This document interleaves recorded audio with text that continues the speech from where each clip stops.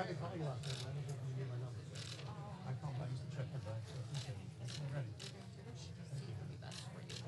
Oh yeah, you tell me. You just pick where you want to. Can I go right here? Yep. Actually, right here. Michelle, good night. Oh yeah. Hi. Yep. Very good. His wife's here. I'll quickly get a little busy. This is my, that's not my stuff. It was there. Would you like to go here? You want me to sit at the end? Yes. Yeah. Here. Sorry.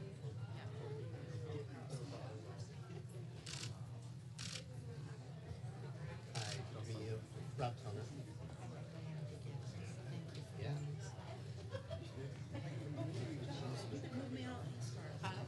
We actually need to clip for this. You do. All right. Good. Oh, that makes me feel good. You ready to sit? Yep. All right.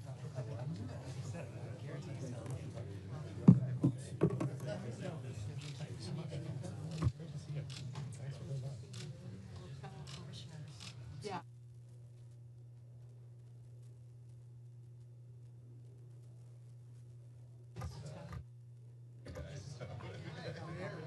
Thank you. Yeah. All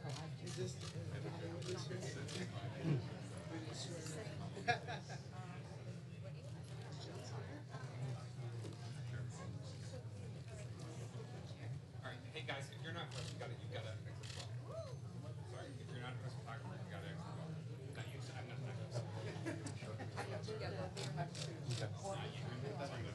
What's your daughter's name? How do you spell your name?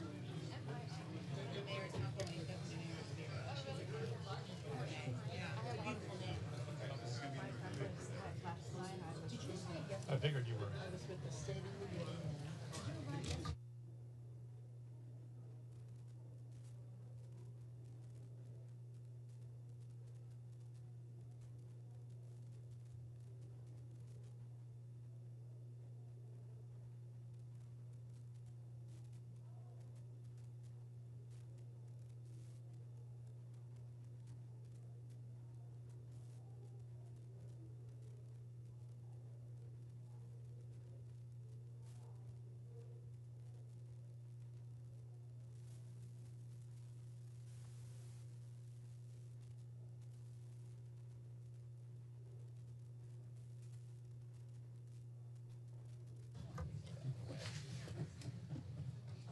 Morning, Mayor. Hey, Johnson, good to see you. I know you are. How are you? I'm doing well, thank you. All right, man. You got your spot, buddy. Okay.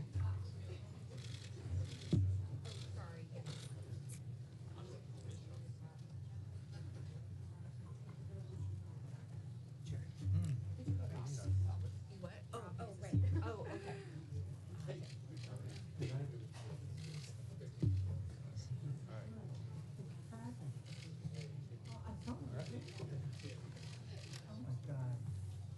We good? Sorry.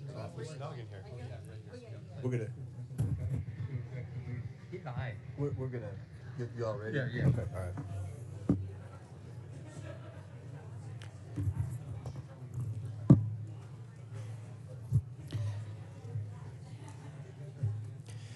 The hearing on the Committee of Oversight and Government Reform will come to order. Want to welcome everyone here today. Without objection, the chair may declare a recess at any time. I now recognize myself for the purpose of delivering an opening statement. Good morning and welcome to today's full committee hearing on sanctuary cities with the mayors of 4 American cities: Boston, New York, Chicago, and Denver. Over the past 4 years, the Biden administration created the worst border crisis in American history. The Democrats said that President Biden did not have the power or the money to stop the flow of illegal aliens at the southwest border. Turns out, the only thing President Biden did not have was the willpower. In a few short weeks, President Trump has proved what we all know to be true.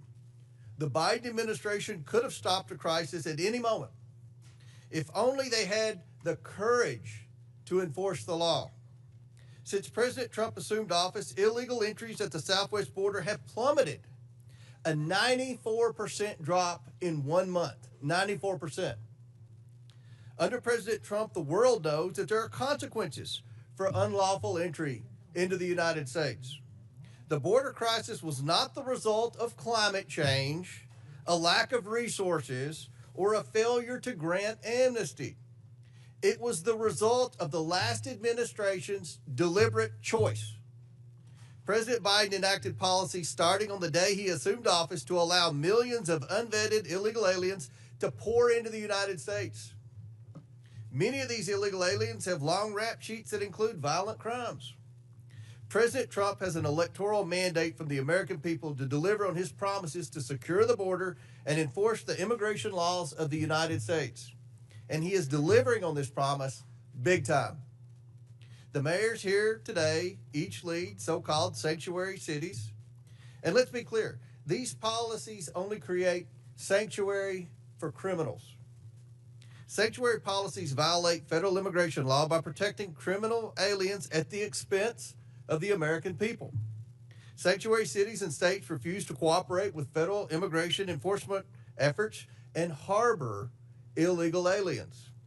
They often actively work to stand in the way of President Trump's mission to protect the American people and restore integrity to the American immigration system and the rule of law.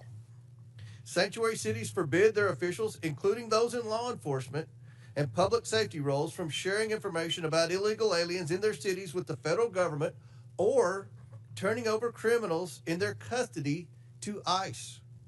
As a result, sanctuary cities release illegal aliens back onto the streets, where they often go on to commit more crimes. In Chicago, for example, an illegal alien who was recently arrested for killing a 63-year-old man had previously been arrested in Chicago for trying to lure a child.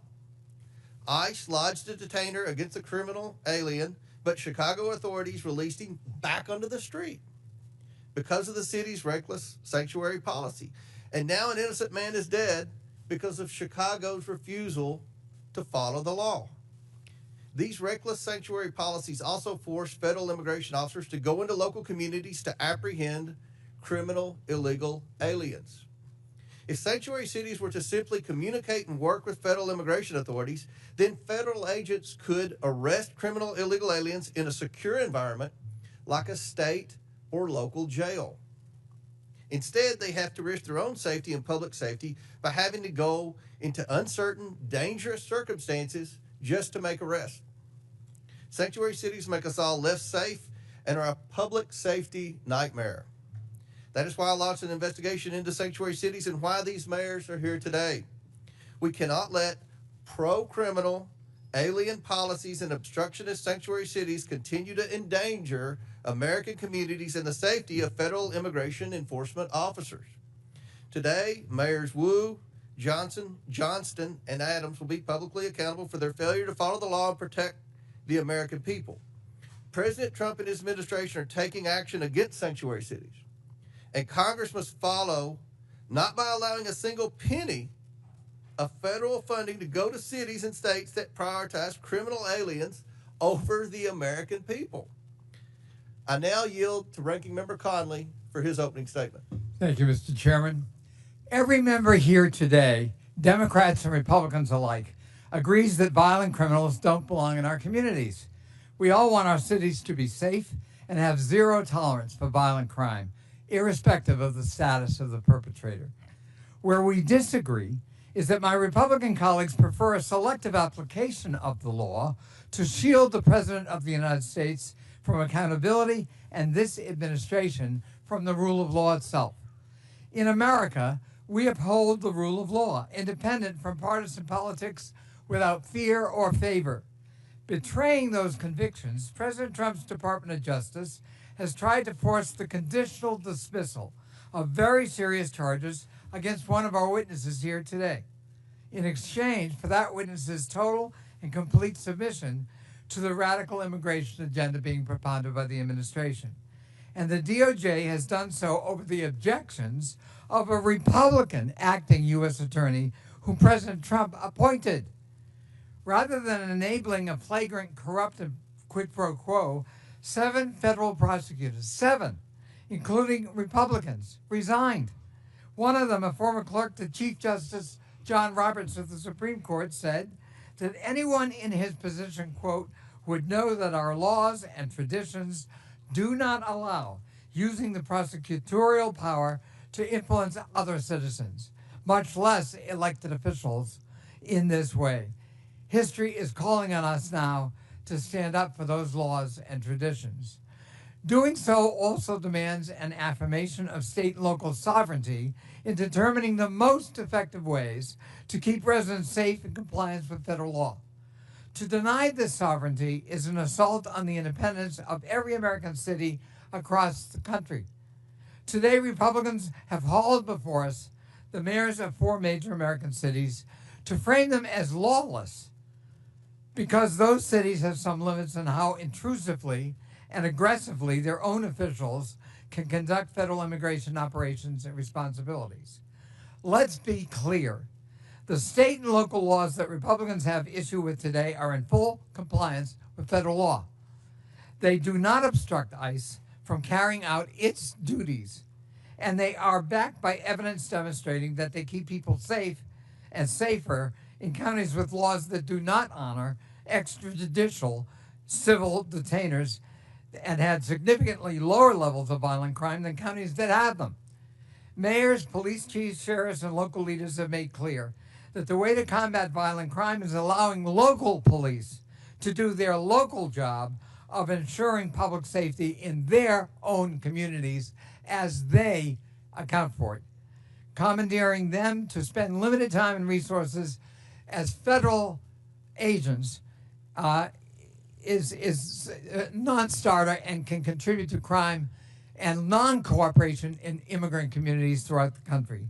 At this year's Conservative Political Action Conference, border czar Tom Homan said he is, quote, bringing hell to the city of Boston until it complies with his demands. I don't know what that means. Boston is my hometown, and I'm glad to welcome our mayor, Mayor Wu, and her 1-month-old baby here today. But I don't know that Boston welcomes Mr. Homan or anyone else bringing hell to the city. The Republican crusade against local independence doesn't just undermine public safety in our communities. It is blatantly cruel, and I say inhumane and un-American. Kenya Colindres, her husband Wilson Rogelio Velasquez Cruz, and their 3 children came to the United States in 2022 seeking asylum, a legal category of immigration, after escaping violence in Honduras. Wilson was granted a 5-year work permit, allowing him to work at a tire shop and to provide for his family here in the United States. Kenya said that her husband had never been in trouble and was, quote, a man of God. On January 26, the family of 5 was in church when Wilson was lured out by an ICE agent waiting to arrest him. Despite having valid work permits, the Trump administration refused to hear his appeal and is actively deporting him. Wilson was the sole breadwinner for his family. Now Kenya has to worry about how she's going to pay the bills and take care of her 3 children, on top of the fears that she and her children might be next. Last week in El Monte, California, Sitley, a woman who was battling bone cancer, tearfully watched as her mother, Yolanda, cried inconsolably as she was detained by ICE agents who refused to even present the detention order. Yolanda was Sitley's sole caretaker in her struggle against cancer and has no criminal record. And now Sitley is on her own. ICE is also conducting massive raids in cities and towns that have led to the wrongful detention of U.S. citizens, including Native Americans and military veterans.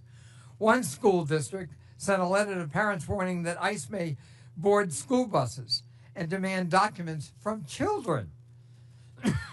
Children are going to be afraid to go to school. One reportedly wrote a goodbye note to friends saying, quote, if ICE takes me, don't forget about me. If ICE takes me, don't forget about me. From a child. Is that the country we want? America needs immigration policies that keep everyone safe and make the country stronger and allow us to grow and fill in the skill sets we don't have. If President Trump was serious about delivering those solutions, he would not be attacking the Constitution's guarantee of citizenship to children born in the United States. To see our country through this period of darkness, we need leaders who will stand up for the rule of law and will champion public safety at the local level. And American families, whether they're immigrant families or native-born families, deserve due process, deserve respect, and deserve that Statue of Liberty that welcomes all comers. I yield back. Ranking member yields back. I request unanimous consent that Representatives LaHood of Illinois, LaLota of New York, Crank of Colorado, Malatakis of New York, Hurd of Colorado, Evans of Colorado, Van Dyne of Texas, Ocasio-Cortez of New York, Gillen of New York, and Davis of Illinois be waived onto today's hearing for the purpose of asking questions. Without objection, so ordered. And now, before we introduce the witnesses, I recognize Mr. Higgins from Louisiana for 20 seconds. Thank you, Mr. Chairman. I thank the ranking member as well. Just to briefly, respectfully recognize the presence of the family of Wesley Haynes, a constituent. I'll speak to his case in my time, Mr. Chairman, but his parents, Patrick and Kathy, his wife, Olivia, his little brother, Brady, are present today, and they have a hard exit soon. Their 4-month-old daughter, Anne Marie, is waiting at home for Olivia to care for. And I just respectfully acknowledge their presence, Mr. Chairman and Mr. Ranking Member. We will discuss the details of their case. They tragically lost Wesley Haynes last year. Thank you, Mr. Chairman, for allowing me to recognize this beautiful American family. Thank you, Mr. Higgins. I'm very pleased today to welcome our outstanding witness panel, the mayors of 4 major American cities. First, we have Mayor Eric Adams, who's a outstanding mayor of New York City. He was sworn into office on January 1st, 2022. We have Mayor Mike Johnson, who's the mayor of the city and county of Denver. He was sworn into office on July 17th, 2023. I now recognize Representative Krista Morte from Illinois for 1 minute to introduce our next witness. Mr. Chair, I'm pleased to introduce Brandon Johnson, mayor of the greatest city in the world, namely Chicago, a city that was built by generations of immigrants, people like my parents and myself. Mayor Johnson was raised in Elgin, Illinois, which I'm proud to represent in Congress. The mayor was one of 10 children born to Andrew and Wilma Jean Johnson.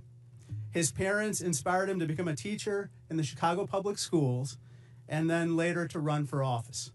Mayor Johnson won his first race for Cook County Commissioner in 2018 and later became mayor of Chicago in 2023. Mayor Johnson has dedicated his life to public service, and I'm pleased to welcome my fellow Illinoisan to the United States House of Representatives and to the Oversight Committee. Welcome, Mayor. I now recognize Representative Presley from Massachusetts for 1 minute to introduce our next witness.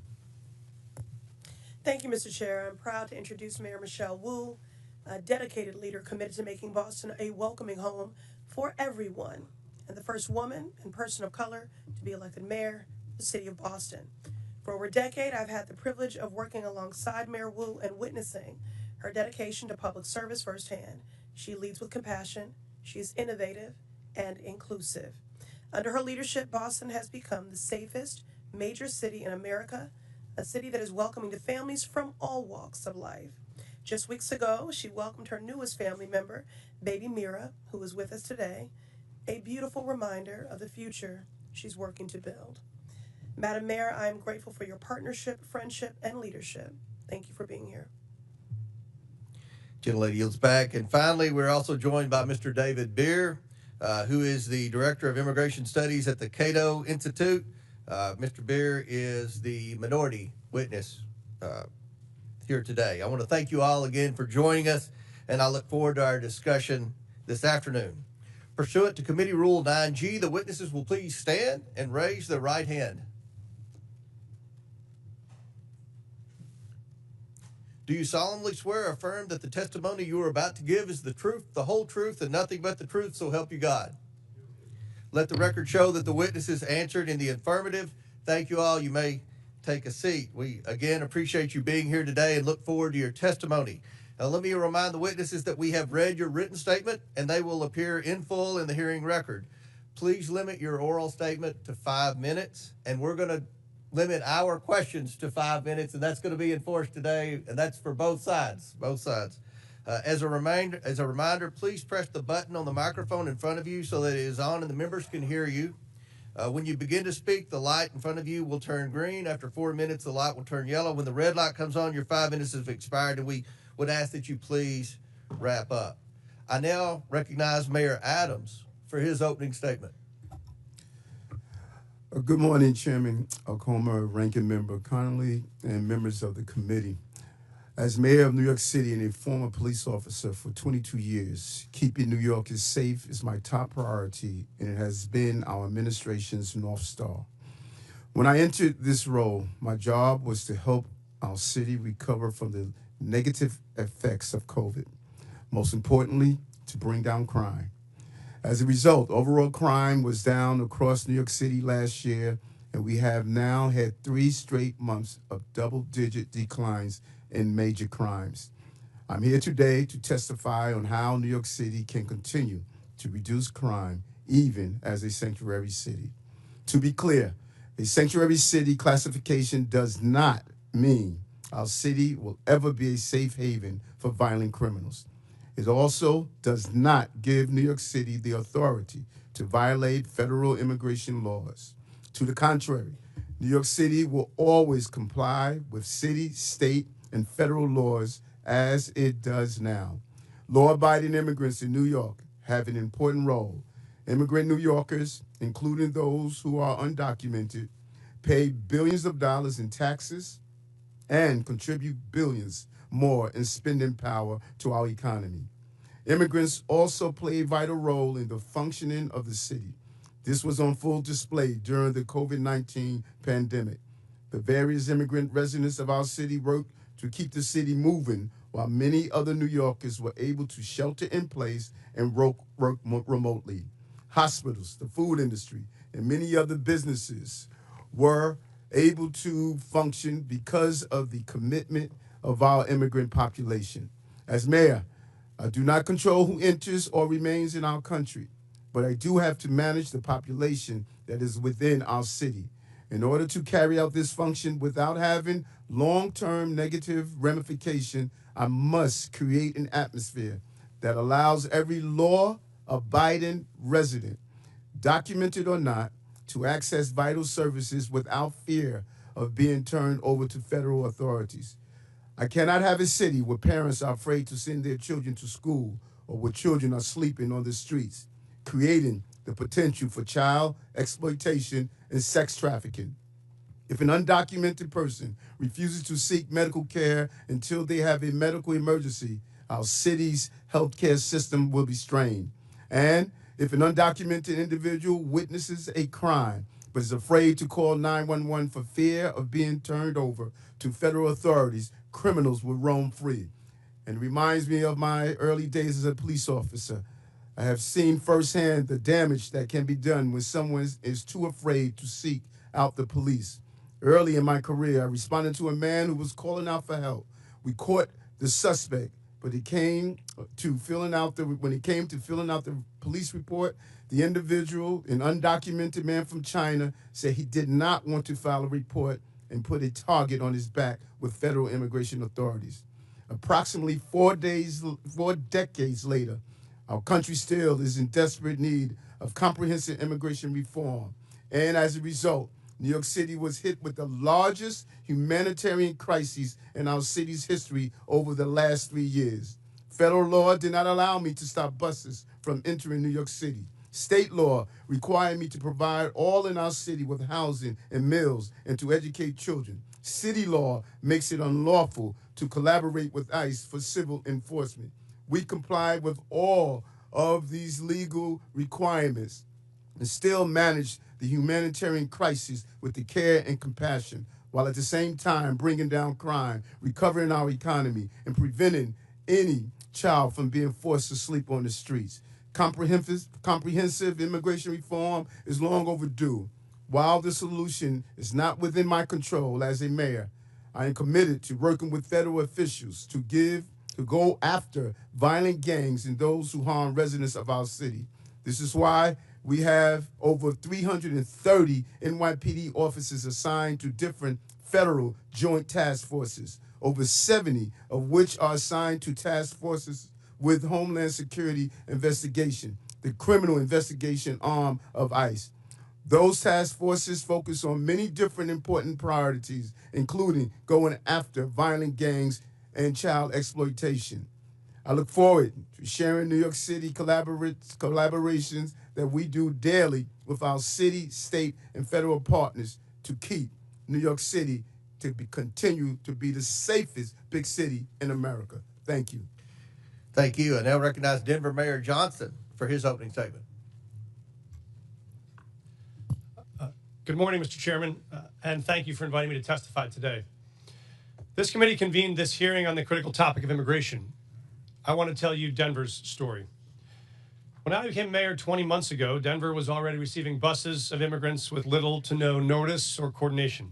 At one point, we were receiving 10 to 11 buses a day, dropping off as many as 300 people, mostly women and children, in 10-degree weather with only sandals and a t-shirt, leaving them in danger of freezing to death on our streets.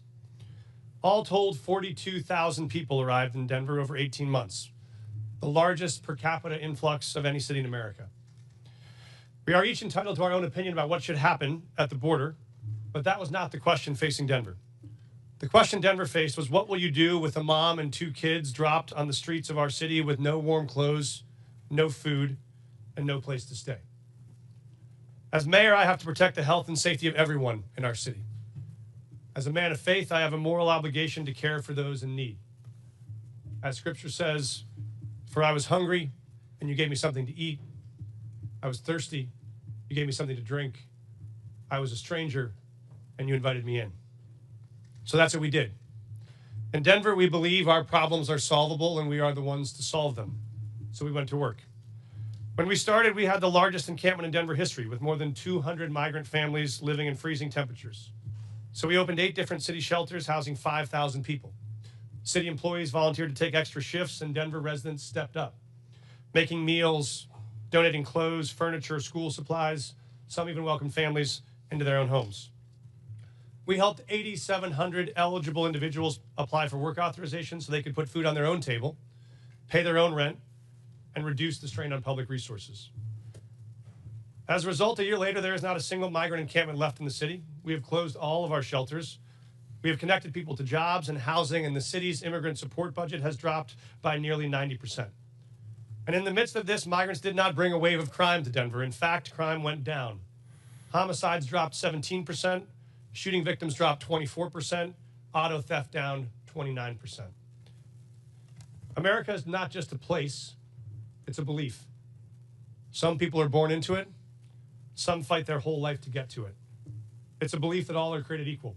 It's a belief that it doesn't matter where you came from if you're willing to fight hard enough. Julian Becerra's parents believed that.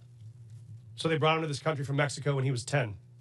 They taught him respect, and they taught him to love and serve his community.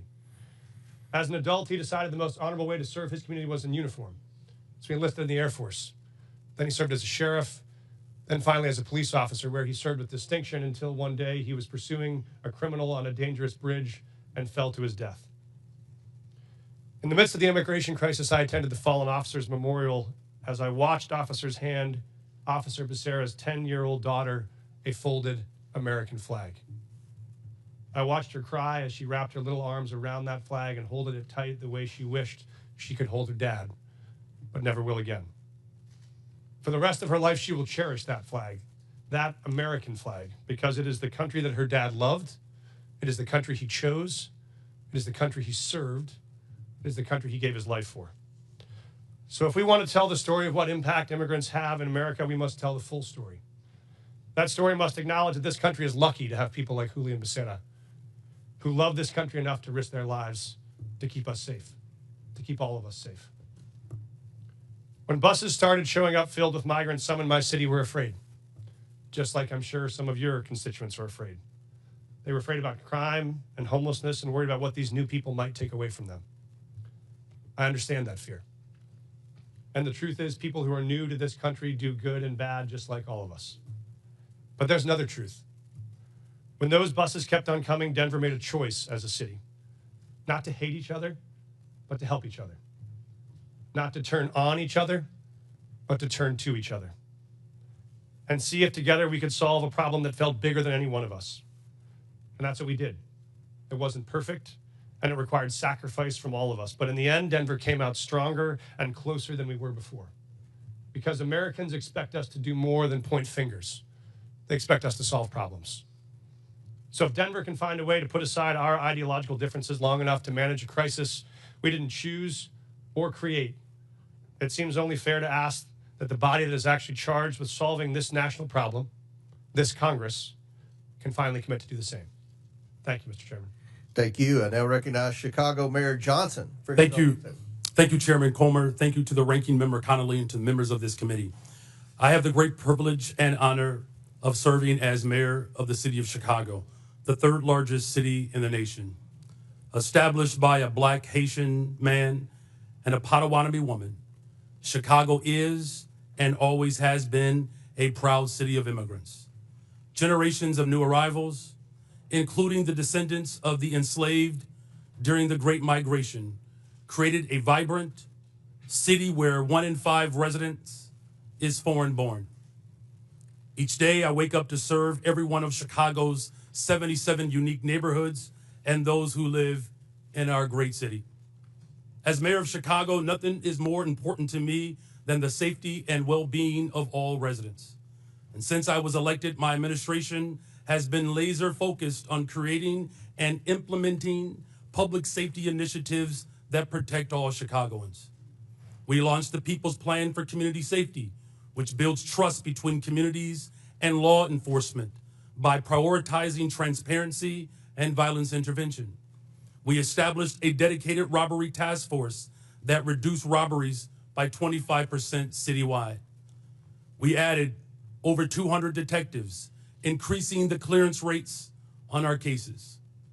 And we've updated police equipment and technology so that our police officers have the tools they need to effectively prevent and fight crime.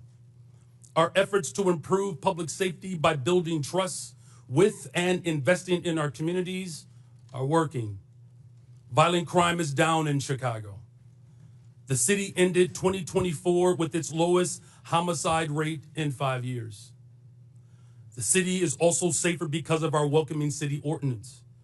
That law makes sure that the city's police resources are focused on our local priorities.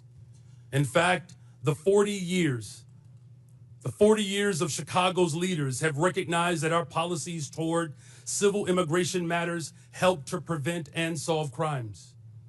Put simply, any actions that amplify fears of deportations make Chicago more dangerous.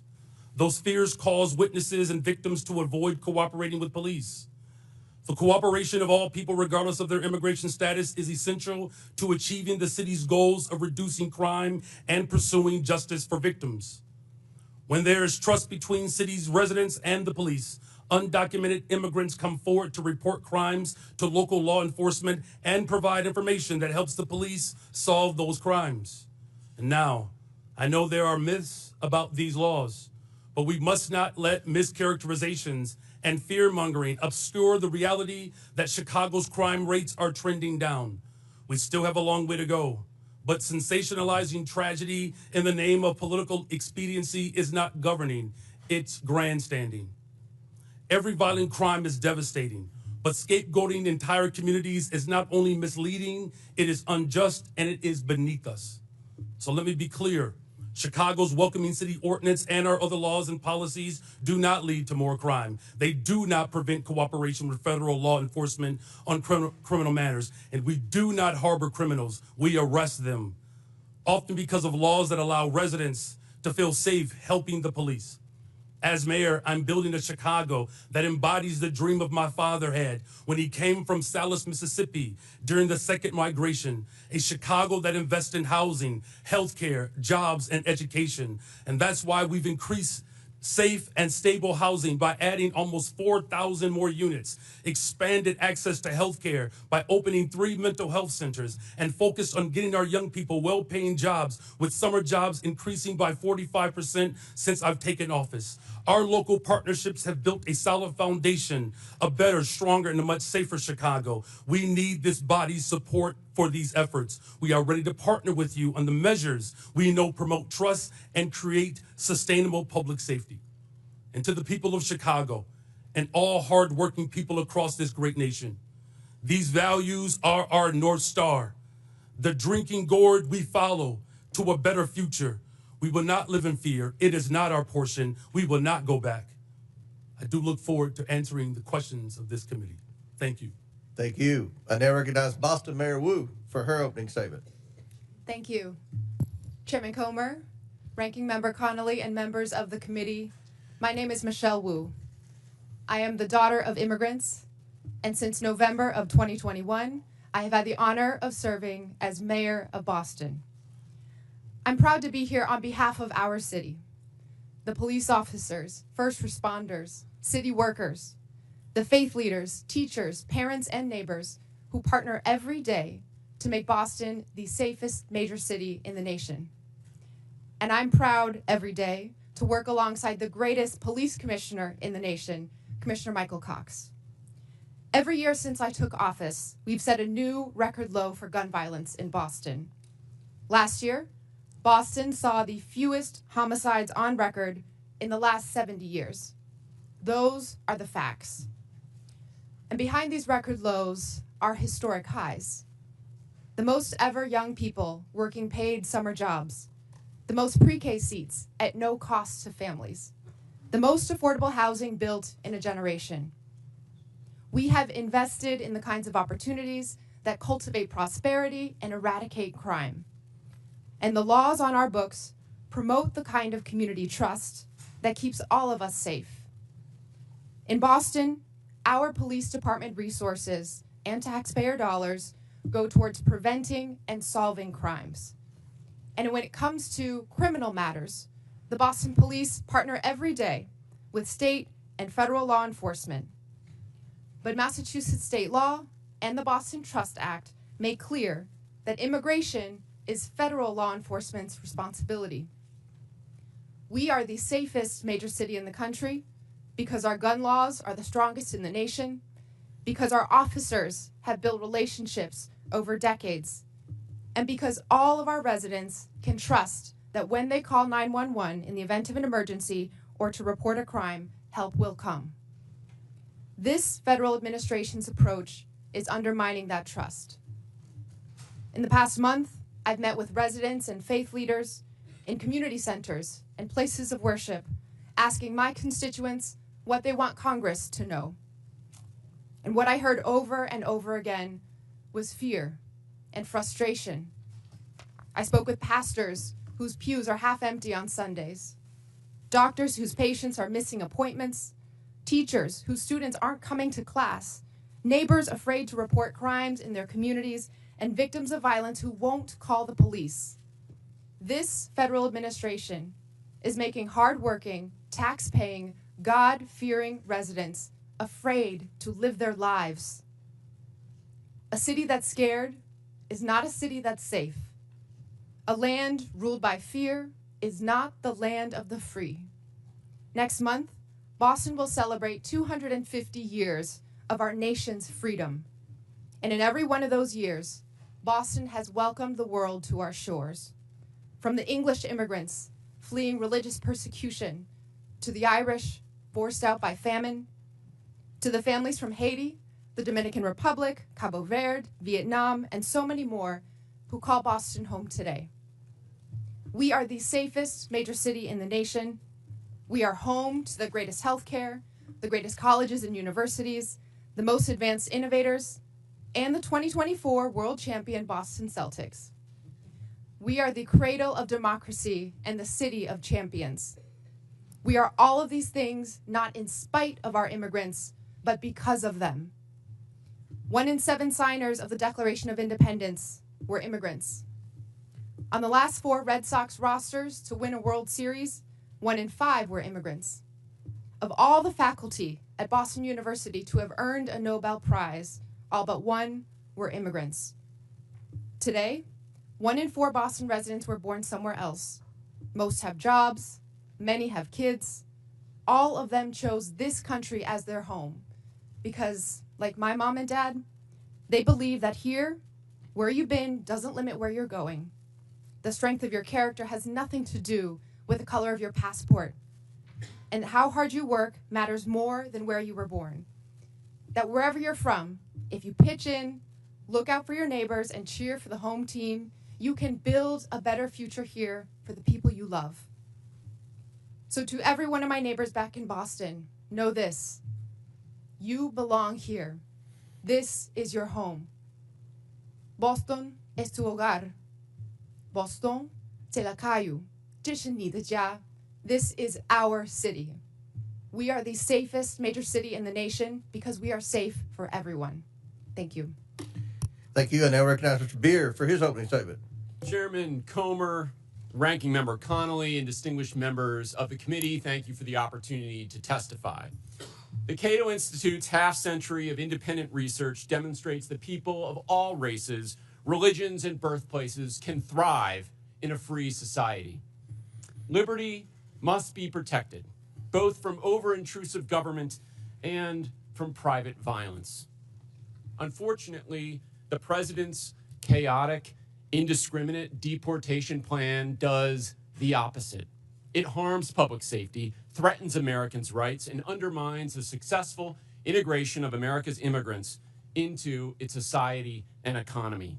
The president's first action was to rescind the requirement that ICE target public safety threats first. He has ordered that millions of vetted immigrants be stripped of lawful status and deported. He is even attempting to deport the U.S.-born children of people without permanent status. This flagrantly unconstitutional act effectively orders a series of crimes, wrongful arrest and imprisonment, civil rights violations, and unlawful deprivation of voting rights. Never before in American history has a president sought the power to strip potentially tens of millions of Americans of their constitutional rights. The president is also explicitly asserting the authority to ignore any law passed by you, Congress, that provides due process for people accused of being in the country illegally. The administration has repeatedly misled you and the public about who it is targeting, stating it would focus on public safety threats, that only the worst of the worst would be sent to Guantanamo Bay, and that every person it had arrested had a criminal record. We now know that most ICE arrests since the inauguration have been of people without a criminal record. Indeed, he is arresting people who entered legally, never violated any law, and sending them to Guantanamo Bay prison. It is no surprise in this lawless environment that many people and many cities simply do not trust the federal government on immigration. That is a problem. But under our Constitution, states determine their policies. Congress cannot force them. It must reestablish trust. Unfortunately, some members of Congress want to force an indiscriminate policy of mass deportation on the entire country with no public safety focus. If Congress wants more cooperation, it should address the concerns of these cities. What Congress should do is reestablish trust. Indiscriminate mass deportation agenda is a far greater threat to public safety than any city policy. A mountain of empirical research shows that reasonable restrictions on ICE cooperation do not increase crime rates, and that immigrants lower crime rates. Immigrants, including illegal immigrants, commit crimes serious enough for them to be incarcerated at half the rate of U.S.-born Americans. Data from Texas shows that illegal immigrants are 36% less likely to commit and be convicted of murder. At least before this current mass deportation effort, immigrants were more likely to report crimes than U.S.-born Americans. Don't jeopardize that. Mass deportation is diverting law enforcement resources away from obtaining justice for victims. Indeed, it even targets the victims.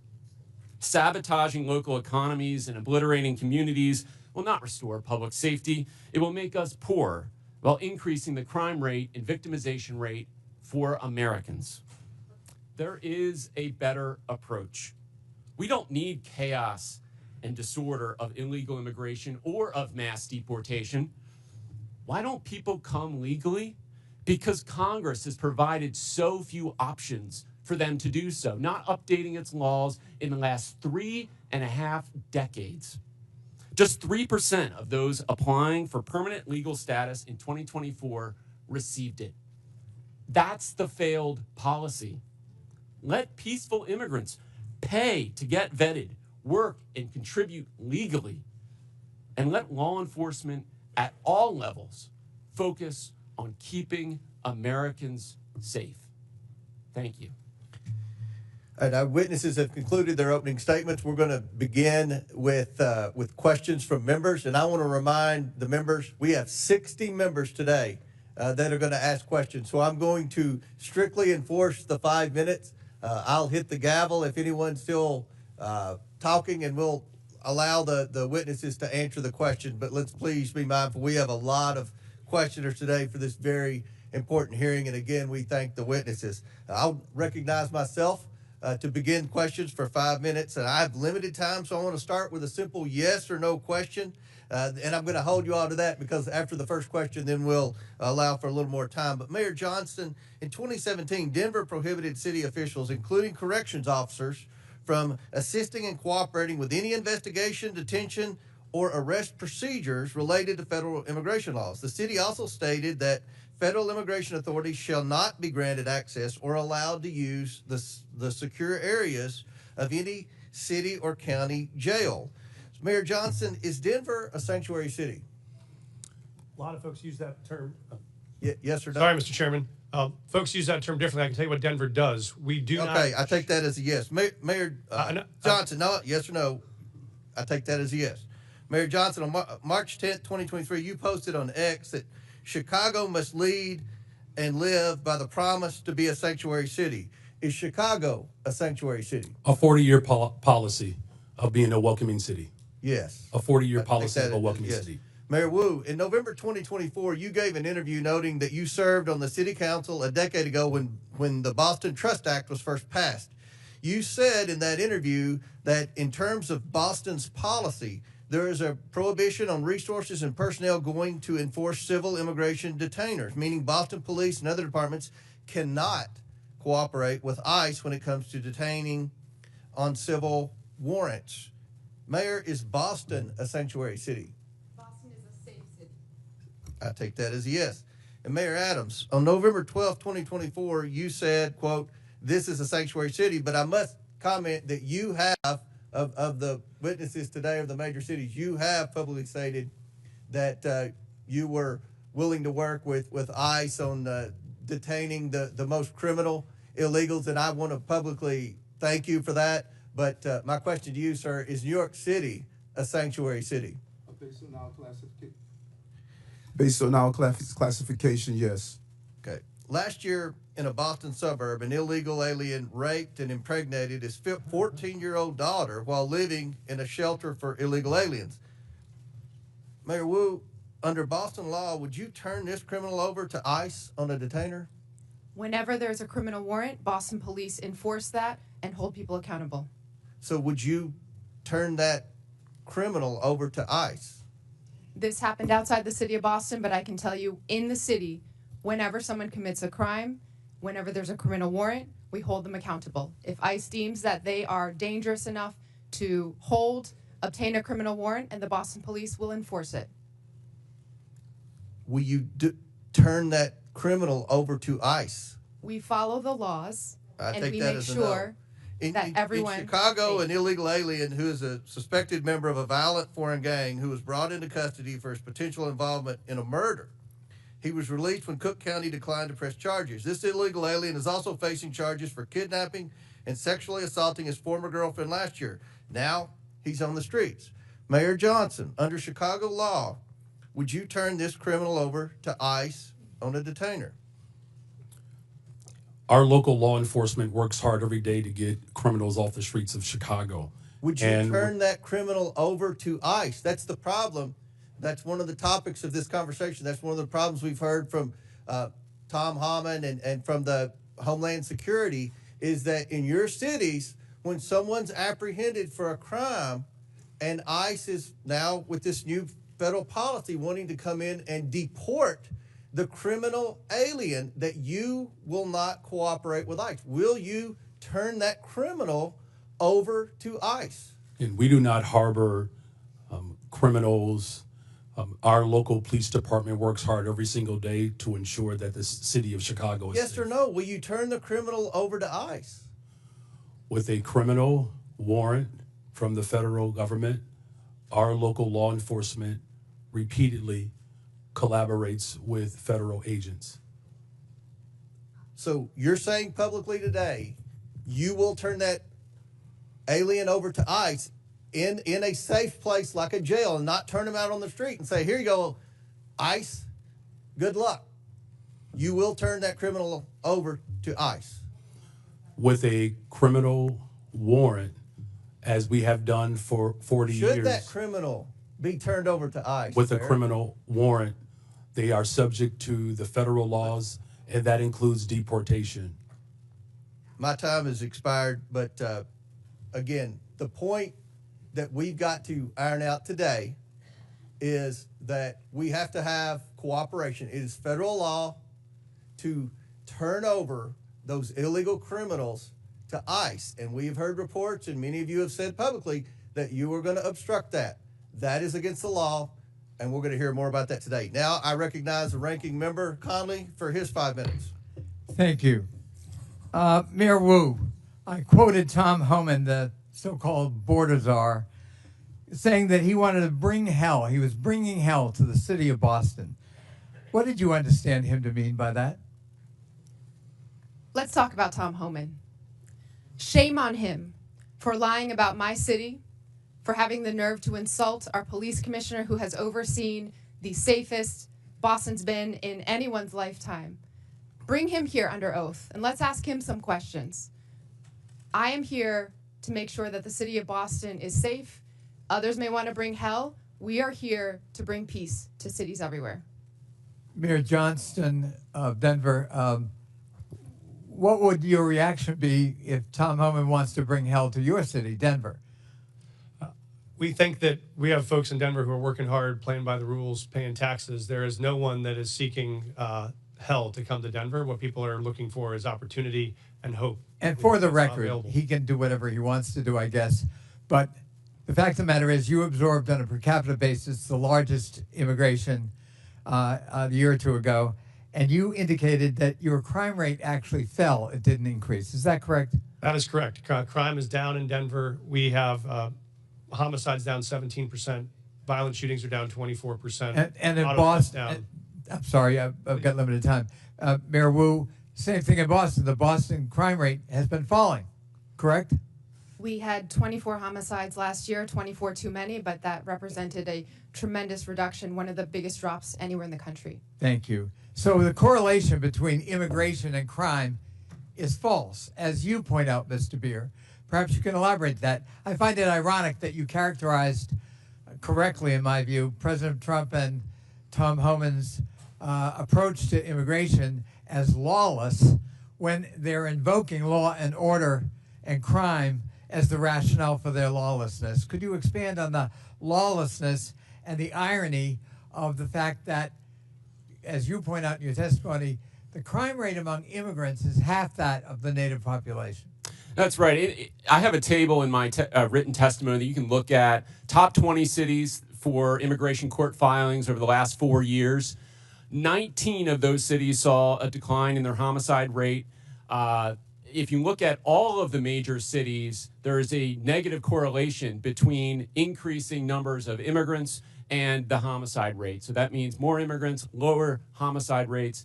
That holds true across the United States. So I think the correlation that's trying to be made is more immigrants, more illegal immigrants, more chaos, more crime. That does not hold. What we do see under this administration is an increasing willingness to ignore the laws. He is, as I mentioned, signed an executive order that says he can ignore due process rights for people who are accused of being in the country illegally.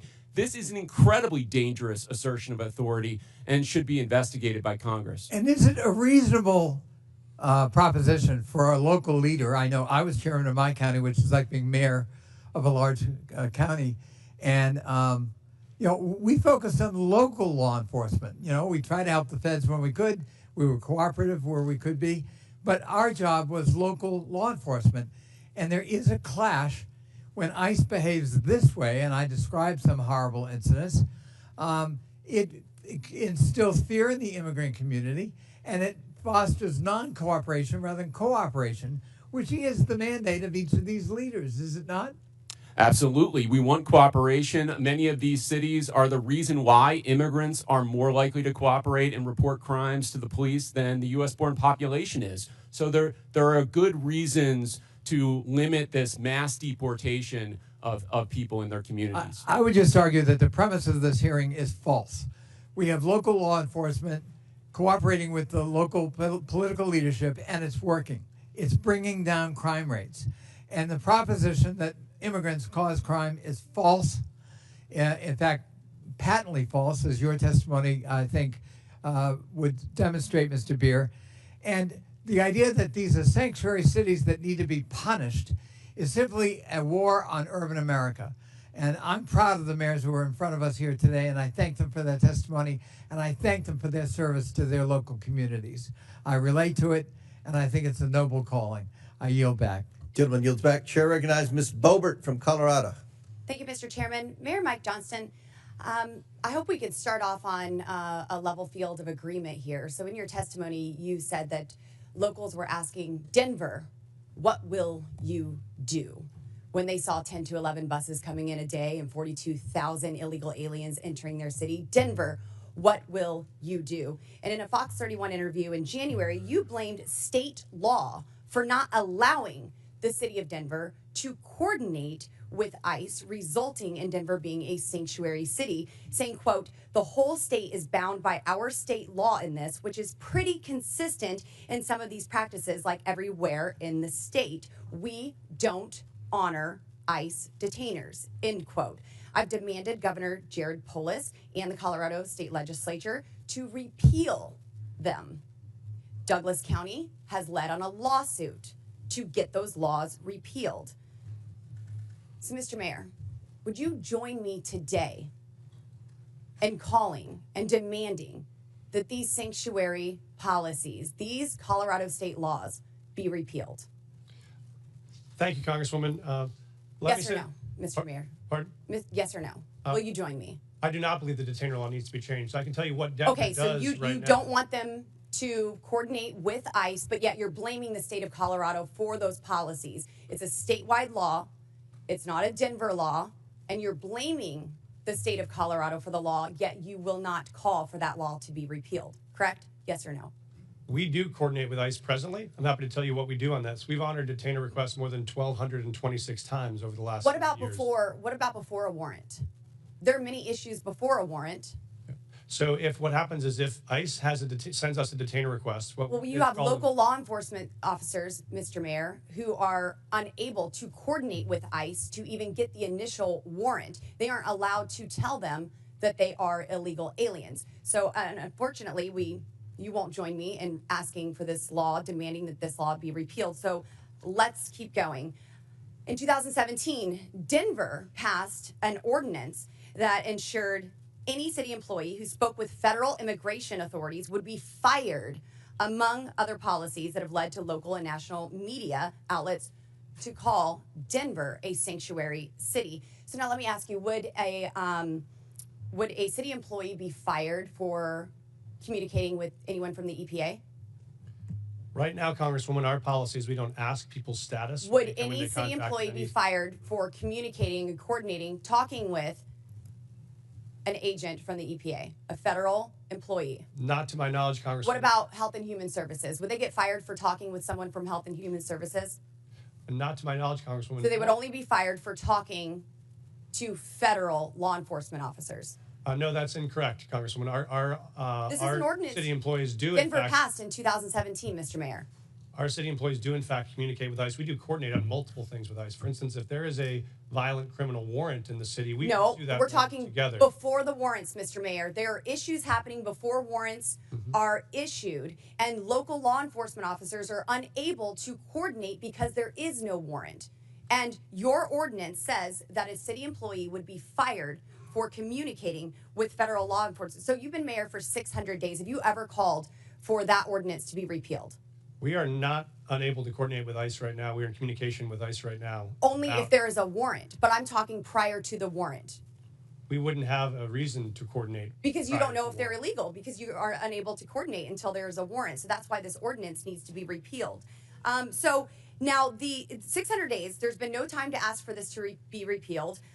You did have a newcomer's playbook, 25 pages. You had time to put that together. And you had time to agree with the city council to authorize up to $2 million to pay Joe Biden's former lawyer, his law firm, to help cover your ass for Denver's sanctuary city policies for this hearing, correct? Thank you, Congresswoman. We have counsel. Did you authorize that spending? We have counsel to support this committee's investigation into any documents you may have. That is a year-long contract for the 13,000 city employees. And your budget you may request is documents from. seriously declining. Denver Magazine reported that Denver has spent $7.5 million on shipping illegal aliens to other destinations. Mayor Adams, did Mayor Johnston ever coordinate with you and tell you that he was shipping illegal aliens to your city? We coordinated in communication around the entire asylum seeker issue in our cities. So I've heard that Denver crime went down. Well, Aurora's crime went up because you were also shipping them to Aurora. And we have documentation that I don't have time to discuss here in this hearing that proves you were shipping illegal aliens to Aurora. Their crime was increasing while you were hiding under laws that you will not demand be repealed, ordinance from your city. And then crime was going up from Trinidad Aragua gangs vandalizing apartment owners. Thank you, Mr. Chairman, and I hope that we can get this. We have a resolved in 5-minute Colorado. rule, Mr. Chairman. Chair, gentlelady's time's expired. Chair recognizes Ms. Norton from Washington, D.C.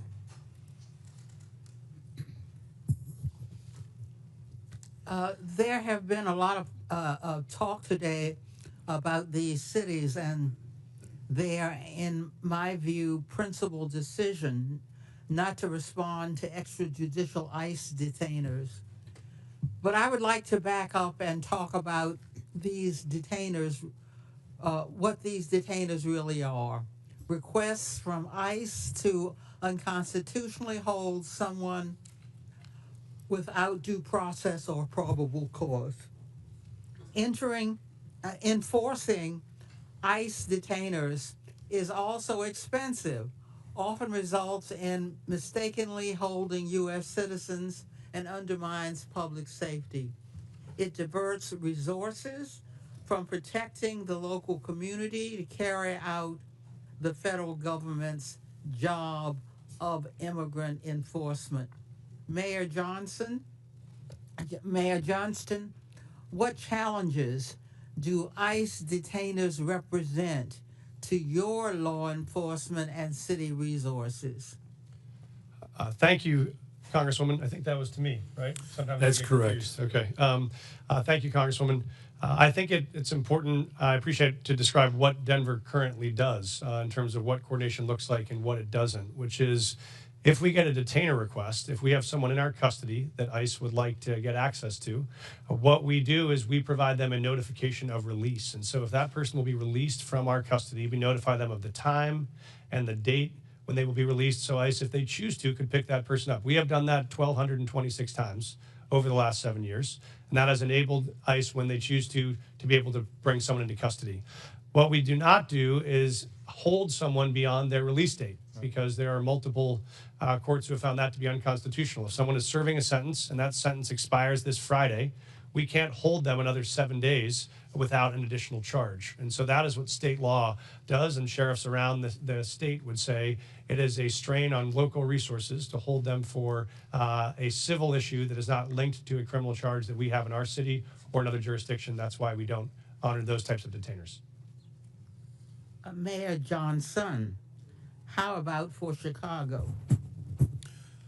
So Thank you for that question. And for Chicago, again, our top priority with the Welcoming City Ordinance is to ensure maximum safety, the type of coordination that happens between our local law enforcement and our communities is paramount to building trust and keeping our communities safe.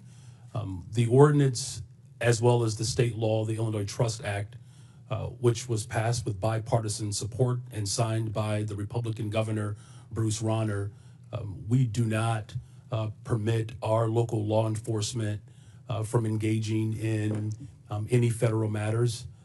With a criminal warrant, our city and our state will cooperate with the federal government, but without a criminal warrant, our local law enforcement focuses in on local issues to keep the people of Chicago safe. Mayor Wu, how would fulfilling ICE detainers detract from public safety in your city? Thank you, Congresswoman, for hosting us, first of all, in your district.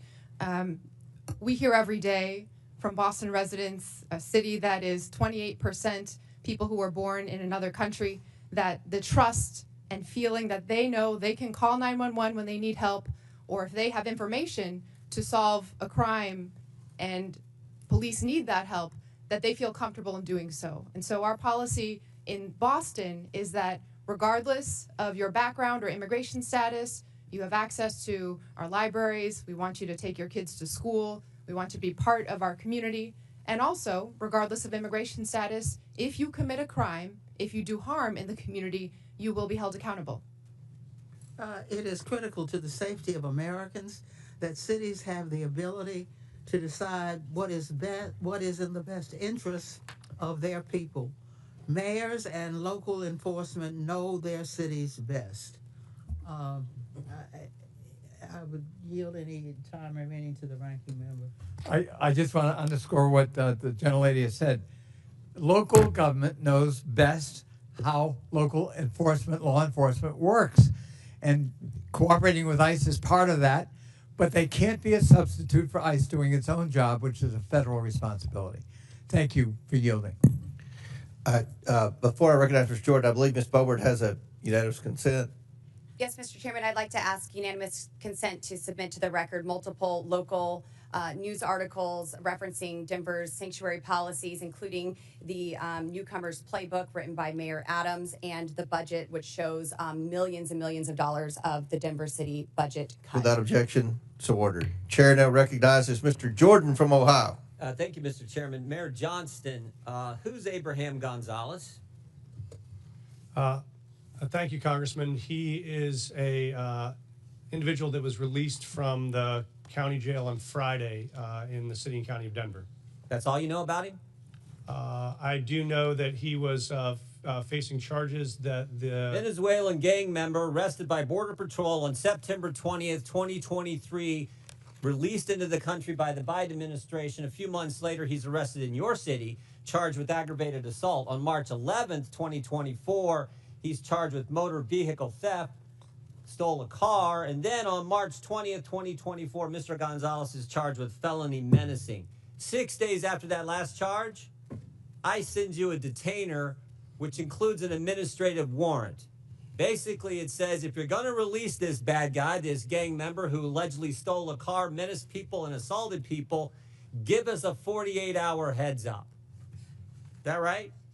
That refresh your memory? I do know about the detainer request. I do know that we provided a notification of release. What kind of notice did you give ICE when you released him?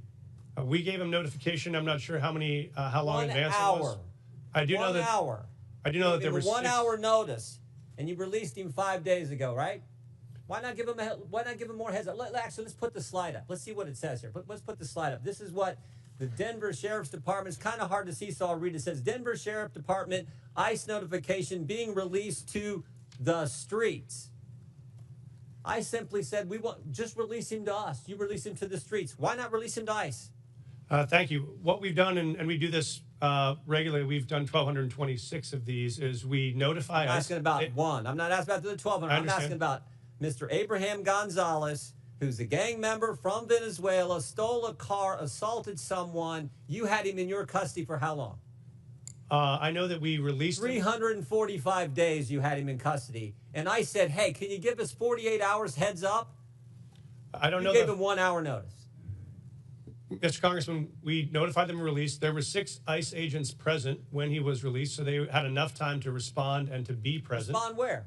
To the jail where we released him from. So we released him we notified them of the release time. When we notify them of release, they come to the jail facility to pick them up. They're why still didn't you on. say, that's not what you said. You said you released him to the streets. Did you release him to the streets or release him to ICE? What we do, sir, is we release him from our county jail and we coordinate with ICE on that release time and release date so that ICE can come and pick them up from that location. Pick them up where? In the parking lot? Yes, sir. They're on the facility Guess property. what happened in the parking lot? I know, sir. I've reviewed the video. So I looked at it. I've talked to the sheriff last night. One of the ICE officers got assaulted, didn't he? I've reviewed the video, They had sir. to tase the guy, didn't they? Would you like me to answer, sir? No, I'd like you to answer. Did they tase him? I know that there were 6 officers that had multiple tasers. I saw the So they had on 6 video. officers. If you keep him in the facility and they come in the facility and get him, does it take 6 officers? Probably takes 2, doesn't it? So we've been doing these, as I mentioned, 1,224 times, 1,226 times. This is the first time I've been made aware of there's been an incident like this. So I reached out to ICE after I saw the video. I've coordinated with their team and offered to sit down and see if there are procedures we can change. It's a simple make sure question. this works smoothly. It's a simple question. You can release him in the parking lot, give ICE 1 hour notice, and they got to send 6 officers to arrest this guy. Or you can say, hey, what? Here's what we're gonna do. We're gonna hold him. You come in and bring 2 officers in, and you turn him over there. Why not do it that way? We have a city ordinance. You know why you don't do it that way? We have a city ordinance that Because you're a governs. sanctuary city. This is the whole point. No, sir, I disagree with you.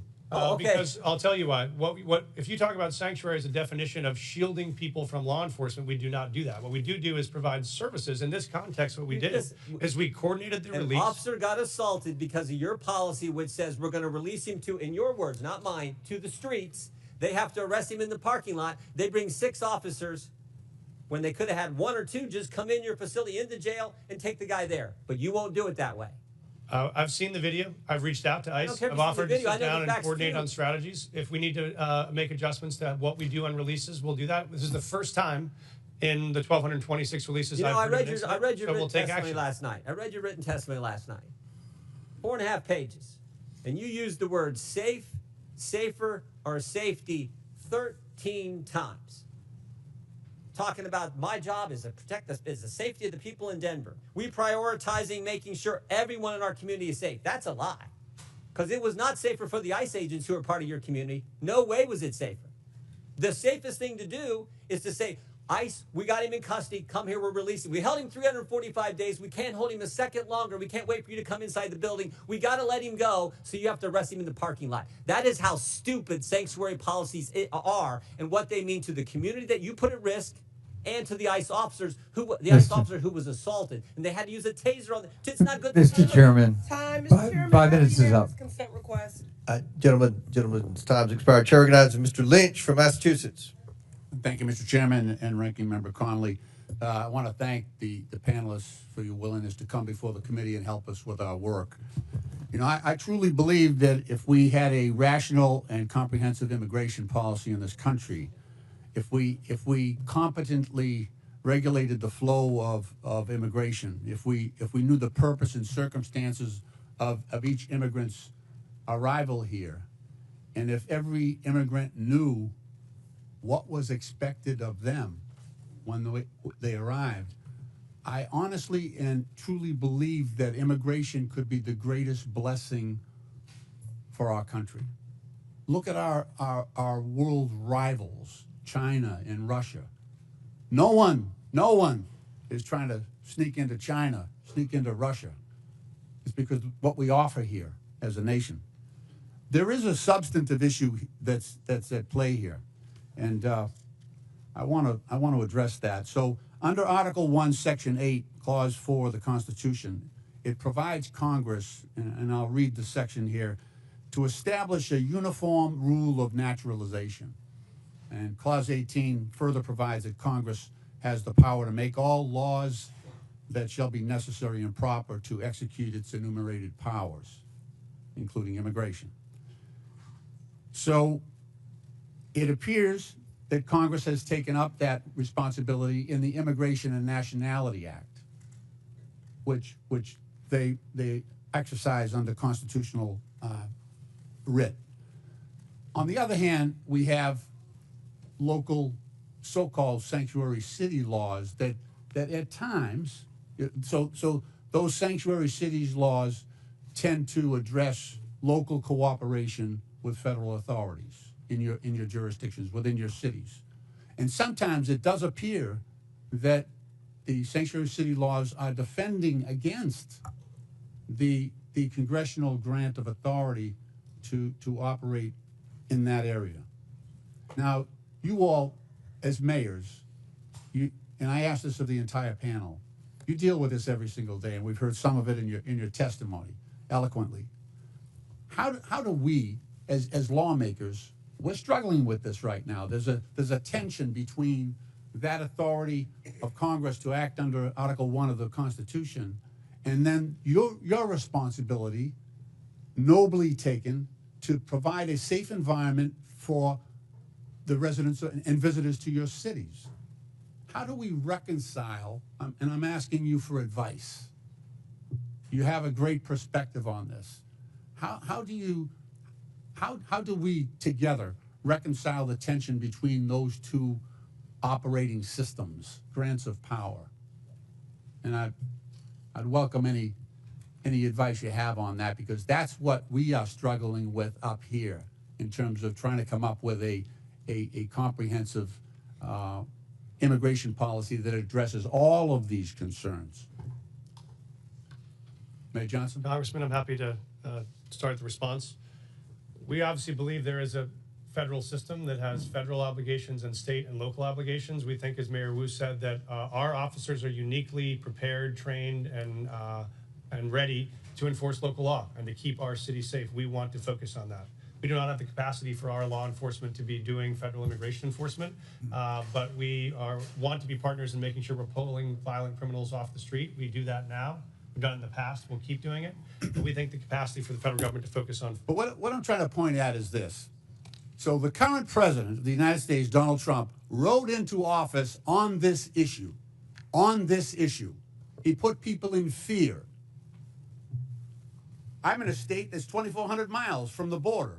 We're going to spend $1.5 billion on providing services and housing and everything to people who are in our state unlawfully. He got into office on that issue. So the costs to democracy are massive. It is now threatening our democracy because we have mishandled this issue.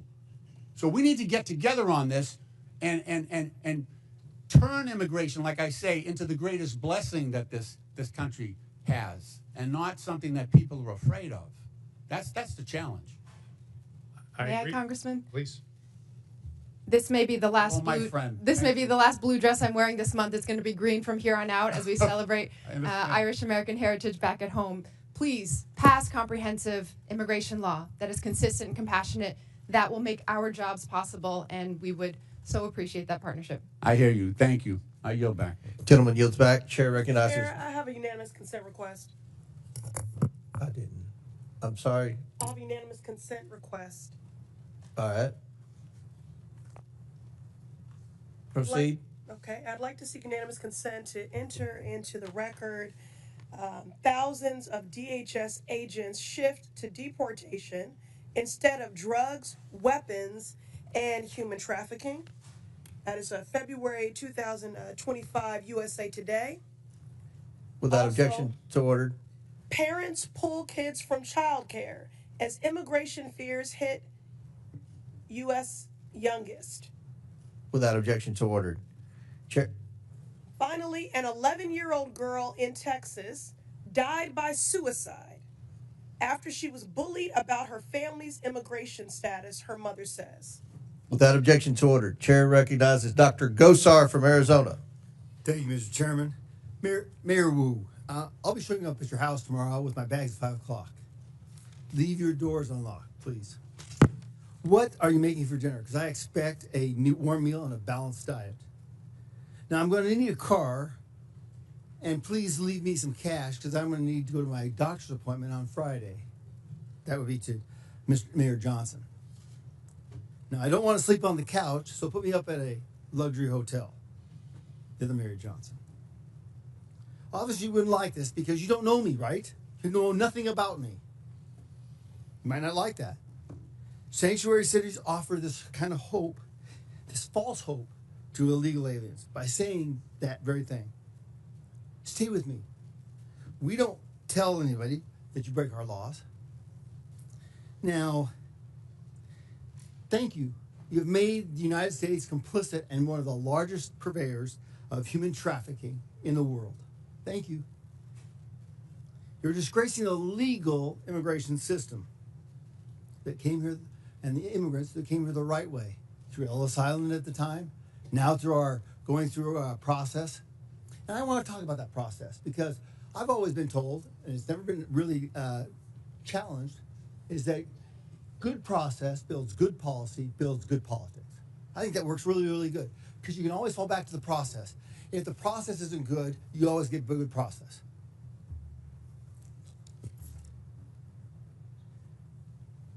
Now you heard the word establishing trust, okay?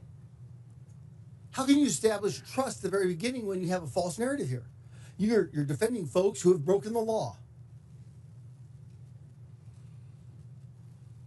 The definition I've always looked at is trust is a series of promises kept. What kind of trust are you supporting here? What is the trust of an illegal alien? It's a false hope. It's false trust. Welcome. We're bringing you in. It's disorganized process. Now, let me ask you a question. Mayor Adams, did you support SB 1070? I'm sorry? Did you support the Arizona law called SB 1070? I'm not familiar with it, sir. Well, let me explain, okay? Mm-hmm. SB 1070 challenged the federal government on its supremacy clause. Because we, in Arizona, wanted, the government wasn't doing anything, so we thought, we'll do this. We can't allow them to break laws. The Supreme Court ruled that struck it down. Now, it seems contraindicating here that you would have supported SB 1070, right, Mary Adams?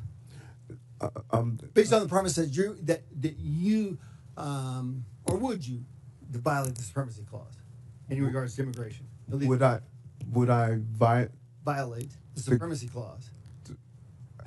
This is way over my head. Okay. I felt law. That's you know. Mayor Johnson, would you have supported SB 1070, allowing Arizona to follow their own laws? Because that's what you're doing right here. Thank you, Congressman. We currently follow all federal law, all state law, and all local law. So we do not have any supremacy clause challenges that we're pursuing or maintaining. Okay. Well, it seems like you are. But Mr. Johnson, do you agree? The city of Chicago complies with all laws. Okay. Mayor Wu. I'm not familiar with that law because I'm focused on the city of Boston, but we follow all state, city, and federal laws in Boston. What happens when you get in conflict with them? Who do you support? The Constitution, as I understand it, doesn't require cities or police officers or anyone to follow their laws in conflict, follow federal laws in conflict with local laws or state laws. Okay, in the Constitution it says, and it's explicit, that the federal government has jurisdiction and supremacy over all immigration laws, right? I mean, I've heard it a number of times from my colleagues over here. We're the ones who can define that. We're the ones that have it. We just heard we want a comprehensive immigration policy. How can you get a comprehensive immigration policy when you're defining it from the very get-go? You're building it on false premises and false tenets. Respectfully, Congressman, you could pass bipartisan legislation, and that would be comprehensive immigration law. The false narrative is that immigrants in general are criminals, or immigrants in general cause all sorts of danger and harm. That is actually what is undermining safety in our communities. If you wanted to make us safe, pass gun reforms. Stop cutting Medicaid. Stop cutting cancer research. Stop cutting funds for veterans. That is what will make our city safe. Yes, thank you. I yield back. Chair recognizes Mr. Krishnamurti from Illinois. Thank you, Mr. Chair. Mayor Johnson, there's been much talk about Chicago and its enforcement of laws to rid our communities of criminals, so I want to give you a chance to address some of these questions. First, Mayor Johnson, the city of Chicago operates under 4 sets of laws: federal, state, county, and of course, Chicago's own laws, right? That is correct. And most of these laws are not within Chicago's sole power to change. For example, the Illinois Trust Act, a state law, was enacted in 2017 by then Republican Governor Bruce Rauner and dictates interactions between ICE and law enforcement, right? That is correct. And under Chicago's own law, I have a copy of it right here, Chicago is required to help ICE whenever ICE presents a judicial criminal warrant for an arrest, correct? Yes. In fact, Chicago has assisted ICE with criminal warrants in the past, right?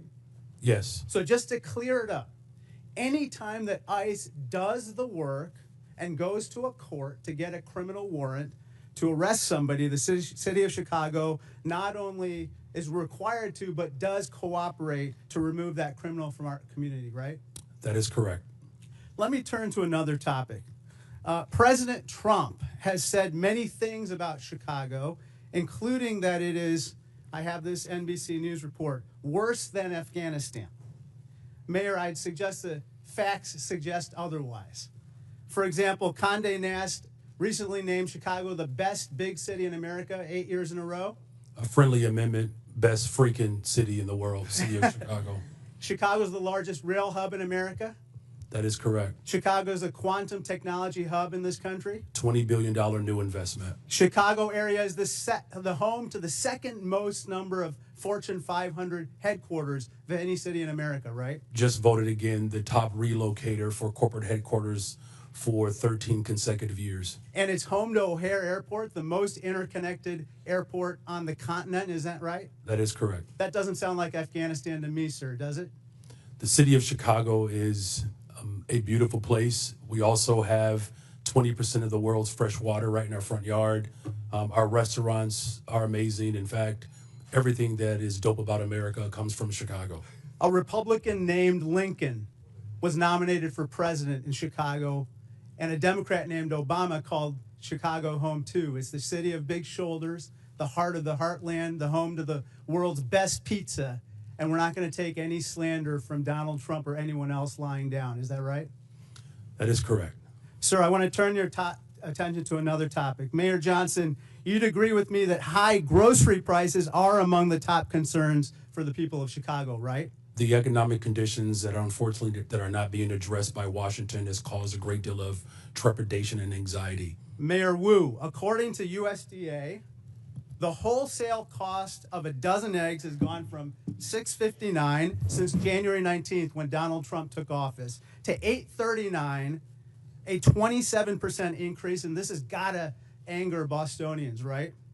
People are doing their very best, trying their hardest, working multiple jobs, and they need support. Mayor Johnston, I suppose that people in Denver are concerned as well, right? I'm very concerned. This is the most important issue for us, is how we make sure that it's affordable to live in the city. Mayor Adams, the same is true for New Yorkers. Affordability is an issue that's impacting our city, and that's why we're doing the best we can to put $30 billion back in the pockets of working class people. President Trump, if you're watching this hearing, I respectfully ask, when will egg costs be high enough for you to issue one executive order on bird flu? $10 a carton, $15 a carton. It'll soon be cheaper to buy a magazine for an AK-47 than to buy breakfast. This is flat out wrong. Turn to my last topic. Interestingly, last night in a record-long address, the president did not mention the word Medicaid once, which is top of mind for everyone. Mayor Johnson, you don't dispute that 1.6 million people in Cook County are enrolled in Medicaid, right? I do not dispute that. In fact, in most of our safety net hospitals, 70% of the individuals that are being serviced are being serviced through Medicaid. I recently received outreach from Lurie Children's, a preeminent children's hospital located in Chicago. They said, quote, slashing Medicaid will put access to care for all children in our state at risk. You would agree that's unacceptable, right? That is unacceptable. It doesn't matter where you're from. If you're white, black, brown, poor, or rich, massive cuts to Medicaid will devastate our healthcare system. Thank you, and I yield back. Gentleman yields back. Chair now recognize Mr. Perry from Pennsylvania. Thanks, Mr. Chairman. Mayors, thanks for being here, leading your cities to come to Washington, D.C. today. by either definition or by claim, each of you, I think, could justifiably say represent what's considered a sanctuary city. Well, if you could describe it, what would you, sanctuary from what? Anybody? Mayor Johnson, you want to start? Mayor Johnston? Thank you, Yeah. Congressman. I welcome that because I wanted to clarify. We do not shield people from federal. I just asked you what, so you don't consider yourself a sanctuary city? We provide services and supports. Do We you not consider provide yourself a sanctuary city? That's just. We do not under that definition. You don't use the definition. You're not a sanctuary. We call ourselves a welcoming city. We Okay, provide so what's the support. so what are you welcoming and who are you not welcoming? Well, we're welcoming everybody. Okay. We don't keep folks. So you're welcoming criminals that you don't have any idea what their crime background is, and you're good with that. No, we aggressively pursue. How do you violent do that? criminals anyway. No. How do you vet the people that you welcome in your sanctuary city? Sir, we don't vet folks that arrive from Illinois or California with a background check when they come into the Denver airport any more than someone from another location. So you're welcoming any illegal immigrant or illegal alien to your city without question. Well, folks that make the decision to come to Denver, they arrive, and then we expect. But them to you get a call job, them, you pay welcome taxes. them. You welcome them. You call them to your city and say, if you come here, you will be safe from what? Thank you, sir. We don't call anyone to our city. Folks that arrive in our city, we offer same access to services they may need to be successful. And if they break the law, we hold them accountable, we charge them, we prosecute them. What about if they've already broken the law? Well, if they've already broken the law and there is another jurisdiction that has a warrant for that person, they let us know and we would cooperate to transfer them to that jurisdiction. I think we saw on Mr. Jordan's conversation with you that you really don't do that. Mayor Johnson, how about you? How many, according to my records, you have welcomed 51,648 illegal aliens to your sanctuary city. So I'd ask you, sanctuary from what? If you're referring to the number of individuals that were bused from Governor Abbott without any coordination, the 52,000 individuals that were seeking asylum, those individuals were bused to us. I passed a bus ordinance to work to coordinate with the governor of Texas. He refused to do that. But that transfer of individuals was the result of the governor of Texas, not the result of a welcoming city ordinance. Welcoming city ordinance. So you're not welcoming these people that came here illegally?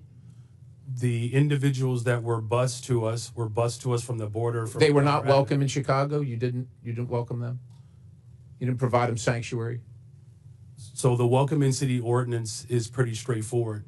It allows for our local law enforcement to focus on local policies, and that's why we're seeing a decline in violence. So you don't care about federal law enforcement policies, only local policies? We comply with all laws. What I do care about is this body, Washington, passing comprehensive immigration. So let me ask you this. Chicago residents reported 28,443 violent crimes during 2024 alone. Cases of aggravated assault rising to the highest level in 2 decades. Now, also, state funds, $160 million, were issued to illegal alien job assistance shelters in Chicago. You're the mayor of Chicago. Do you think that your residents or the residents of your state should be paying for that more than they should be paying for their own needs, their own roads, their own public safety? I mean, who elected you? The people that came illegally, whether they were sent to you or not, or the people that reside in Chicago? Who elected you? And who do you serve? The people of Chicago elected me as the 57th mayor of the city of Chicago, and we serve all the residents of the city of Chicago. Illegal or not, criminal or not. How many of the 662,566 illegal aliens with criminal histories that ICE has reported are now residing in Chicago? Someone will have to get back with you with that number. I don't keep account Do you of. take immigration information from criminals as they're arrested and processed? Do you take immigration information?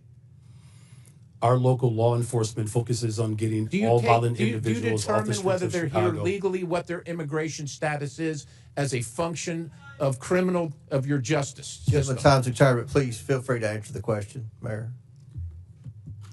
The Welcome in City ordinance ensures that our local residents communicate and trust local law enforcement to ensure that criminals and crime is being addressed, So and you that's have why no violent idea how many crime are illegal. has Thank gone you, down Mr. in the Chairman. city I'll of yield. Chicago. Thank you very much, Chair now Congressman. recognizes Mr. Chairman, I have a Mr. unanimous Khanna. consent request. Chair now Mr. recognizes. Chairman, I have a unanimous consent request.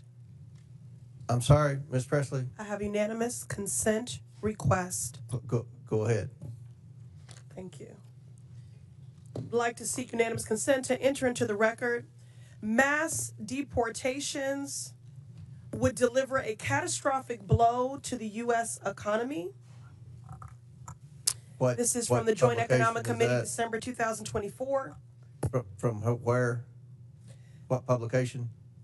The Joint Economic Committee, December 2024. Without objection, so ordered. I'd like to seek unanimous consent to enter into the record from the American Immigration Council, October 2024.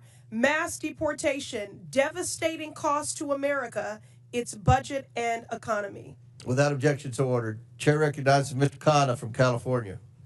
Mr. Chair. Wait, I'm sorry. Mayor Wu needs a short break to attend to her young child. Mayor.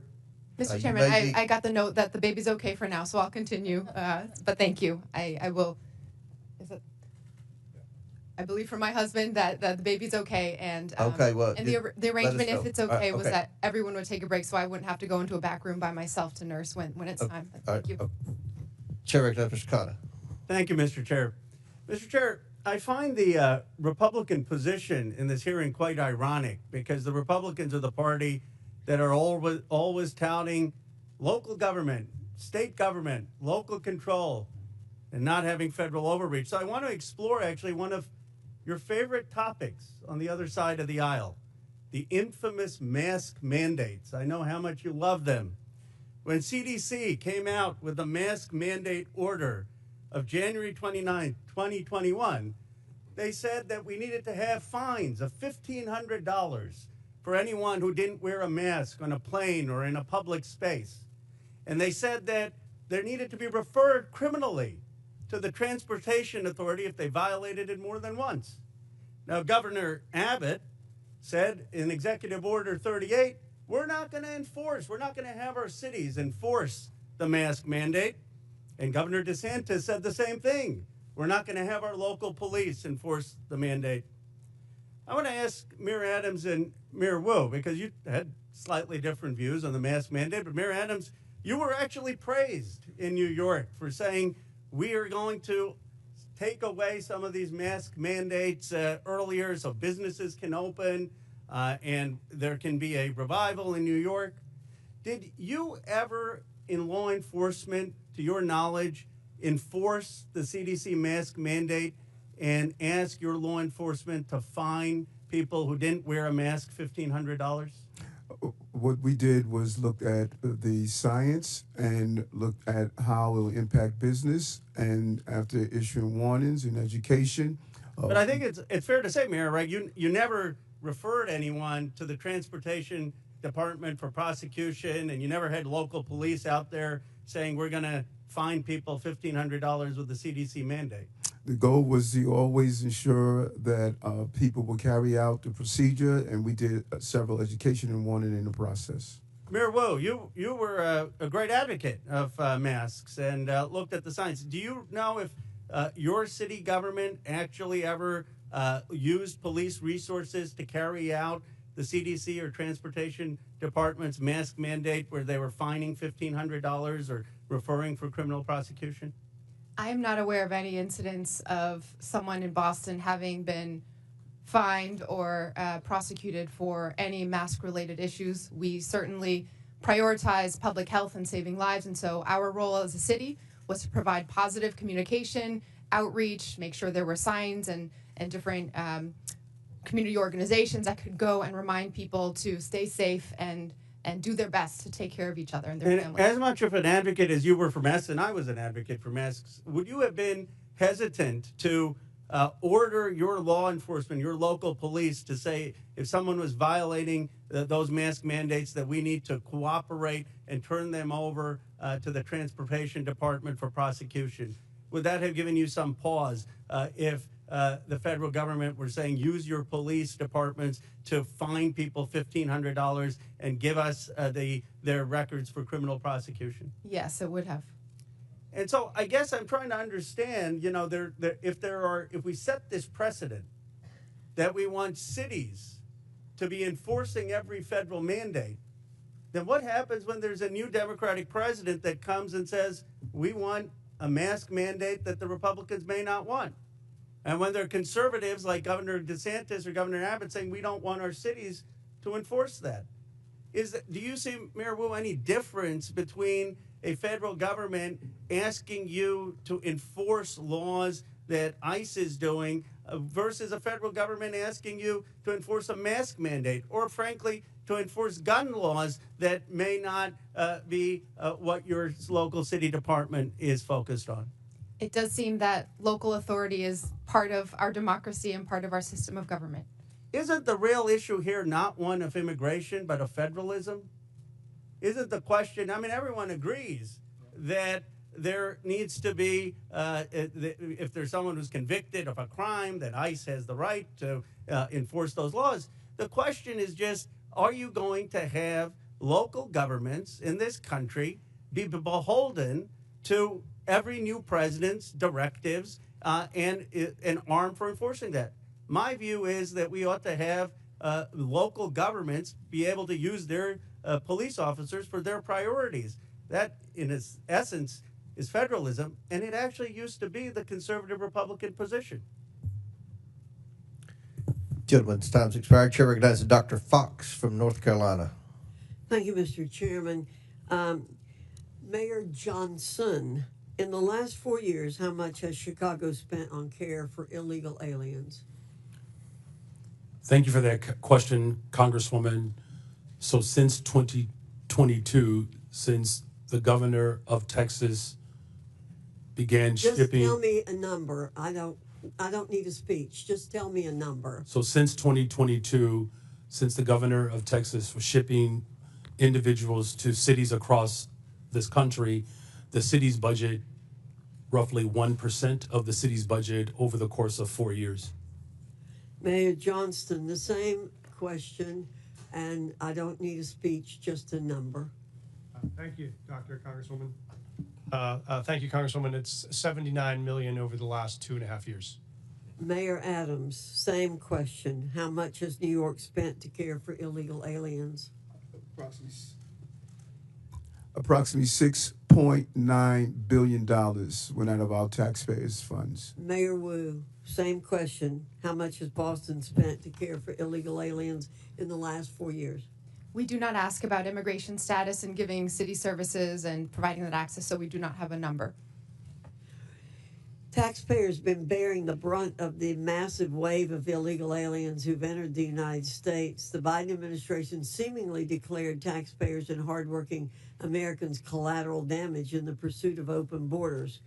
Again, Mayor Johnson, are NGOs providing services to illegal aliens in Chicago? In accordance with the Welcoming City Ordinance, our sister agencies or city departments, we do not seek the status of any individual that is seeking service. Mayor Johnston, are NGOs providing services to illegal aliens in Denver? Thank you, ma'am. When folks arrive on the streets without food or resources or shelter, we do provide food or shelter regardless of where folks arrive from. Mayor Adams, same question. Yes, in combination of city agencies and nonprofits, we responded to the migrant asylum seekers humanitarian crisis that hit our city. And Mayor Wu, I assume you don't know their status, but do you know if there are NGOs are providing services to people arriving in your city without any kind of documentation? There are community organizations, many of them in Boston, who seek to serve all of our Boston residents. Congress must provide oversight and ensure accountability for taxpayer funds going to NGOs.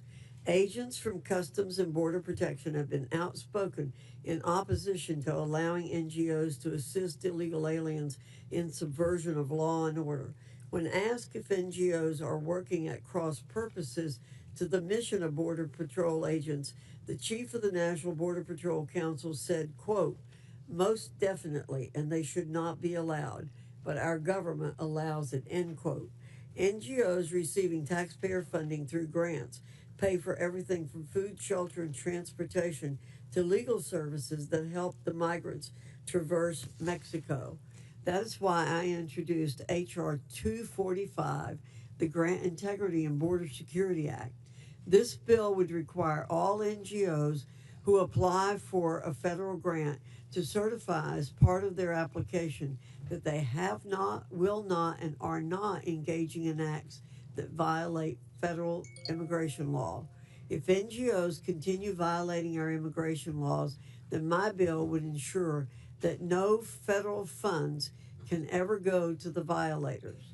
It's time to pass this bill, ensure accountability, and secure our cities and the border. And with that, Mr. Chairman, I yield back. Gentlelady yields back. Chair recognizes Ms. Brown from Ohio. Thank you, Mr. Chairman. Today we've heard my colleagues on the other side of the aisle demean and dehumanize immigrants, choosing fear-mongering and political theater over real solutions. So let's take a moment to set the record straight. The best chance for comprehensive immigration reform came in 2013, when a bipartisan Senate majority passed a bill strengthening border security and providing a path to citizenship for longtime residents. But House Republicans killed it.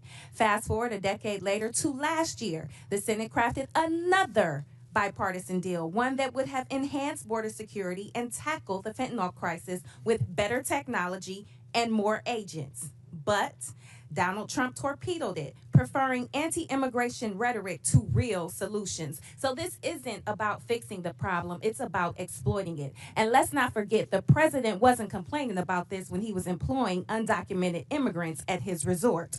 We all remember President Trump's tired old tactics from his first term, the harmful Muslim ban, referring to black and brown countries as quote-unquote shithole countries, and the cruel images of kids in cages. This time around is no different. President Trump signed multiple executive orders before even attempting to work with Congress. Mind you, a Republican-controlled Congress. So this isn't about policy, it's about fear.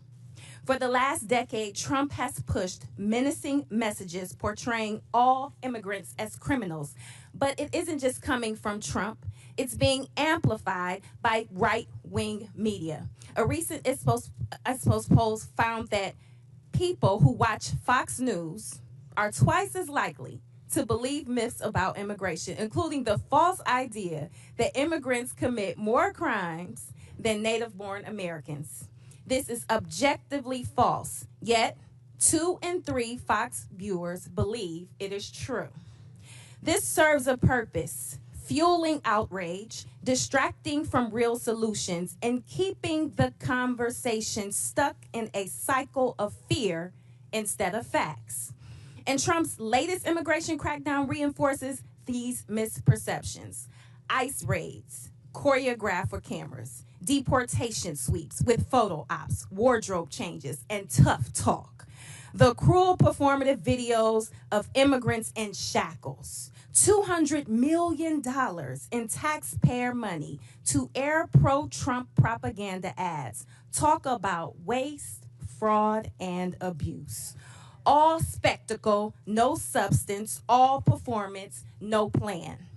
On the campaign trail, J.D. Vance and Donald Trump promoted vile and xenophobic lies about Haitian immigrants in my state of Ohio. And now the Trump administration has moved to strip protections from 500,000 Haitians. These are people who have lived, worked, and contributed to this country for years. And they came here the right way, the legal way. But instead of recognizing their contributions, we are forcing them back to a country plagued by violence, instability, and humanitarian crisis, all so Trump can claim 500,000 more deportations. The cruelty isn't just the point, it's their pleasure. So let's be honest about what's really going on here. Mayor Johnson of Chicago, what sort of an impact will the Trump administration's decision to allow arrests at sensitive locations like hospitals, preschools, churches, and courts have on your city?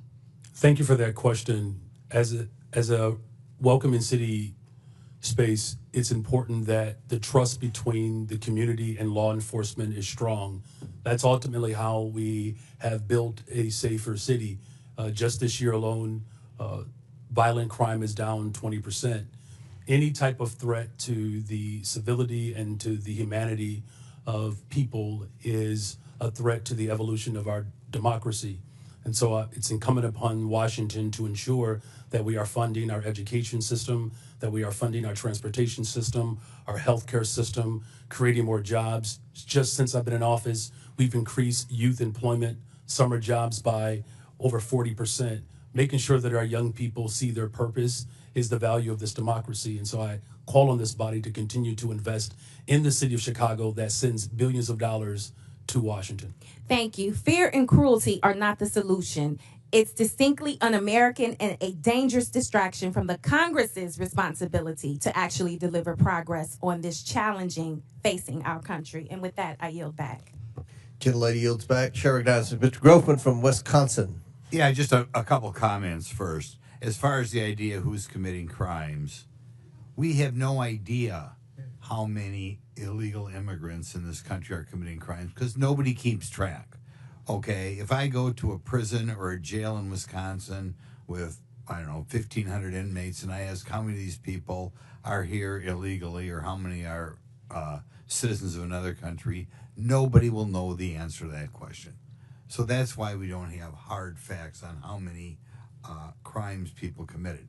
The other thing I like to point out is every year in this country, about 850,000 new people from other countries are sworn in as American citizens. I don't know of Donald Trump ever talking about reducing that number. Maybe he should reduce that number, but I've never heard him talk about reducing that number. Our concern here was illegal immigration, and I would hope the vast majority of Americans think we ought to have a immigration law that the 850,000 new citizens every year go through. But if we're going to have an immigration law, it means we have to do something with the people who try to become permanent residents without going through the proper structure. Now, I think part of our problem here is we have a lot of people who don't understand why we have an immigration law at all. And I want to ask all four of you as I go down, we go down the row here, do you believe the United States should have an immigration law, or do you believe that just anybody should be able to show up and come in? And we'll start with Mayor Adams there. I strongly believe we need to have an immigration law. I strongly believe we need to secure our borders. We witnessed a 90% decrease, and we're seeing that play out in our city. So we should have a strong immigration law. Good. And I'll ask this question then. If you believe we should have an immigration law, and then we'll get all four of you here. If you believe that, do you believe people who ignore the law, whatever that law is, should be allowed in the country? I think that all of us must be held accountable to the law, and if we secure our borders to make sure before they come in that is done correctly, it is not going to impact cities to carry that burden. Like I said, close to $7 billion in tax dollars. Mr. Johnson, do you believe we ought to have an immigration law in this country, or do you believe everybody should just be able to walk in here and set up shop? Thank you, sir. I do believe we should have an immigration law. I do believe we should have secure borders. I do believe we should fix our asylum process. I do believe we should let dreamers get access to permanent citizenship. Okay, then the question is, do. if somebody ignores that law and comes in this country, do you believe whoever, ICE or Border Patrol or anybody, should spin them around and send them out? Or can they just ignore the law, and because they, however, cross the Rio Grande, overstating a visa, whatever, are here? Do you believe that we ought to do something to the people who are ignoring the law?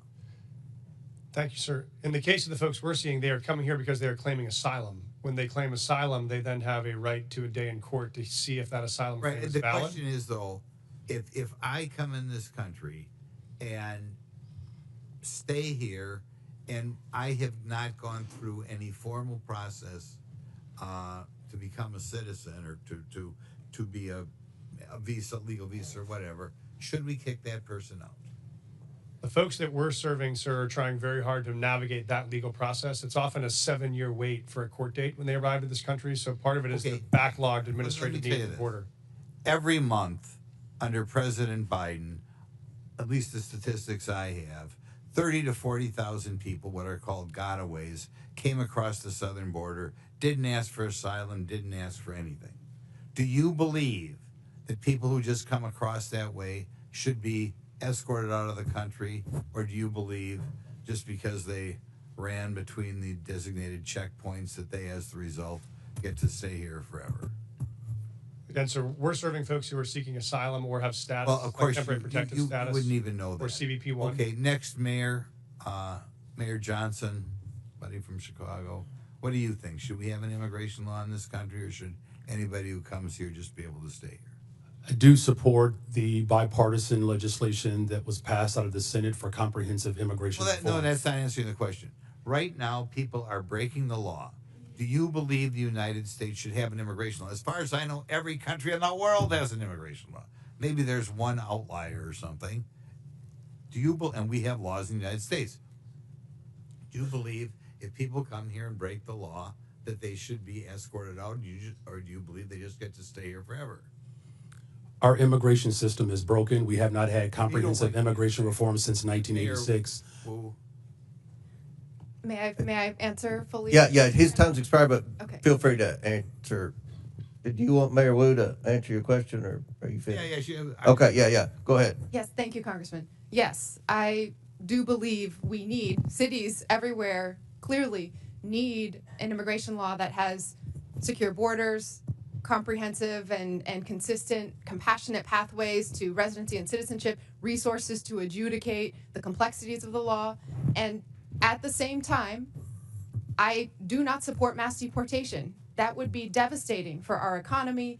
And there are millions of people who are running our small businesses, going to our schools. Okay. Thank you. Chair recognizes, and I must add, I don't think anyone's calling for mass deportation, but Chair recognizes Mr. Garcia from California. Thank you. Well, thanks, Mr. Chairman. I want to thank all of our witnesses for being here today. Before I came to Congress, I was the mayor of Long Beach, California for 8 years. It's a diverse city of about 500,000 people, so I appreciate the work that mayors do. As mayor, I signed the Long Beach Values Act to protect all of our residents, including immigrants and undocumented residents. We set up justice funds to support people that were facing deportation, defending immigrants in court.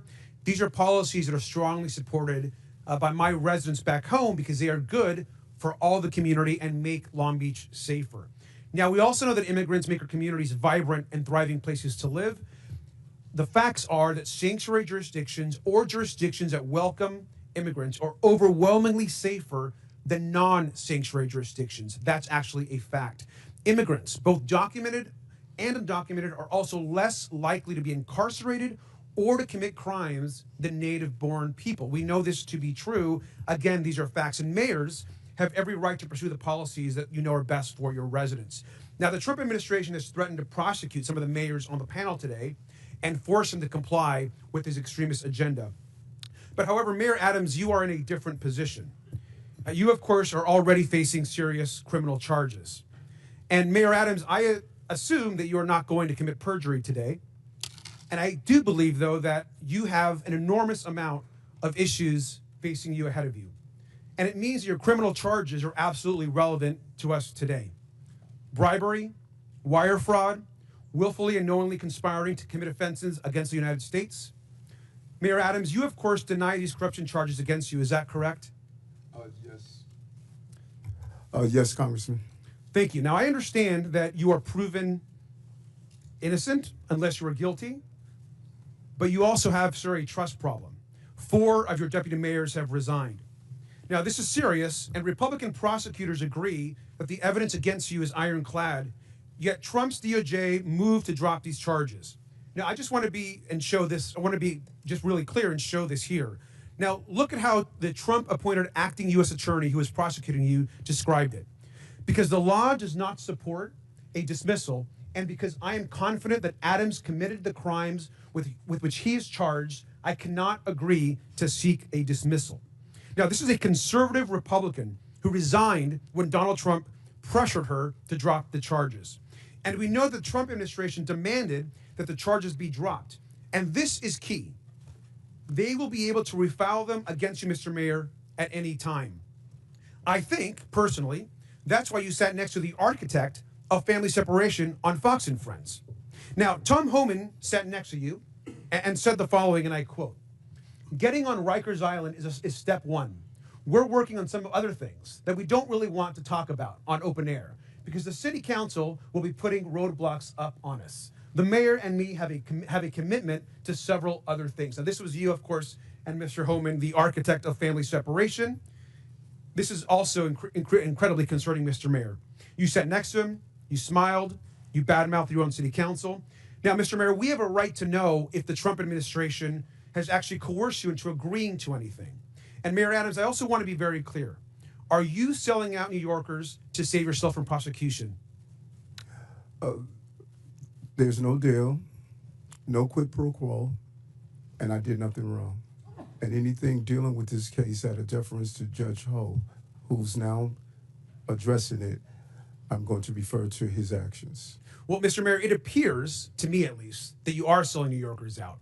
It appears that you are working with Tom Homan, who is clearly focused on family separation and deportations and harming New Yorkers and others across the country. Now, every other mayor on this panel is pursuing legal and effective policies that benefit our residents and their communities. Their policies actually uphold public safety. Now, I personally agree with the majority of New Yorkers and think, Mr. Mayor, that you should resign. You should do the right thing. You should step down and resign today. And with that, I yield back. Would my friend yield? Would my friend yield? I yield. Yeah. Mr. Mayor, I want to be really clear. Were you pressured in exchange for the dropping and dismissal of criminal charges in your indictment to cooperate with the Trump administration on all fronts with respect to immigration? Did any such conversation take place? I think I was extremely clear. I cannot hear you, sir. I think I was extremely clear. No quid pro quo, no agreement. I did nothing wrong but serve the people of New York City. Thank my friend for yielding. Chair, now recognize Mr. Cloud from Texas. Thank you, Chairman. Thank you, witnesses, for being here. You know, we are indeed a nation of immigrants. I have to look no further than my own children, who are the inheritance of both my ancestors who got here in the 1600s with William Penn, or my wife who got here when we got married. I think that's really what this nation is about. But you are not here today because of legal immigration. You are here because of illegal migrants who have been sent to our country. In your opening statements, there was a deft linguistic shell game that you played to try to conflate legal immigration with people who are coming here illegally. And we're savvy to that. You are here because each of you, with the exception of Mr. Adams, have said in some form or fashion that you will not honor ICE detainers. In other words, that when you have people in custody and ICE says, we need to come arrest that person because they're here illegally, that we will not honor that. That's why you're here. No one's asking you to go round up criminal aliens. We are asking you to take people who are already in your custody and hand them over to legal federal law enforcement. Now, what this does is it saves U.S. taxpayer money. It keeps from a greater presence of ICE and federal law enforcement in your communities, because if you're releasing them, it takes more people, as Chairman Jordan mentioned, to go in and to re-arrest that person, and it puts the lives of law enforcement in danger. This used to be a bipartisan issue. As a matter of fact, groups like the Cato Institute called President Obama the deporter-in-chief. And Mr. Chairman, I'd like to submit for the record a Cato article that said President Obama, deporter-in-chief, is the title of it. So why we have to ask is suddenly the left not embracing policies that Obama supported. We can look to last night, where it seems to be Trump derangement syndrome, where the left could not seem to applaud kids fighting cancer, a first lady, an accomplished immigrant in her own rights, where traditionally we have applauded and recognized and honored the families for their sacrifice. Many of them are, this is the president's issue, and they're kind of along for the ride. It was odd, I thought, that they applauded sending more money to the Ukraine, but not peace for Ukraine. And so it brings us back to why we're here and why this is a partisan issue all of a sudden. It boggles the mind. Now, Mayor Johnson, you seem to want to talk about Texas, so I'm from Texas. Let's talk about Texas. First of all, have you been to the southern border? I've been to Texas, but I have not been exactly to the southern border. Okay. You seem to talk about Governor Abbott and sending buses to your city. Now, I can understand the concern with that, but I will also let you know that Texas did not ask for the Biden administration to open the borders and send an exponential amount of people that have affected your city into our state. And you should know that no one forced them to go to your city. The reason they selected your city is because you have said it's a sanctuary city. Everyone was asked where they wanted to go before they got on the bus. No one asked them to get on or told them, forced them to get on the bus. They did it of their own free will, and they were sent to your city because of your stated claim to be a sanctuary city. Now, one thing I could tell you, having toured the facilities, is that I've been to those facilities under the Biden administration where there was a map on the wall, and you could see the migrants kind of pointing out which city they wanted to go to.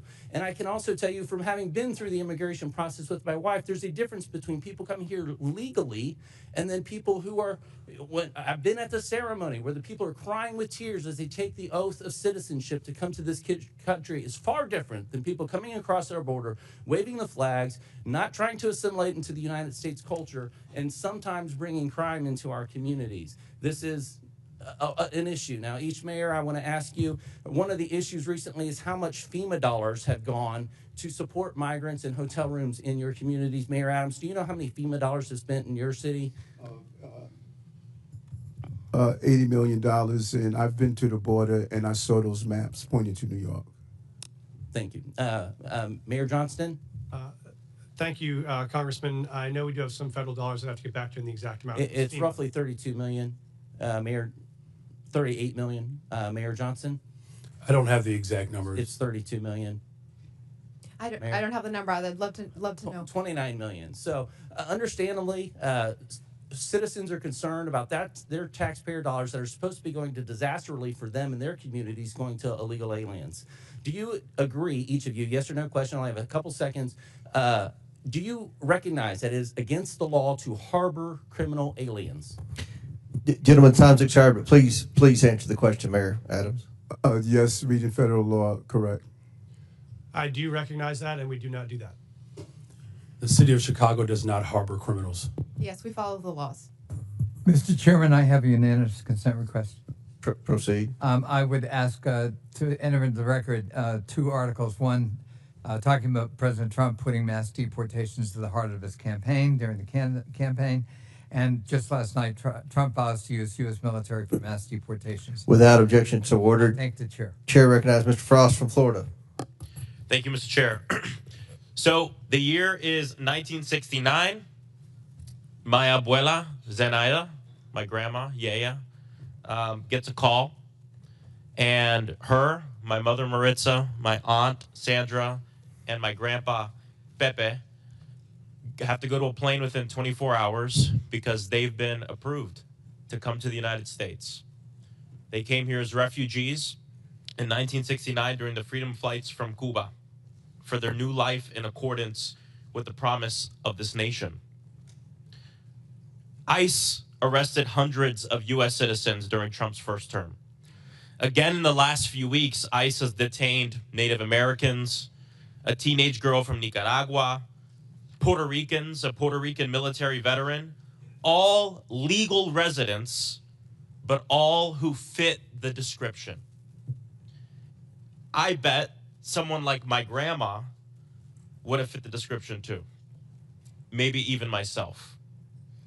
Trump's border czar went on TV and raged about Americans studying up on their constitutional rights during interactions with ICE agents. It was one of the most despicable things I've seen.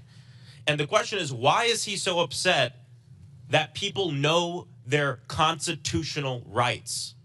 To the point where this administration has moved to try to intimidate members of Congress for trying to educate their constituents to know their rights. Why don't they want people to know their rights? Well, because if we know what our rights are, we'll also know when Trump tries to take them away. Mr. Beer, why are such outbursts from this administration alarming as threats to our rights and liberties? Well, you think about what we've heard about detainer requests. I have documented over 155 U.S. citizens who've been targeted by detainer requests, and they want to say we're going to just take the discretion away from state and local governments over detainer requests, even in the case where someone is clearly a U.S. citizen. Here's my birth certificate. Doesn't matter. They're going to disregard it. And so, yes, I am well aware of the threat this administration poses to constitutional rights. So from what we've seen the last few weeks, should American citizens, should people with legal permanent residence in this country be also scared of this mass deportation campaign for themselves and their own children? Oh, absolutely. The birthright citizenship order is the most egregious, but that doesn't stop there. They want to take away people's citizenship and people's rights, regardless whether they're citizens or not. Thank you. Mayor Wu, Boston has been named the 9th best city for quality of life in the entire country. Congratulations. I would argue with that. Okay. If Trump succeeds in forcing you to redirect your city's budget and personnel to help with ICE raids in this mass deportation campaign, how would that affect quality of life for your people? First, that is against the laws in Boston and in Massachusetts. But I've heard from so many community members, including residents who are immigrants who are citizens, that they are terrified. And that means when people don't feel comfortable reaching out to call 911 when they need help, when survivors of domestic violence don't feel comfortable reporting or giving information, it makes all of us less safe, even those who aren't immigrants. This culture of fear is bad for the safety of our people. Donald Trump's immigration raids are also traumatizing and destabilizing, of course, all Americans, but especially children and kids. Being a kid in America is hard enough. Making good grades, going through more school shooter drills and fire drills. And now Trump wants to send armed ICE agents into their classrooms to rip children from the school desk as they're trying to learn. Mayor Johnston, my colleagues are laughing about that. I don't find that funny. What would a school day be like for a kid in your city when ICE suddenly bangs down on the door and abruptly grabs their teacher or one of their friends? Thank you, sir. I was a teacher and I was a school principal before I did this job, so I knew that our school was often the safest place that kids came, and they knew there they could learn, they could get support, they get access to services. And many of our kids come from mixed status families. They don't know their status, they don't know their mom's status or their dad's status. So I've had families before who have pulled their kids out of school, kids who were citizens, because they were worried that somehow their kids were in danger because they didn't know who was being taken. And so for us, the fastest way to make a city unsafe is to have kids not feel safe in their own schools. See, they want everybody to live in fear of undocumented people. That is what they want to do. But I'll tell you, when I'm in my district and I do roundtables, I've done them with kids in elementary school, and I ask them what they want us to do. They want us to ban assault weapons. They say what they're actually scared of is being shot to death and dying in their schools. And because of actions that the Democratic administration took, the Biden administration with Congress, gun violence has gone down in Denver, 24%, 25% in Chicago, 40% down homicides in Boston. This works. Gun violence went up 45% under Trump. So when they're in charge, more people die. When they're in charge, we are actually less safe. And I think that's an important thing that we all have to keep in mind as they try to scare us in terms of immigrants who are living in this country. Thank you, and I yield back. Chair recognizes Mr. Palmer from Alabama. Thank you, Mr. Chairman. I thank the witnesses for being here. I just want to respond about crimes committed by people here illegally. Every crime committed by someone in the United States illegally is a crime that would not have been committed. Lincoln Riley, Ruby Garcia, Rachel Morin, Joycelyn Nungaray, the woman set on fire in the New York subway. These are all assaults, rapes, murders, and other crimes that would not have taken the lives of these people if those people were not here illegally. They were given safe harbor. Now, I want to ask you something. You all took an oath of office. Mr. Adams, did you swear to uphold the Constitution of the United States? Oh, yes, I do. How about you, Mayor Johnson? Yes, sir, I did. How about you, the other Mayor Johnson? Yeah, the Constitution of the United States as well as the Constitution of Illinois. Okay, and Mayor, Yes. you did. Are you familiar with the Supremacy Clause? Any of you? Yes, sir, I am. Okay. Then under the Supremacy Clause, you understand that the laws of the United States take precedent over the laws of Colorado, over the laws of Illinois, over the laws of Massachusetts, and your cities. Do you understand that? Yes, sir, I do. But when you declared your cities sanctuary cities, you did so illegally. Do you understand that? Respectfully, sir, I would disagree with that. We follow You're every disagreeing federal with the law. law. It's against the law to give sanctuary to people who have committed felonies, and it's a felony to cross the border illegally. There You is no- gave sanctuary to people who were here illegally. You violated your oath to uphold the Constitution because of the Supremacy Clause. The laws of the United States take preference. But you didn't do that. There is, thank you, sir. There's no part of our city law that violates federal law. No part of the practices or services we provided that Did violate you federal personally did you personally violate the law then by giving sanctuary? Somebody gave these people sanctuary. You declared your city. The city of Boston was declared a sanctuary city by you, Mayor. Being a sanctuary city as you describe it, or being a city as we describe it, that's home for everyone, does not. It means that if When you commit a give crime, safe we're harbor held to accountable. people who are regardless of here immigration illegally, status. and when you interfere with the officers of the law who are there to even remove people that you know have committed crimes, you have violated your oath of office. You've committed a crime. Mr. Chairman, I don't understand why we haven't been discussing obstruction of justice. I mean, get real about this. We have a problem in the country with the people who've come here illegally. And I just gave you a few names of people who've been raped and murdered. There are numerous others. There's a whole organization established called Remembrance to remember the people who have been assaulted, raped, murdered in this country because certain cities, certain officials decided to give sanctuary to people who came here illegally and committed these crimes. It goes all the way back to Kate Steinle, San Francisco, shot by someone who was here illegally. She would still be alive today. She died in the arms of her father. So I want to know if you understand the Supremacy Clause, that the laws of the United States are supreme over whatever your opinions might be of what the laws are. Sir, I do recognize that. We do follow that. I want to clarify that we actively, aggressively pursue any known criminal in the city, and we actually partner with federal government to do that. If there is someone with a criminal warrant, we're searching for them. We have federal task forces we're partners of to break up gang activity. We do that for drug trafficking. We do that on armed robberies. So we are in partnership with the federal government on many issues around. Mayor Adams is being attacked because he's agreed to cooperate with federal officials to uphold the laws of the United States. I haven't heard any of you in defense of that. We are absolutely upholding the laws of the United States. We do it every day, and we will continue to do it. I just think we need to do a deeper dive into this, Mr. Chairman. If it were up to me, I mean, I'd be considering referring charges.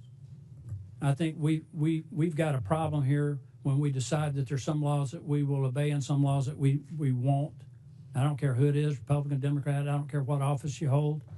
We need to abide by the laws passed by. Will the United gentleman States. yield? No, I will not yield. Mr. Chairman, I thank you for the time. I yield back.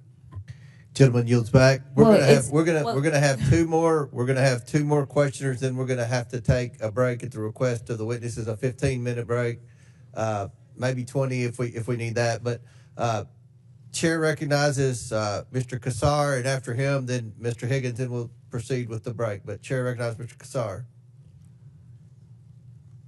Good morning. Good morning. Mayor Wu, can you tell us a little bit, just maybe 20 seconds, about how your administration has helped address unemployment, especially amongst youth in your city, which we know is a risk when we have high levels of young people unemployed? We made a commitment our mayor's guarantee that any young person in the Boston Public Schools who wanted a paid summer job would get one, and we fulfilled that with the partnership of businesses and companies and organizations throughout the city. Record numbers participating. Thank you, Mayor Wu. Mayor Johnson, can you tell us a little bit about measures your office have implemented to address the root causes of violence in Chicago? Thank you for that question. Yes, so first of all, it's great to report that violence is down in the city of Chicago, and it has gone down since I've been in office as a result of a couple of measures. One, we've reopened 3 mental health clinics because we do know that mental health issues, and we are in a very severe mental health crisis. We've also increased the number of youth employment. We have hired almost 28,000 young people for last summer. This year, we have an opportunity to hire up to 29,000 young people. We've also built more homes. Just last year, we've appropriated $11 billion, 37,000 construction jobs in the works for almost 10,000 more affordable units. And we have promoted and hired 200 detectives to increase trust between community and law enforcement to solve the crimes that do occur in our city. Thank you so much. Mayors, I want to thank you for the hard work you're doing every single day. Just in 40 seconds, you have described building tens of thousands of homes for people that need them, hiring detectives to solve cold cases, building community trust to reduce violence, hiring people to do incredible mental health work, and reducing the youth unemployment rate. That is so much more than what the Republican majority can ever describe having ideas about. And that's why they've dragged you before us today. They want to point the finger at you because they have no plan on how to address housing, no plan on how to reduce costs, no plan on how to actually reduce violence in our communities. In fact, maybe some of the only plans they have would be to make those issues worse. And I know that you all as mayors are doing one of the hardest jobs in this country every single day. You're serving your communities honorably. And they don't want the American people to hear about how Boston has drastically dropped your unemployment rate. They don't want the American people to hear about how Chicago is dropping the rate of violence in the city. But our job is to make sure the American people actually hear the truth. And the truth is that you are pairing a law enforcement response along with a mental health response and a housing response and a jobs response to what's going on in your cities. And that is so critical. Republicans, on the other hand, here are going back to the same old tactic, which is to say, find a vulnerable group of people and let's blame them for everything that we can. Anything bad that happens, let's go try to point the finger at our political opponents or at a vulnerable person or at a person of color from a faraway place. And that doesn't actually solve real issues for the American people. Republicans and their big boss donors blame immigrants for low wages because they don't want the American people to see the Republican plan to dismantle the NLRB, to dismantle unions, and to never pass a bill raising wages for American workers. They blame immigrants for housing costs because the Republicans are dismantling the Department of Housing and Urban Development and stripping affordable housing funding from this country. They want to distract from the $8 million a day that people like Elon Musk get in federal contracts while they attack hardworking immigrants and while they attack officials that are actually just trying to do their jobs. Mayor Johnson, you have a limited number, I suppose, of jail cells in Cook County and a limited number of law enforcement resources. Is that correct?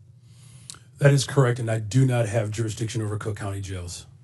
And you want to make sure that when somebody in the city of Chicago calls 911, that they get an appropriate response. Is that correct? That is correct.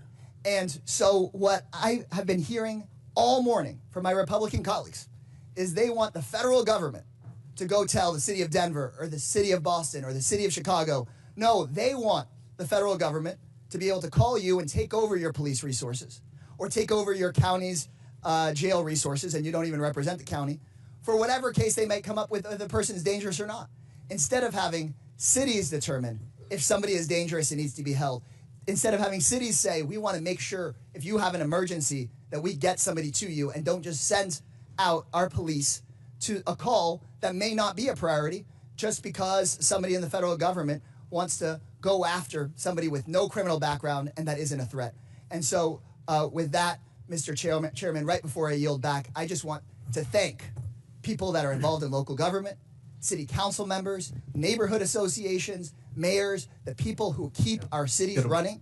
You deserve our support in making your cities more safe. You deserve our support. Gentlemen, in time's addressing expired. housing Chair recognizes instead of Mr. hearing like Higgins this. from I yield Louisiana. back. Thank you, Mr. Chairman. Let's clarify for America. Mayor Adams, Mayor Johnson, Mayor Johnson, and Mayor Wu, are you here today under the advice of council, and do you have council present? Yes or no? I want to understand the question. Are you here today under the advice of council, and do you have council present? do have council present. I'm here because we were requested to appear. Did you consult with, did you have council prior to your appearance? Yes, we did. Thank you. This is not a trap question. We just want to clarify. Okay. Here under the advice of council, do you have council present? Yes, sir. Mayor Johnson, Council present here because I was invited. did you counsel before your trip here? We do have counsel. Get I was advice here. from your council? Yes. Okay, then you're under the advice of council. Yes. Mayor Wu, thank you. To just clarify for America, these mayors are all sanctuary city mayors.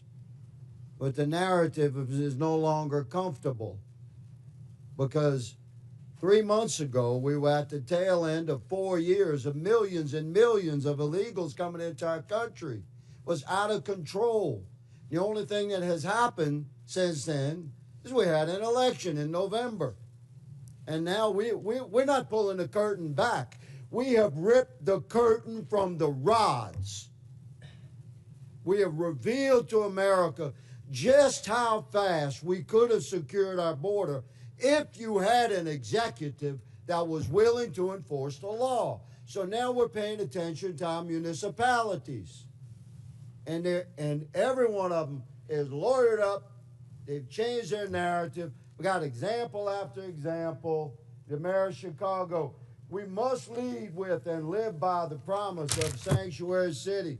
The mayor of Denver, willing to go to jail in defense of Sanctuary City policy. The list goes on. But the policies of these mayors and our previous president have consequences, real life consequences. I have a family here today, Mr. Chairman, who lost their beautiful loved one. This young man was killed by an illegal immigrant in Texas that never should have been in our country. He'll never be here to raise his daughter, Anne Marie, to love and cherish and honor and uphold his beautiful wife, Olivia. And you mayors have responsibility, not just to your communities and the citizens you just want to serve, but by extension to the entire republic. And let me clarify, I was a cop for a long time. To honor the jurisdictional authority of another law enforcement agency, you do it every day in your city. Guaranteed, every one of you, if you have an inmate in your city on city charges, and that inmate has a felony warrant from a neighboring county or another county in your state, and that county contacts your city while you have that inmate in detention, and ask you to hold them for them to come pick it up upon release, guaranteed you release that inmate to the county over or to your state police. But you're not doing it for ICE. And ICE is responsible to remove millions of criminal, hard-edged, criminal illegals from our country. And we've had enough. America's fed up with this betrayal of oath, and you'll be held accountable. One of you said you're willing to go to jail. We might give you that opportunity, good mayor. One of my colleagues mentioned the children. I always want to talk to the children, separation of children. At any given time in America, there's 750 to 850,000 American citizen parents of minor children incarcerated in our country. If you commit a felony in America, you get arrested and prosecuted and convicted and incarcerated, you can expect to be separated from your children. But let me say, there's a sunset to that separation, because when you do your time, you'll be released. You can return to your family. This young man will never return to his family, and he should have never been removed from his family. If we had a president and heads of our municipalities that were willing to uphold the federal law that exists. America is moving into a new era of enforcement of our own laws. Welcome to it. Mr. Chairman, I yield. Very good. Mr. Chair, I have unanimous consent. All right. This is an article from Wired. It is February 18th of 2025. U.S. funding cuts are helping criminals get away with child abuse and human trafficking. Services supporting victims of online child exploitation Without and objection, trafficking. so ordered. Thank you so much. At the request of the witnesses, the committee will take a 20-minute break. Pursuant to the previous order, the chair declares the committee in recess for 20 minutes.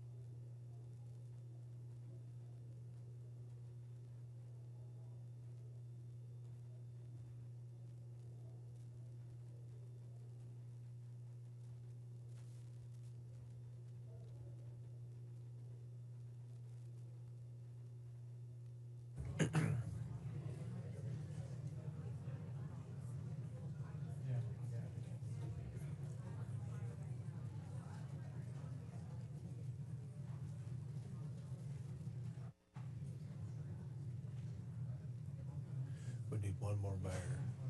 We're missing, okay, here we go.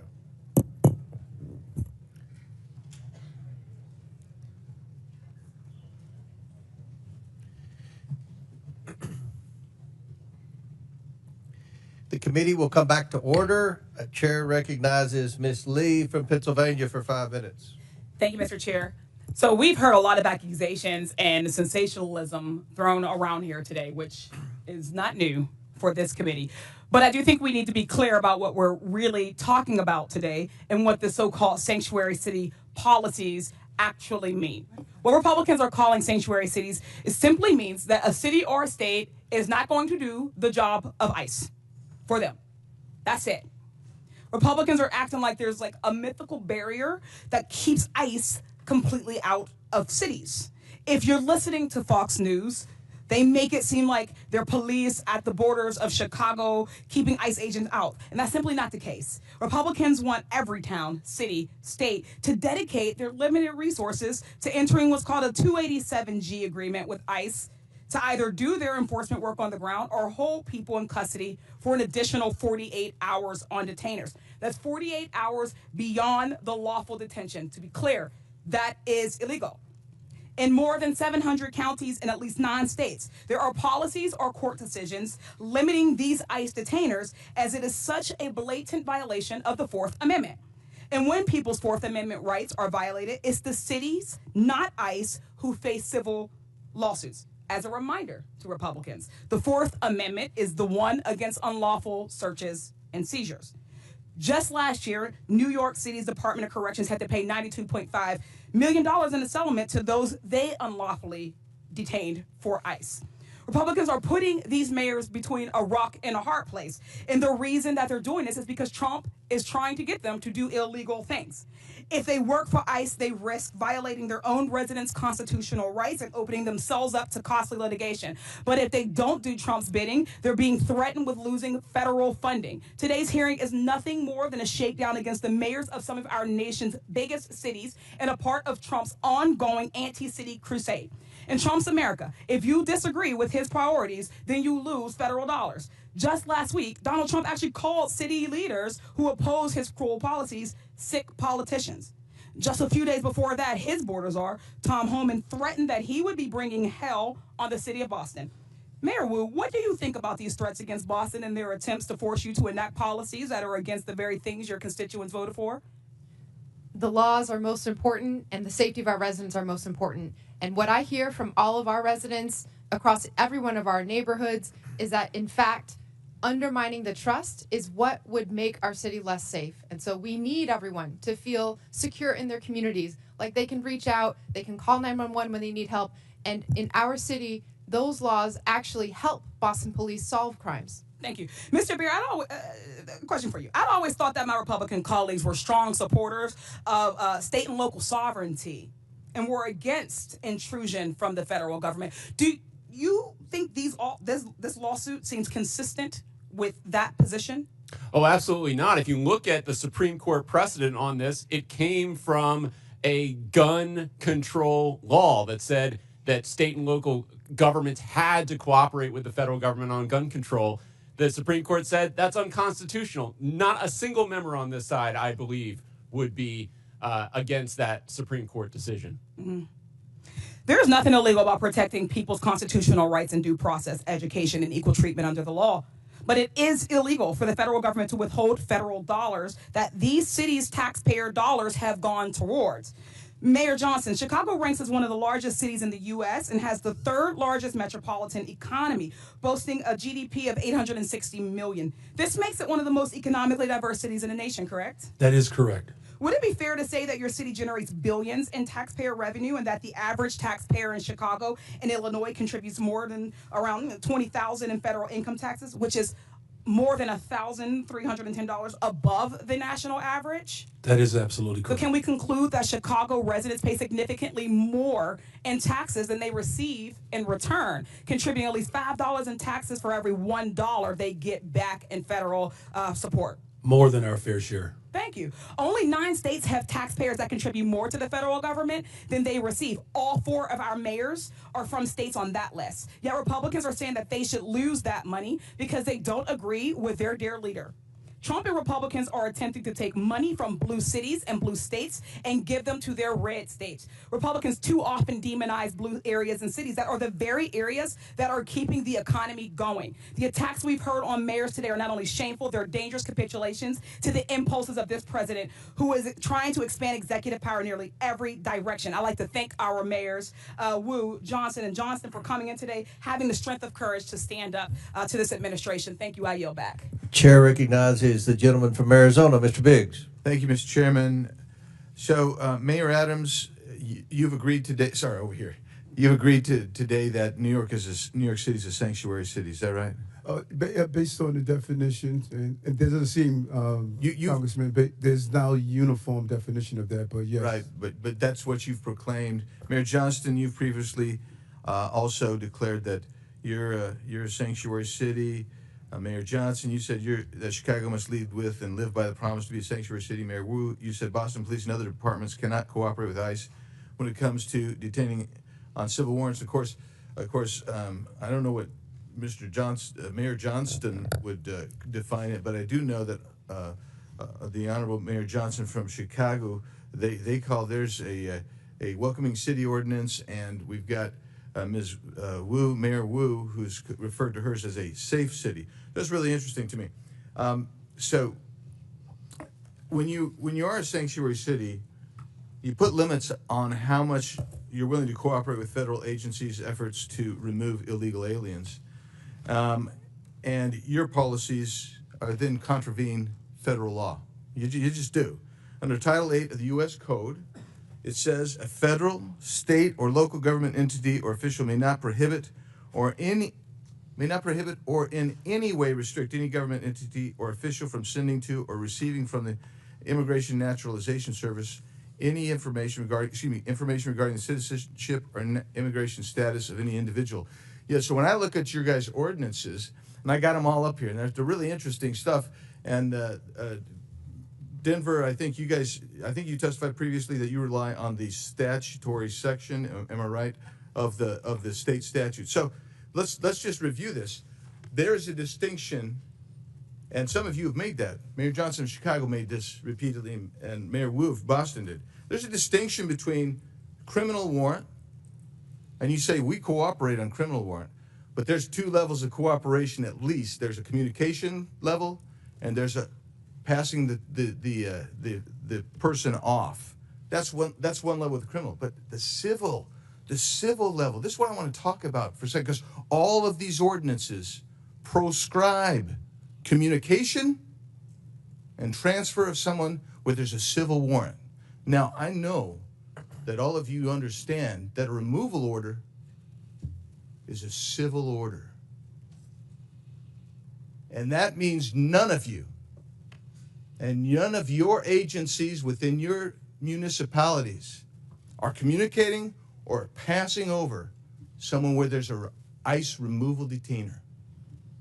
So I don't care how many times, 1,226 or whatever it was in 7 years, I don't care how many times you do it, but if you're not doing it for civil orders, then you're allowing people who have a removal order, who've had due process, because that's how you get a removal order. You're allowing them to stay in the country. You're in violation of this law right here. You are You're in violation of that law right there. And you've got to start realizing what your criminal culpability is on that. And that's really what we're talking about here. So, you don't think that's harboring, perhaps? But let's take a look at that next statute, please. That next federal statute. In conducting investigations and hearings, immigration officers and administrative law judges shall have reasonable access to examine evidence of any person or entity being investigated.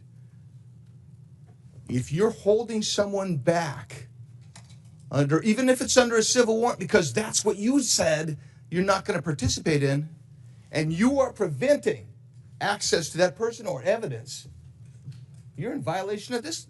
You have criminal culpability under this. And you'll notice there's no mens rea requirement here. This is it. Every one of you is exposed to criminal culpability here. That's the reality of it. Let's do the next one. Any person who knowing that a person is an alien, knowing or in reckless disregard, now you got a culpable mental state here, of the fact that an alien has come to, entered, or remains in the United States in violation of law, conceals, harbors, or shields from detection, or attempts to conceal, harbor, or shield from detection, such alien in any place. You'll notice it doesn't make a distinction that all of y'all want to make of criminal warrants versus civil. You're all in violation of all three of these statutes. You got criminal culpability. I yield back. Gentleman yields back. Chair recognizes Ms. Randall from Washington State. Thank you, Mr. Chair, and thank you to our witnesses for taking the time to be here today. I represent the northwest corner of the country, though I did happily live in Boston for 10 years safely. And Washington State is proudly home to more than 1 million immigrants. We know in Washington that our communities, like yours, are stronger because of immigrants. We are fed because of immigrants. We're able to take public transportation because of the work of immigrants. We are able to work on building the affordable housing that we need because of immigrants. We receive quality health care because of immigrants. But this administration, as we see over and over and over, is more concerned with deporting families than supporting families. Their actions are rooted in hatred and fear and deliberate misunderstanding. They say they want to lower costs, but what their actions show us is the opposite. Immigrants drive our economy. And this administration's mass deportations have disrupted small businesses, wreaked havoc on our communities, all while families see their grocery bills continue to rise and worry about their health care being ripped away. My constituents are scared. They're writing to us that they're afraid to go out in public, send their kids to school, go to the grocery store without two other members of their family or their neighbors with them. There are dozens of families making emergency plans to make sure someone is legally designated to take care of their children if they're detained or deported. And in fact, our governor had to create additional policy to ensure that kids are not left alone when their parents disappear. We've heard from beet farmers and wheat growers and florists, Christmas tree farms, grocers, and salal harvesters that their businesses cannot continue without the support of immigrants. We know that there is a huge economic impact to our families and our communities. And Mayor Adams, per your testimony in 2021 on immigrant New Yorkers, you stated that including those who are undocumented, immigrants in New York paid billions of dollars in taxes and contributed billions more in spending power to the New York economy. Is that true? Oh, yes. Yes, thank you.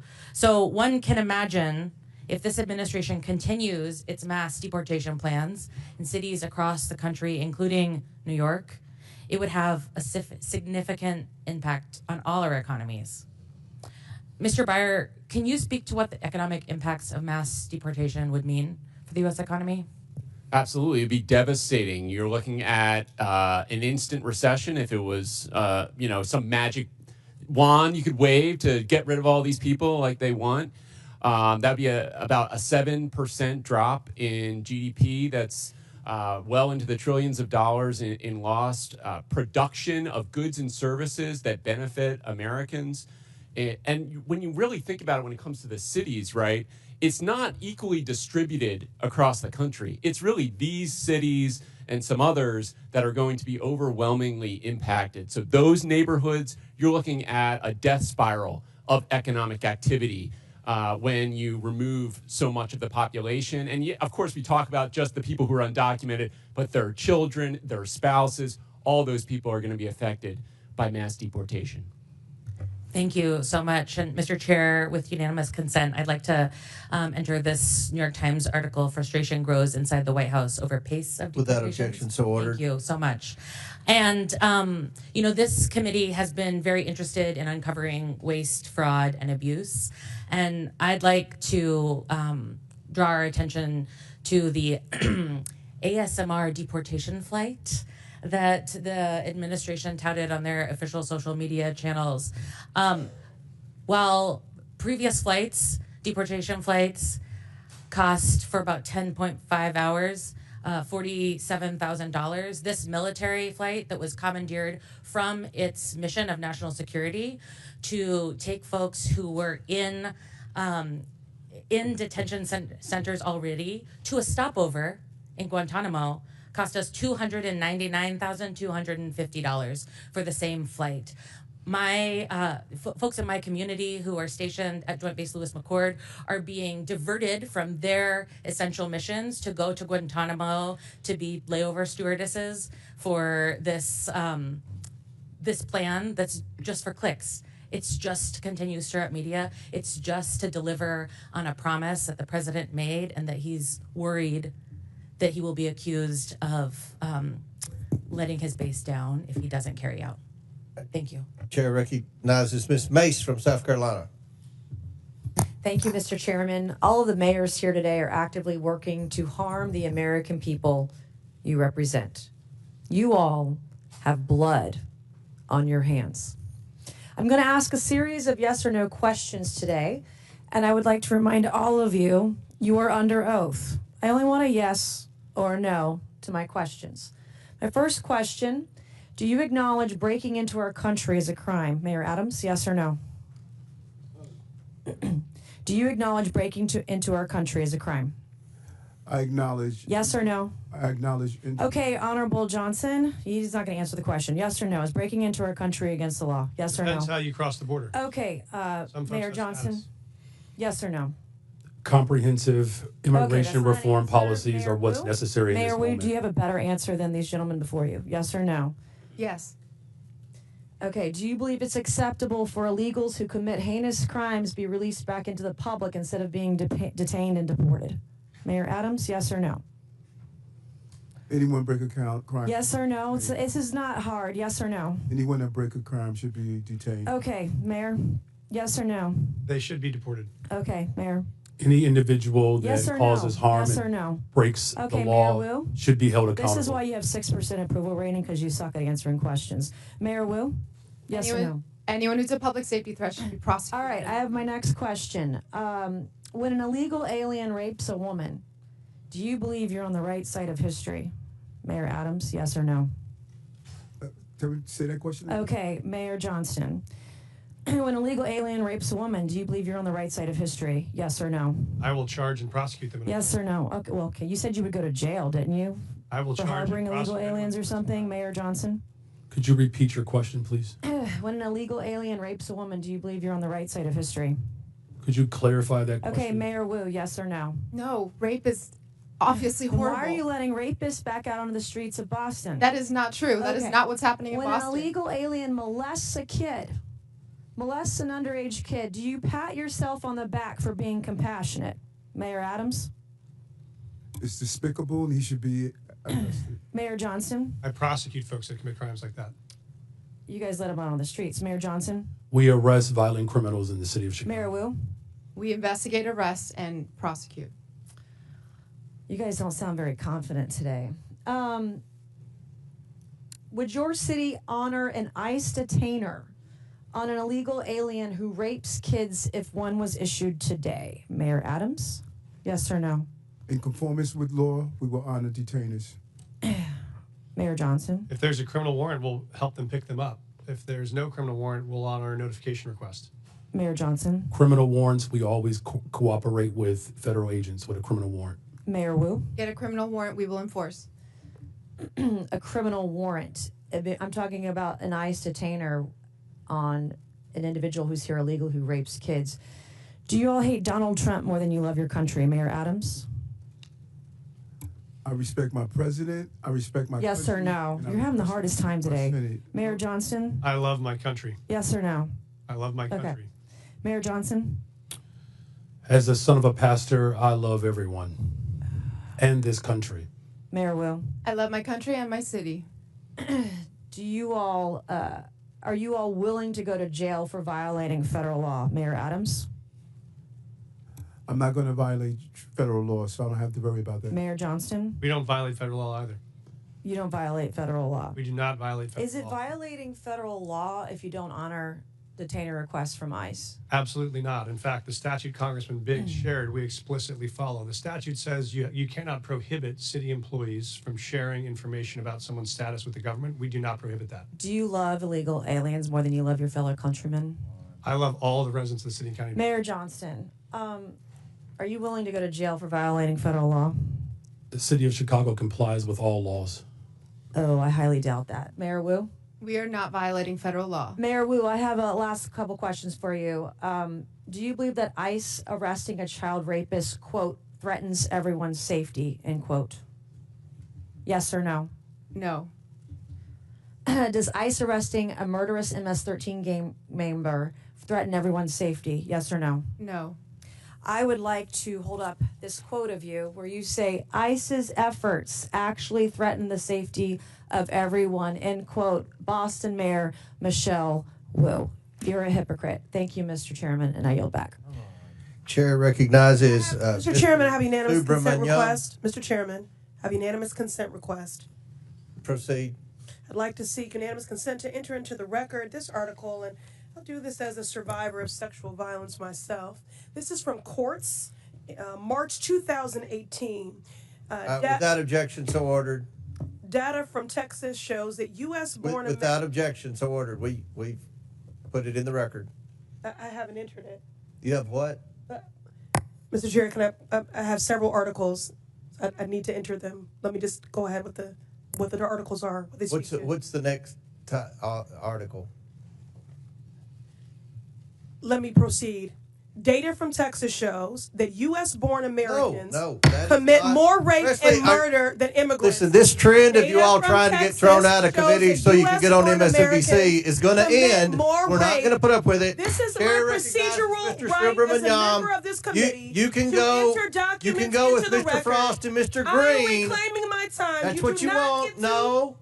dictate Ms. Presley, how I've been I very. recite the I have articles been very for the accommodating record. to you, Mr. Subramaniam. And I take particular umbrage as a survivor of sexual violence. Go. I will enter Order. into the record. This is my right. Thank you. No.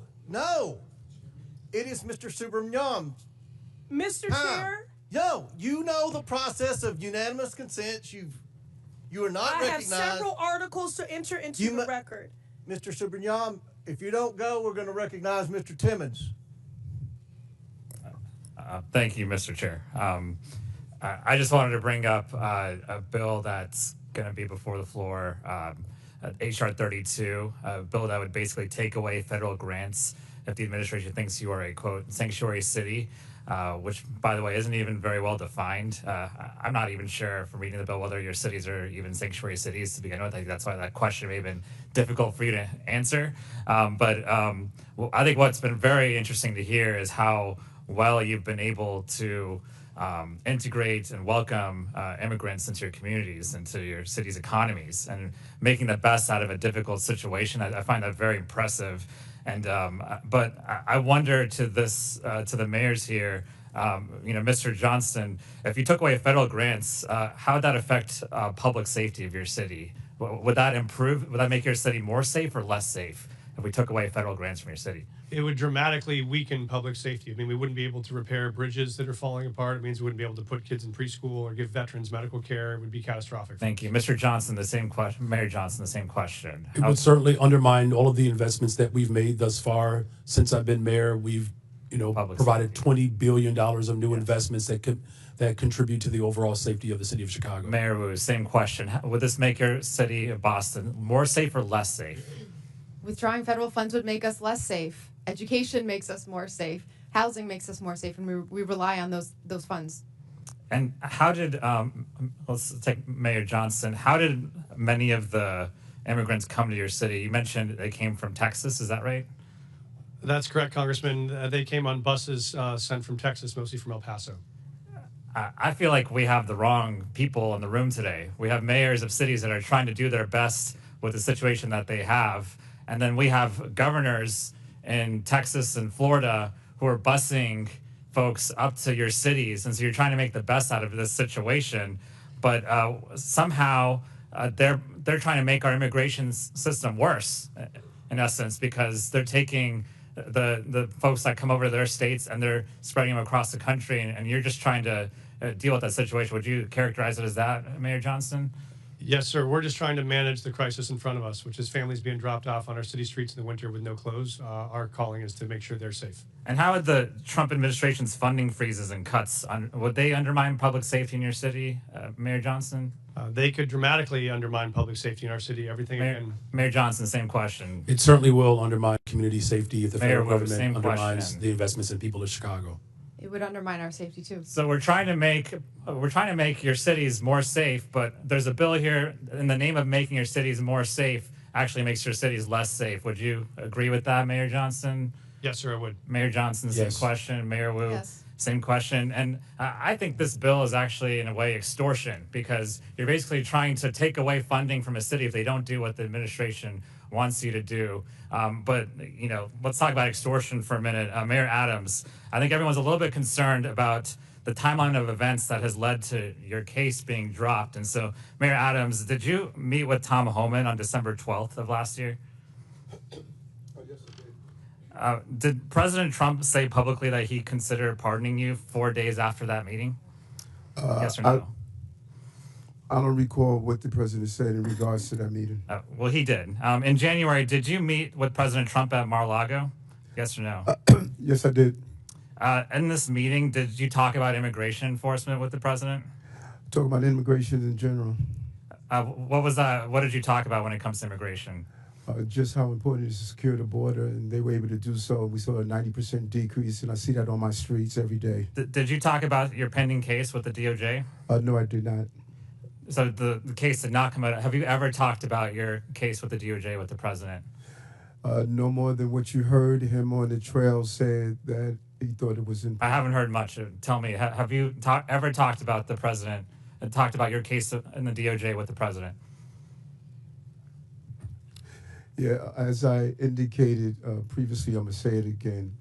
This case is in front of Judge Ho, and out of deference to him. Have you ever talked about your case with anyone in the Trump administration? I'm going to say this again. This case is in front of Judge Ho, and out of deference to Judge Ho, he is going to determine the outcome of this case. That's not answering the question. I'm going to ask you one more time. Have you ever talked about this case with anyone in the Trump administration? This case is in front of Judge Ho, and out of deference to Judge Ho is going to decide the outcome of this case. I think Mayor Adams is not answering the question because he probably has. And I think there's a pretty clear timeline here that indicates that a case is being dropped in the name of trying to appease the president, who seems to be okay with what's going on. And so look, we can talk about the policy, but I think there's a bigger problem here of public extortion and almost an endorsement of this extortion, and it's becoming the norm for this administration. I yield back. Chair recognizes Mr. Timmons from South Carolina. Mr. Chairman, before you do, I have a unanimous consent request, please. Mr. Spainsbury, you recognize. Thank you, Mr. Chairman. I have 4 articles I would like to enter into the record titled The Mythical Tie Between Immigration and Crime. Undocumented immigrants half as likely to be arrested for violent crimes. Immigrants significantly less likely to commit crimes. And one titled Showing Data About U.S. Born Citizens More Likely to Commit Murder. And Mr. Chairman, I do ask that you do respect my colleagues on this side of the aisle, parliamentary. Without objection, so ordered. Your unanimous consents are put into the record, and only titles are required. And once you start filibustering, you become out of order. I am not filibustering. I'm just saying the last member on your side was filibustering. She was not. She had. Yes, she was. And now you're filibustering. Chair recognizes Mr. Timmons from South Carolina. Thank you, Mr. Chairman. I just want to speak directly to all 4 of the mayors. Y'all did the best you could with bad situations. You did. The former president let in, I don't even know what number to use. Some places use 8 million, some people use 16, 20, whatever the number is. And so each of you had an influx of illegal immigrants into your cities, and you have federal, state, and local statutes that you have to deal with, and an untenable situation was created. I want to go one by one. Mayor Adams, how many illegal immigrants were present in New York City in the last 4 years? How many people did you have to deal with? 230,000. All right, so, and that's 230,000 people that were using your limited resources that American citizens are entitled to, but you were actually required under local ordinance or under state law to provide services to them. They're not supposed to be here. They're not supposed to be here because we have borders. Borders are supposed to matter. Mayor Johnston, how many illegal immigrants did you have to deal with over the last 4 years? Thank you, sir. We had 42,000 newcomers arrive over. 42,000. Mayor Johnson, how many illegal immigrants did you have to deal with over the last 4 years? Over the last 4 years, there were roughly 50,000 asylum seekers bused from the state of Texas to the city of Chicago. And you know why that Texas did that? Because 10, 12, 15 million people were in Texas, and they had to deal with the same problem you did, and they thought it was appropriate that everyone should have to share this burden. Mayor Wu, how many did Boston have over the last 4 years? We don't ask about immigration status and giving How many services, people so that- I don't have that number. Okay, well, we'll say at least tens of thousands. So all of you have limited resources, limited tax dollars to spend to serve your community. And there's people that have a disproportionate need, and you have obligations to serve them more if they are struggling, if they do not have income, if they are jobless. So you have limited resources, and all of you had this problem. And we've been saying for the last 4 years that this is all because Joe Biden and his policies were allowing lawlessness at our southern border, which allowed millions of people into this country. Mayor Johnston, did you say anything to the Biden administration? Did you say, we're struggling, we can't make ends meet, we can't serve our citizens because of your open southern border? Did you, Mayor Johnston? Yes, Congressman, I did reach out to the Biden administration about that. Did you publicly address this? Did you ever challenge them and say, this is ridiculous, secure the southern border? What we focused on, sir, was the biggest challenge we were facing was folks needed the right to work. They I came to our couldn't city. find anything where you told the Biden administration they are wrong for their border policy. Mayor Johnson, did you publicly attack the president, President Biden, in the last 4 years because he let millions of people into this country and it hurt your constituents? Did you publicly attack him for his policies? So I publicly called Did for... you say secure the damn border? No, you I didn't. publicly called for Congress to pass comprehensive immigration Okay, we'll get to reform, that in a second. and that Mayor did Wu, not happen. Did you ever publicly attack the open border policies of the previous administration? Congressman, in fact, we hosted the former Secretary of DHS in Boston so that he could see the impact. To talk of about how we our need residents. legislation, I'm sure. Mayor Adams, did you ever publicly attack President Biden for his open border policy? Yes, in addition to having $7 billion out of our tax base. Did you see what his administration did to political opponents? Did you see what they did to President Trump? I mean, I guess you're standing up for your people. I admire that. For the last 4 years, I heard how Congress needed to spend tens of billions of dollars to secure the southern border. We had to change policies. We had to do all this nonsense. We didn't need to do any of that. We just needed a new president. Last month, we had the lowest number of border crossings in decades. And I can promise you this, that's going to continue because our president has always had the ability to stop this. And the only one of you that stood up to the previous administration was under investigation shortly thereafter. Weird how that happens. We're turning the page here. Going forward, each of you need to cooperate to the fullest extent of your ability with President Trump, with ICE, with all federal laws to make sure that you can secure your people and stop spending billions of taxpayer dollars on people that do not deserve it. Your constituents deserve those resources, not the people that enter this country illegally. With that, Mr. Chairman, I yield back. Gentleman yields back. Chair recognizes Ms. Ansari from Arizona. Thank you, Mr. Chair. President Trump has talked a big game about how he wants to allegedly make our cities and communities safer. He says he wants to get violent criminals off the streets, and he thinks that mass deportations are the way to do it. He sent ICE and Border Patrol agents after our Native American communities, parents and children, and law-abiding American citizens who are targeted simply because of the color of their skin or the language that they're speaking. The chaos and the fear that this has instilled pits neighbor against neighbor, creates more distrust in law enforcement, and puts us all in danger. Mayor Wu, first of all, congratulations on your baby. What have you been hearing from communities in Boston? Are people fearful of engaging with law enforcement? In Boston, because our laws are what they are, we have very strong relationships with our community, and that's why we've been able to continue making progress on being the safest major city in the nation. But we do hear that people are afraid of the federal government, and it's including people who are immigrants, but also U.S. citizens. That fear is widespread. Thank you. Perhaps most disturbing, President Trump has diverted critical Homeland Security investigation agents to work on immigration enforcement. That means they're no longer investigating violent crimes like human trafficking, child pornography, and the flow of fentanyl in our communities, putting our entire country at greater risk. That means fewer violent criminals, pedophiles, and drug runners being apprehended, not more. Once again, Republicans are making life easier for criminals at the expense of victims, actually making our communities less safe. Mr. Beer, question for you. What effect do you think that assigning DHS agents to deportations is going to have on public safety? Well, it's an extremely negative effect, and it's not just limited to DHS. He's pulling in FBI, ATF, DEA. They're all being diverted off their primary missions to crack down on criminal gangs and criminal organizations in the United States. So it's not just DHS, it's every criminal agency in the United States government is being diverted to mass deportation right now.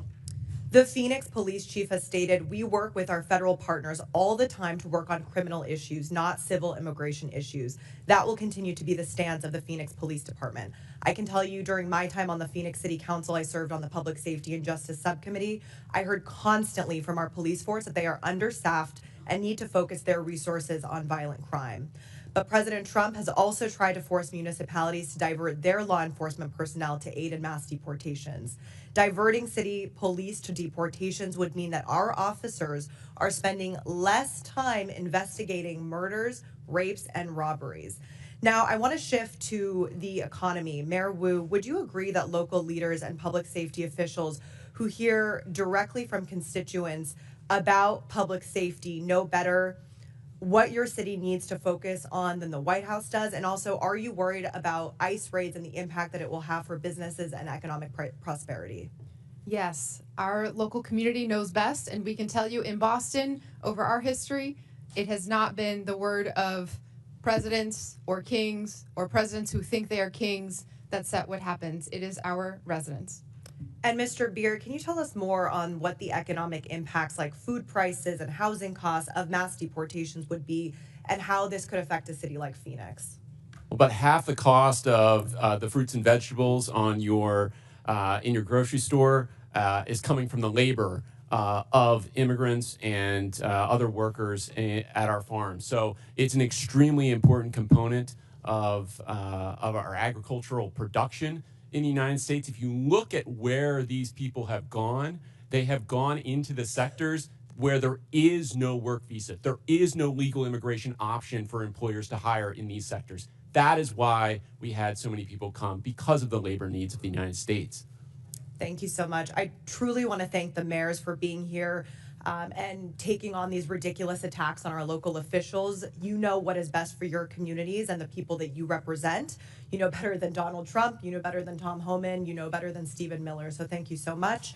And finally, I'd like to request unanimous consent to enter into the record, first, a report published by the American Immigration Council titled Mass Deportation, Devastating Cost to America, Its Budget, and the Economy. And second, a Center for American Progress report titled Trump's Rash Immigration Actions, Place Cruelty and Spectacle Above Security. Without objection, so ordered.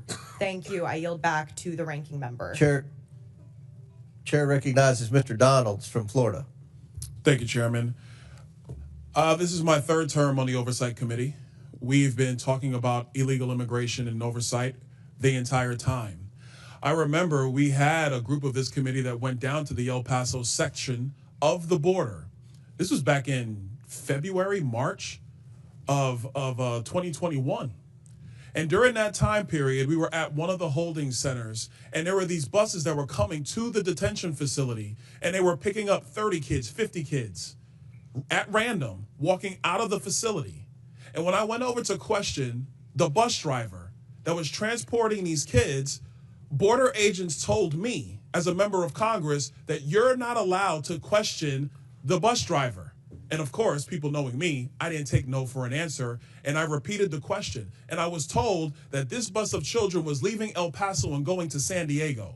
And so what was occurring under the Biden administration is that they were busing unaccompanied minors all across the United States for one reason and one reason only. And that was because they did not want the press to see the pictures of kids in cages. They did not want to see our borders being overrun. They wanted to disperse that problem all through the United States. That is the reckless history of illegal immigration under Joe Biden and the Democrat Party. Mayor Johnston of Denver, you lamented earlier that there were 10 to 11 buses coming per day to your city. Did you ever talk to Joe Biden about why this was happening to your community?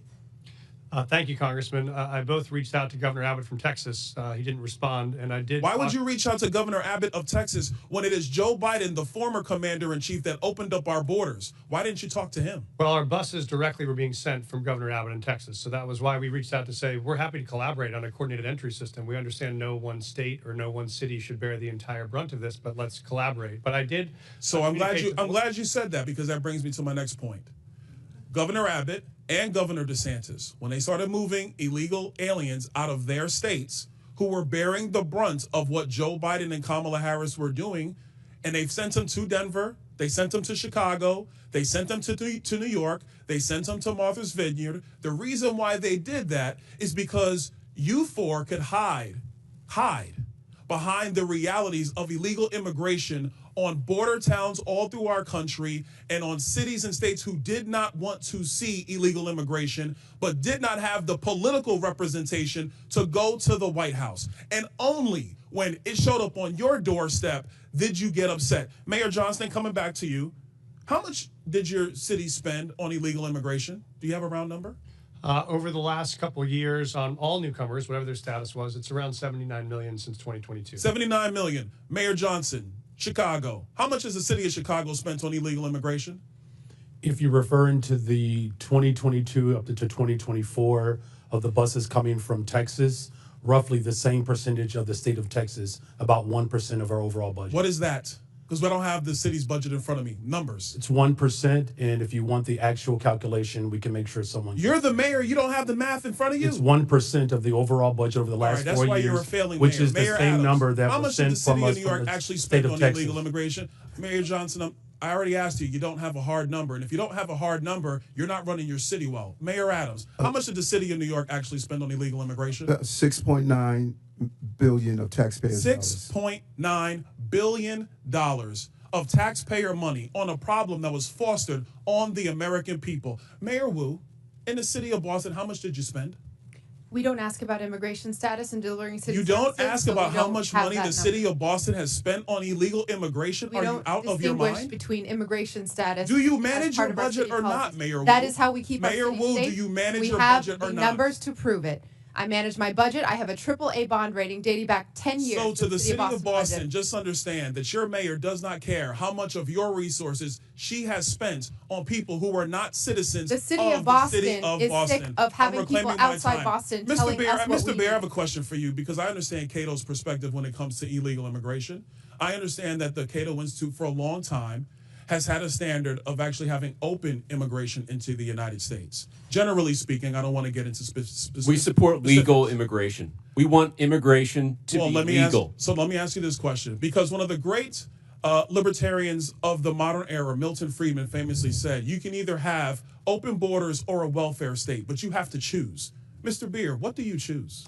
Milton Friedman said he wanted to allow illegal immigration to continue. I disagree with Milton Friedman's position on that. We should have legal immigration and build a wall around the welfare state, not around the country. That's in the best interest of taxpayers. And I would argue that under the current system where you have sanctuary cities popping up, it is not possible to build that wall. So America has to choose. Mr. Beer, you're done. America has to choose between securing our nation or protecting the taxpayer. I choose secure the nation. I yield back.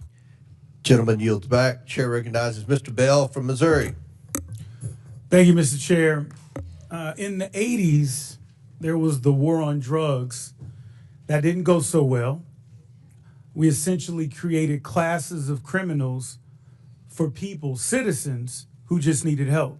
And I won't recount that entire history, but I don't think that we realized the error of our ways until it impacted more affluent communities, particularly with the opioid epidemic. And so now Republicans have began a new campaign, a war on immigrants. And while Republicans and Democrats both recognize the need to strengthen our borders, instead of sitting down and actually fixing the border situation, as has been alluded to, or actually we did that, but then after supporting it, Republicans voted against it after their boss told them not to, which really would have been a win for the American people. So as a former prosecutor, I recognize policing and community relationships go hand in hand.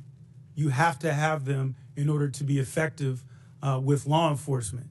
And to get bad people off the streets who are not going to commit a crime in front of a police officer, oftentimes it's our people in our communities who can help get those people off the street by sharing and cooperating with law enforcement. But that starts with trust and understanding. As a former prosecutor, limited resources. We have to be considerate of how we utilize those resources. And so my first question, Mr. Byron, I'm gonna go quick because I want to try to get to y'all. Why will requiring a local police department to honor extrajudicial ICE detainers or risk losing federal funding make our cities less safe? Well, you're taking resources away from whatever the higher priority is. So if you're talking about carrying out mass deportation and having state and local police detain people who are not public safety threats, then you're talking about in New York City, they're spending $1,500 a day on a bed. So that's $1,500 taken away from other public safety priorities. And Mayor Wu, and congratulations again as well. And first, you're welcome for St. Louis born and bred Jason Tatum. You're welcome. Thank you. Thank you. Why is it in Boston's best interest to make sure people who are experiencing domestic violence or are victims of violent crime feel comfortable coming forward to law enforcement with the knowledge that local police are not reporting them to ICE? We need those who have information. We need those who are victims and survivors of crime to know that they can come forward and get the help that they need. And when that happens, we keep everyone safer. Absolutely.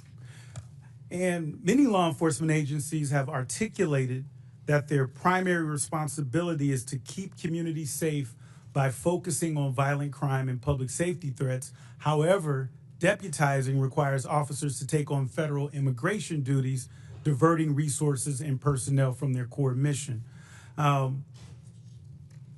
So when cities use their discretion, and Mr. Byer, this is a quick question for you. Do you believe that this additional burden makes communities safer, or does it risk overextending local departments at the expense of addressing serious crimes? I think states are best positioned to answer that question. It certainly can if you're imposing a mandate that is distracting from their public safety mission. And it's interesting to note that the majority's bill on this, H.R. 32, has an exception written in there for witnesses and victims of crimes. If you don't report them, it's okay under that bill, except no one's walking around with a victim or witness badge on them. So when a police shows up and responds to a call, they don't know who's a witness or victim. So the idea that you can just cordon that off and put that to the side doesn't hold up. I appreciate that. I'm just short on time. And Mayor Johnson, I have two quick questions for you, and you can give them the weight that you decide to give them. First, who has more world championships, the Cardinals or the Cubs? Mayor Adams, I don't want you in on that one. Can you tell us about the ways in which Chicago cooperates with federal law enforcement? Yeah, thank you for that question. Violent crime in the city of Chicago is down. It continues to go down in my leadership because of our investments. Having trust between community and police, local police, is attributed to that. And our local police department allies and cooperates with federal agents around human trafficking, drug trafficking, getting guns off the street, getting gangs off the streets of the city of Chicago, and it has worked. And the first black first lady in the history of Chicago is a Cardinals fan. Shout out to Hazelwood East. Hey, that's my school. Thank you. I yield back to the ranking member. And it's the Yankees. No questions for you, Mr. Chair now recognizes Ms. Luna from Florida. Mayor Wu, does the Boston Trust Act restrict communication with federal immigration authorities regarding individuals' immigration status, yes or no? We do not collect immigration status in law enforcement. I'd just like to point out, and Mr. Chairman, if I could enter the Boston Trust Act into the record. Mr. Chairman. Without objection, so ordered. Thank you. On section 4AA, a law enforcement official and employment of the city department, agency, or commission shall not, and then A, inquire of an individual on his or her immigration status. Under Title 8, U.S. Code subsection 1373 stipulates that local governments cannot prohibit or restrict communication with federal immigration authorities regarding individuals' immigration status, so your enforcement of this act is in direct violation of that statute. Can you please confirm? That is not Thank the you, ma'am. truth. That's a U.S. code. I don't know about you, but U.S. code does not lie. We do not ask about Mayor immigration Johnson, I'm not status, and that talking is to you what anymore. makes Next us safe in the question, city. Mayor Johnston, you said in your testimony that the first step you took after illegal aliens arrived was to provide them with housing. Is that correct, yes or no? Folks that were on the streets freezing to death, we gave access to shelter. Yes, we did. Thank you. Not to be rude here, but you have a good understanding of what the definition of harboring is, correct? I do. Okay. For those that might not, harboring means to knowingly or recklessly provide shelter or place to stay for an illegal alien. And according to Title 8 of U.S. Code subsection 1324, that is also a federal crime. Just to be clear, did you also say that you would be willing to go to jail to stop deportation efforts? I did say that I'd be willing to stand up for all of our residents, and the context was that was the point at which the administration was threatening to deploy the U.S. military to streets of our cities to pull kids out of schools and churches, Thank so we you. were worried about that. Thank you, Mr. Johnson. Mr. Chairman, I'd like to enter into the record an article from CBS. Without objection, so ordered. Thank you. In this, it says, Johnson said earlier this week that he's willing to use civil disobedience and, if necessary, going to jail to stop deportations. My final question would be for you, Mr. Mayor Johnson. Do you believe that Chicago's welcoming city ordinance encourages illegal aliens to enter the United States, specifically into Chicago? Yes or no? No. Okay. So you don't believe that banning the transfer of individuals into ICE custody for the purpose of civil immigration enforcement encourages illegal immigration into Chicago? Or how about agencies, sorry, 1 second, or agents not being able to stop, arrest, or detain individuals based solely on their immigration status or administrative warrant? So we comply with all laws, local, state, and federal. To me, after this line of questioning, it's very clear that these policies that you have all implicated are active and alive and well in your cities, are in direct violation with U.S. Title 8 Code subsection 1324, and is a federal offense. But you all speak about a broken immigration system, And yet here you guys are aiding and abetting in that entire process. I want to be very clear about something. Open border policies, which is something that you guys are talking about, hurts people on both sides, meaning the people that are coming here illegally and then American citizens as well. I do not think you guys are bad people, but I think that you are ideologically misled, which is why, unfortunately, based on your responses, I'm all going to be criminally referring you to the Department of Justice for investigation. And as soon as I leave here, these will be going over to Pam Bondi.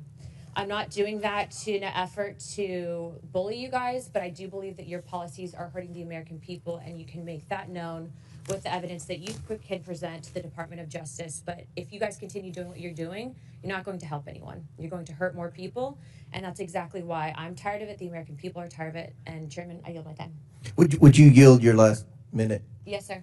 But Mayor Adams, you were one of the first mayors in what the media refers to as a blue city, typically, that came out and raised concerns about the influx of illegals pouring into the city of New York. Could you answer the question what that did to New York City from a budgetary standpoint? Let's not even talk about crime or anything. Let's just talk about from a budgetary, the burden on the citizens of New York City. As I indicated, Mr. Chairman, we spent $6.9 billion, and the long-term impact of that is extremely significant. After COVID, we had a large number of children who was chronically absent. We could have taken $200 million of that and dealt with that. We have a real mental health crisis in our city. We could have spent hundreds of millions of dollars on that. And so the long-term impact of spending $6.9 billion is going to have serious ramification on the future of New York City. So it's more than just what happened last year or this year. It is what is going to impact us long term. And I think that's one of the purposes of this hearing, to talk about the consequences from cities that have huge illegal alien populations. So Chair now recognizes Ms. Presley from Massachusetts. Thank you, Mr. Chairman. Mayor Wu, I am grateful for our long-standing partnership in public service. I'm grateful to be your congresswoman as well as your constituent. Can I get that time back? All right.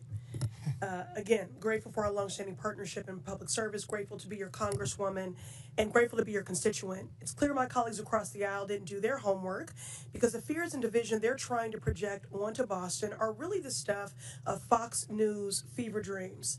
Our city is vibrant, our city is diverse, our city is beautiful. Mayor Wu, immigration is central to the economic success of Boston, is it not? Absolutely. All of our key industries, whether it's healthcare, life sciences, higher education, financial services, everything that we do depends on immigrant residents and the contributions that they make. Thank you, Mayor. Well, immigration defines Boston. For generations, our city has been shaped by people who have endured incredible hardships to arrive at our shores seeking a better life. They drove taxis, opened restaurants, studied at our schools, built homes, repaired our roads and bridges, cared for patients, cleaned offices, built businesses, provided essential early education and childcare for our babies. There is no doubt immigration is essential to the success of Boston, but there is in fact a dark threat looming over this great city.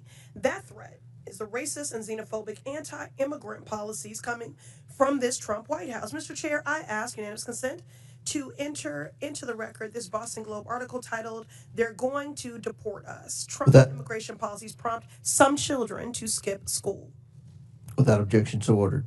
Mayor Wu, I've been speaking to principals and educators in Boston at various roundtables and town halls that I've convened, and the stories are heartbreaking. Elementary school children are crying in their teachers' arms, fearful that they're going to lose their parents to cruel and unjust deportation raids. Mayor Wu, last week I met with an esteemed doctor from a local Boston hospital who reported that follow-up appointments in her clinic have seen a 200% spike in no-shows and cancellations. Her assessment, her patients are missing critical care like dialysis, prenatal care, and chemotherapy because of a fear of immigration raids in our hospitals and healthcare settings. Mayor Wu, do you agree with this healthcare provider?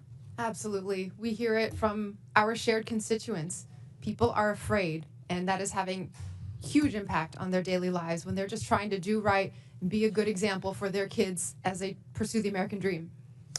Mr. Chair, I ask unanimous consent to enter into the record this article titled Fearful Amid ICE Crackdown, Some Immigrants Are Skipping Healthcare.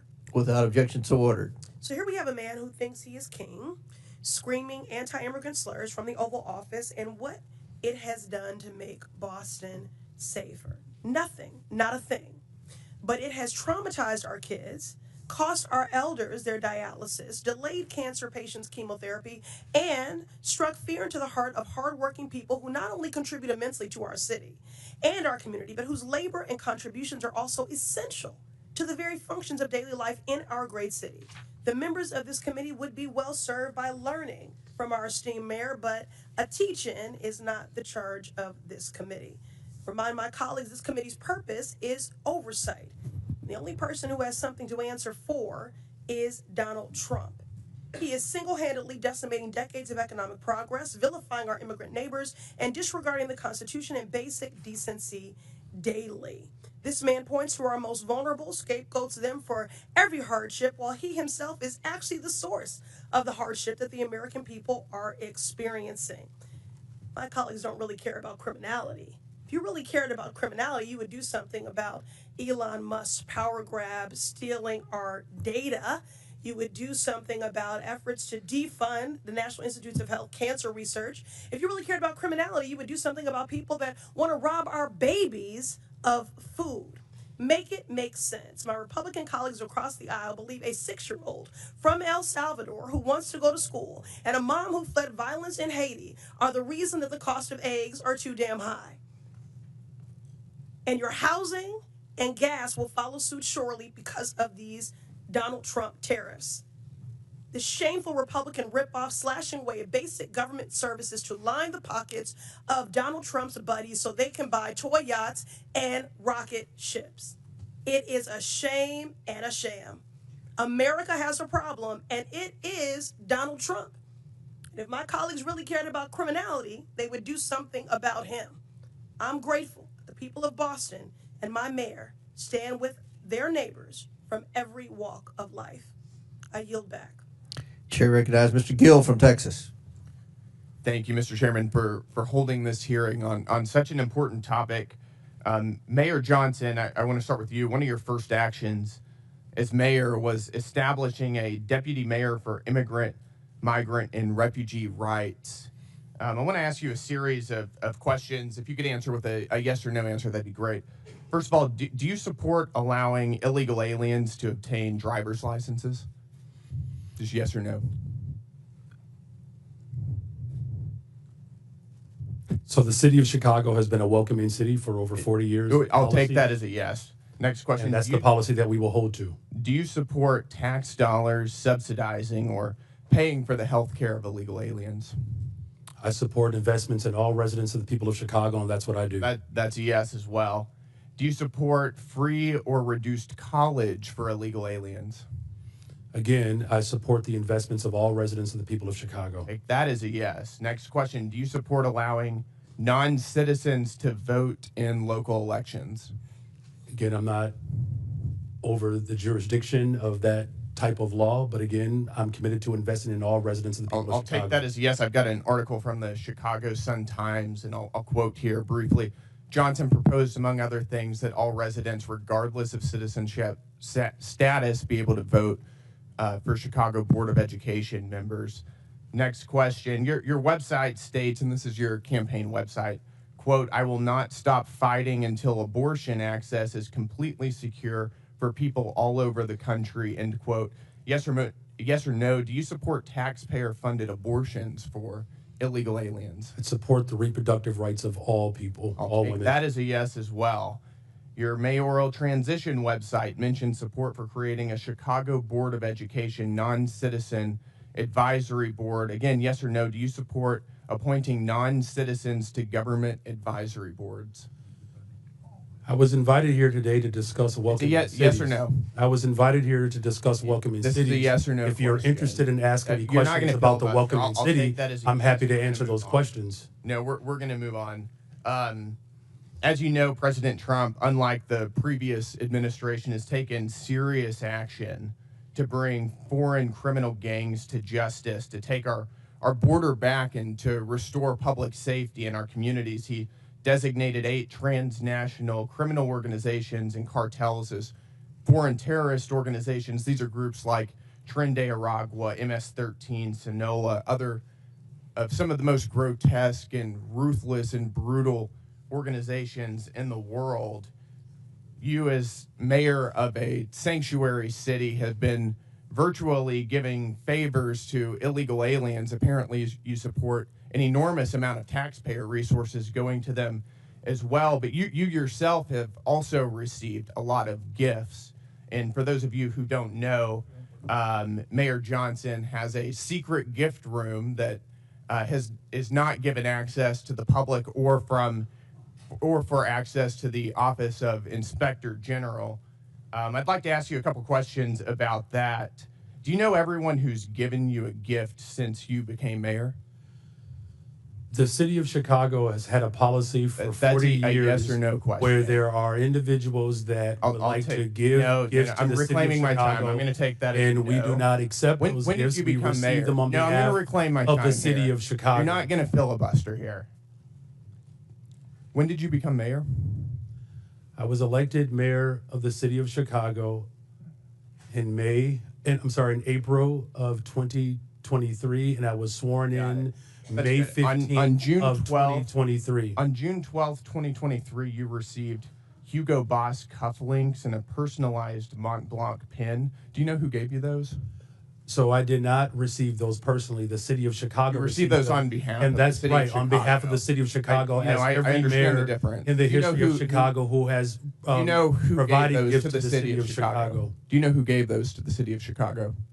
So again, on behalf of the city of Chicago, there It's are a yes gifts or no that are question. received, but I do not Do you- accept. Those are not you my don't- personal so you gifts. don't know. Those are the gifts of the On- city on of March Chicago, 18th, and that's why you are aware 2024, that they exist because they're reclaim within my the law. time here, sir.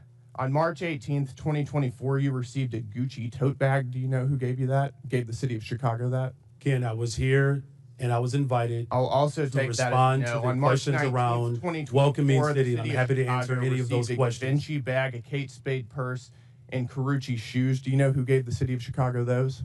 Again, I was brought. I'll take that as a no. I'm reclaiming my time to respond here, sir. I on am behalf of the reclaiming city my of Chicago of This what a welcoming raises city ordinance serious is. ethical concerns. You're providing an enormous amount of aid to illegal aliens, aiding and abetting criminals who have come into our country illegally. And you yourself are receiving an enormous amount of gifts, and you won't even tell us who they're coming from. That Chairman, raises time is up. serious ethical We have a concerns. 5-minute rule. Gentlemen's time's Mr. Chairman, I'd like to ask for unanimous consent to enter into the record the City of Chicago Office of Inspector General advisory concerning gifts accepted on behalf of the city. Without objection, so ordered. Thank you. Chair now recognizes Ms. Tlaib for 5 minutes. Thank you, Mr. Chair. Mayor Adams, since we're on the this conversation around oversight and some misclaims here about corruption, I mean, do you agree, Mr. Mayor Adams? Yes, I hear you. I hear you. Oh, okay. You weren't looking at me. That's why. Mhm. It's okay. I'll speak louder if you want. Do you agree to a quid pro quo deal to enforce the Trump administration's cruel immigration policy in exchange for protection from the federal corruption charges against you? And you are under oath, just as a reminder. Congresswoman, there was no agreement. There was no quid pro quo, and I've done nothing. Yeah. nothing So help me out here, though. So the Trump official, Tom Homan, we all know who he is. He said, quote, I'm quoting him, "If he doesn't come through, I'll be in his office, up his butt," sorry, Chairman, saying where the hell is the agreement we came to, end of quote. You're accusing the Trump administration for lying? Or, did they lie? What agreement did they're lying then? Mr. Homeland and I both agree we would fight dangerous criminals, and we never had any conversation about my case. Okay. So Mayor Johnson and Johnson and Wu, I'm sorry, I can't get the that. You can just call it Chicago and Denver. There you go. This is really important, as a child of immigrants, and I think many of my colleagues on that side of the aisle have beautiful, diverse communities as well. And one of the things that I know happens when we try to have local law enforcement and local city officials. I mean, they even want treasury folks that work for our city treasury asking people for immigration status. That's what they would prefer. Is that racial profiling? What do you do? Like, you wait for somebody to come, they have an accent, maybe they wear hijab, maybe they look a certain way. That's what they want you to do. That's what they're asking you to do, by the way. They want you all to basically do the job of what the federal government should be doing in regards to passing really comprehensive immigration reform, so families are not separated. Because right now, all they want to do is continue to talk about enforcement. Guess what? The last 20 years, it didn't work, did it? It isn't working. So one by one, if you can talk about that, because I know my mother, who's been here for over 50 years, is carrying her passport, her U.S. passport, for the first time in her life. And she ain't traveling nowhere out of the country. But she's carrying it because she knows her beautiful accent. It's beautiful. I love it. And just so fearful of being stopped and being asked her immigration status. She knows she'll be racially profiled. And she already feels unsafe in a community she lived in for over 50 years.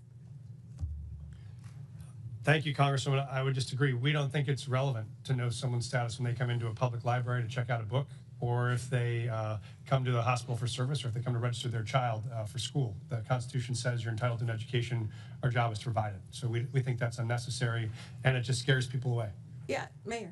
Yeah, allowing local law enforcement in the city of Chicago to focus on city priorities, as well as making sure that there's trust between our immigrant communities and all of our communities. I've worked on domestic violence cases as a former immigration attorney. Absolutely. I'm telling you, this is deadly for women being abused. It Deadly. certainly engenders trust, and that's how we have driven crime down in the city of Chicago, because of that trust. Mayor Wu.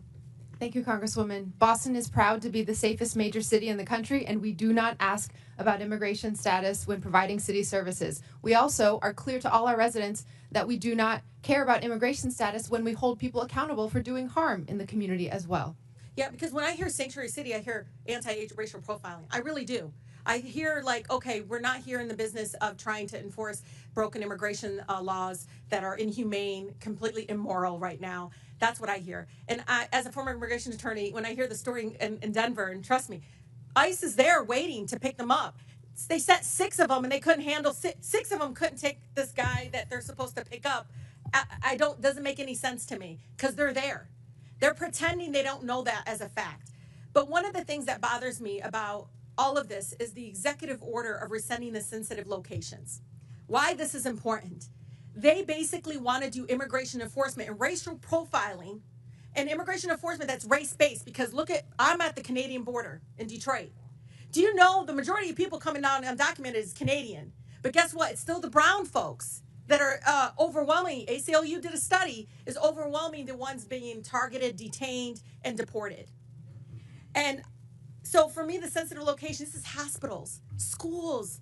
This is funerals. This was all a policy in place to protect us from having our communities over police and militarized. Can you talk about the impact of that? And I have 22 more seconds because he went over 22 more seconds. He spoke over him. No, he didn't. No, I didn't. Chairman, I never spoke over him. No, not you. The mayor spoke over Brandon. Oh, well, I didn't hear. It doesn't matter. He went over 22 seconds. But go ahead and ask your question. I just want them to answer the question about the sensitive locations, because this is something we all should be scared of, because pastors are calling me because they're talking about churches possibly having ICE agents show up at churches. I can just say, Congresswoman, our fastest growing church in Denver went from 700 folks in the parishon to 5 after that announcement. All right. Very good. Thank you. Thank you. Yep. Chair recognizes Mr. Fallon from Texas. All right, 43 seconds. That's a deal. All right. Mr. Chairman, thank you. Coming into this very important hearing, I suspected that Democrats would claim illegal immigrants pose no danger and would frame them as a sympathetic victim class, completely glaze over the tremendous financial burden that mass unlawful migration places on the shoulders of the American taxpayers. And furthermore, they would completely ignore the grave dangers that violent criminal illegals pose to all Americans. It would be, Democrats would use spin and deflection and woke wonderment and delusion, and some would even blatantly lie. And as they so often do, the left did not disappoint. The first claim that we heard was there were ICE agents ripping adorable children off adorable school buses. It was a myth and it never happened. And what was the source of this Democratic claim? One letter written by one superintendent in a country of 13,000 school districts. And that letter said that this may happen. Well, I may start a business with flying monkeys delivering you fruit salads. I may. But it never happened. And the case in point, it was Alice ISD. And Mr. Chairman, there was another letter that Alice ISD sent, and I'm going to quote it. It said, "We have not had any Customs and Border Patrol enter or board buses, nor do we have any knowledge of it happening here or in any other school district." It was a spin, it was deflection, and it was a lie. Now, the most important thing that any elected official should focus on is to keep our citizens safe. There's no greater calling. Mayor Johnson, is Chicago a safe city?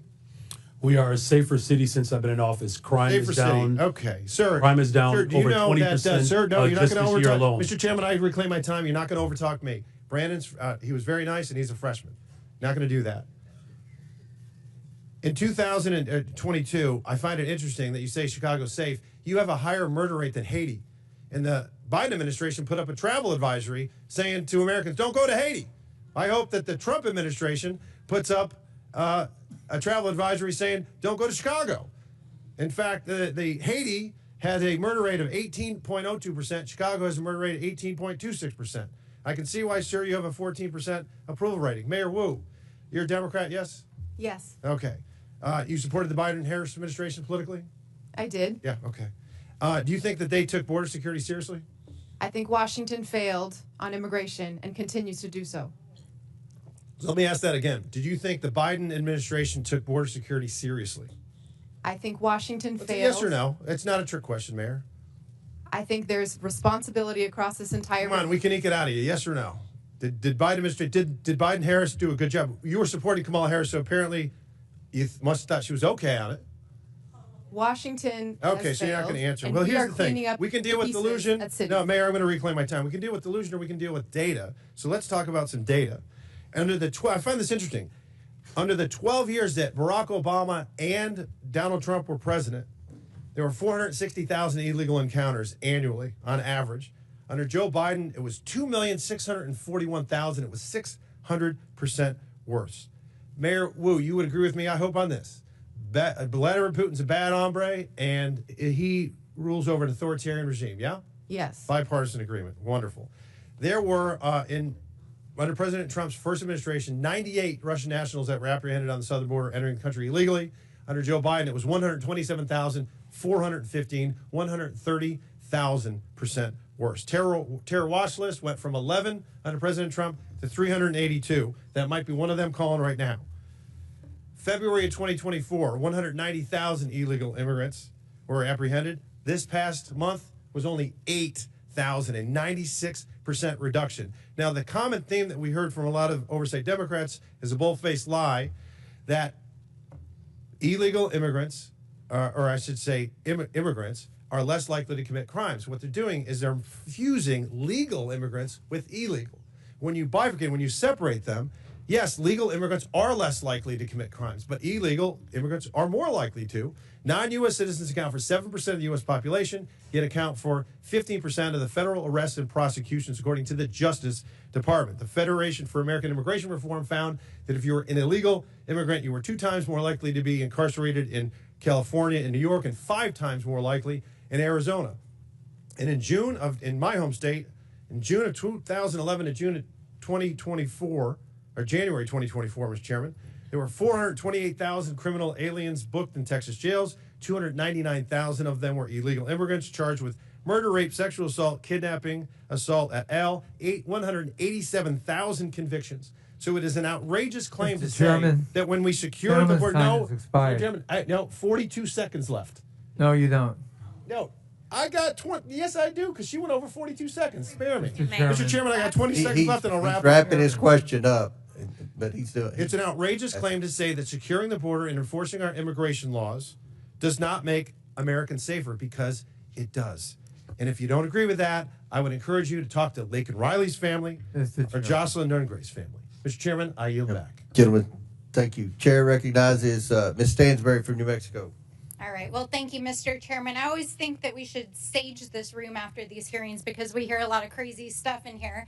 But let me start out by saying, mayors, welcome to our committee.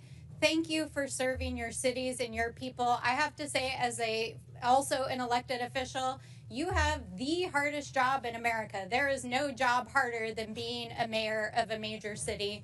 So thank you for serving your constituents. And I want to take this opportunity to especially acknowledge Mayor Wu, because not only are you the first woman to ever serve the city of Boston, if you all haven't been watching, she is also the mother of a newborn who is here with her.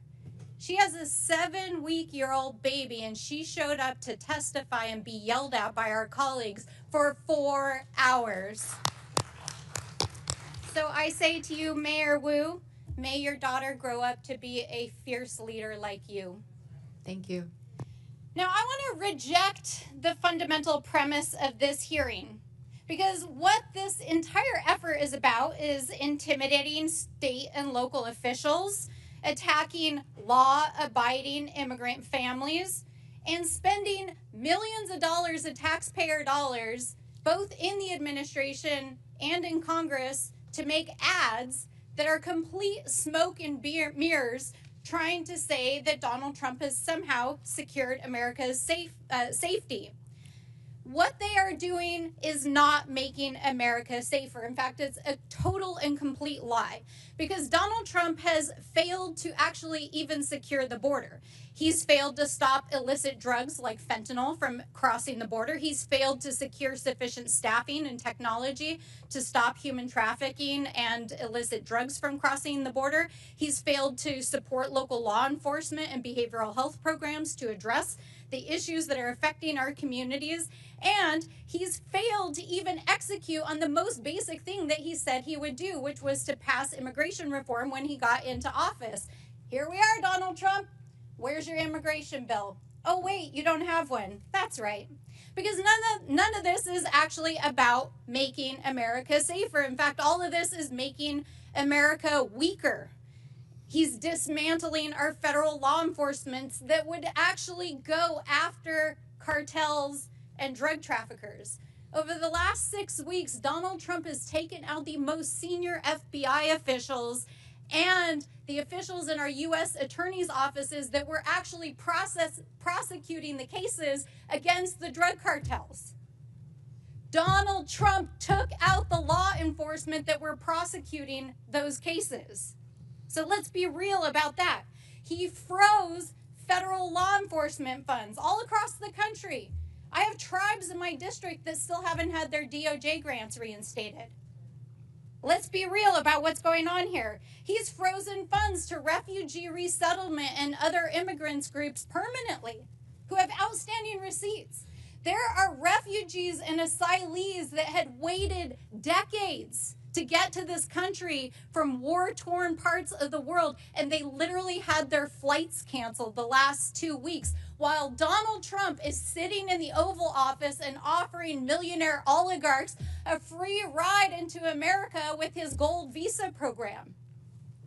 Is this really about making America safe again? Is that really what he's about? Is that really what my colleagues across the aisle are about? Because what I can tell you, as a representative from a great city, the city of Albuquerque, a border state, is that we know what makes our communities safer. It means we stop drugs from coming into our country and our communities. It means that we support and we fund our law enforcement. It means that we fund our behavioral health system. It means that we support our mayors, our tribal leaders, and our state officials. It means that we invest in them. It does not mean that we drag them in front of Congress for 4 hours. We yell at them. We tell them we're going to give them criminal referrals. The DOJ is intimidating our mayors. And my colleagues across the aisle are producing TV ads to try to pretend that they're making this country safe again. It's total bullshit. Absolute bullshit. They are not making America safer again, and what they are doing is terrorizing immigrant families. That is what they are doing. Parents who are afraid to send their kids to school, parents who are afraid that they won't come home again, kids who are afraid to leave their houses, refugees who have waited for years to come into this country. And our mayors are sitting here enduring this ridiculous hearing as they've been threatened in front of the American people. And so I will say, in the words of my sister in the front row who brought forward the words of one of our faith leaders just a few days ago on the House floor, I hope that my colleagues across the aisle, who I can tell, most of whom come from immigrant stock, will have the same mercy that our ancestors had shown to them by this country so that you could sit here and be a congressperson. Gentle lady's time's expired. We're going to ask for unanimous consent. Ms. Crockett. From The Economist, how Boston became the safest big city in America. Murder is declining across the country, but Boston has led the way. And then I have one more UC request.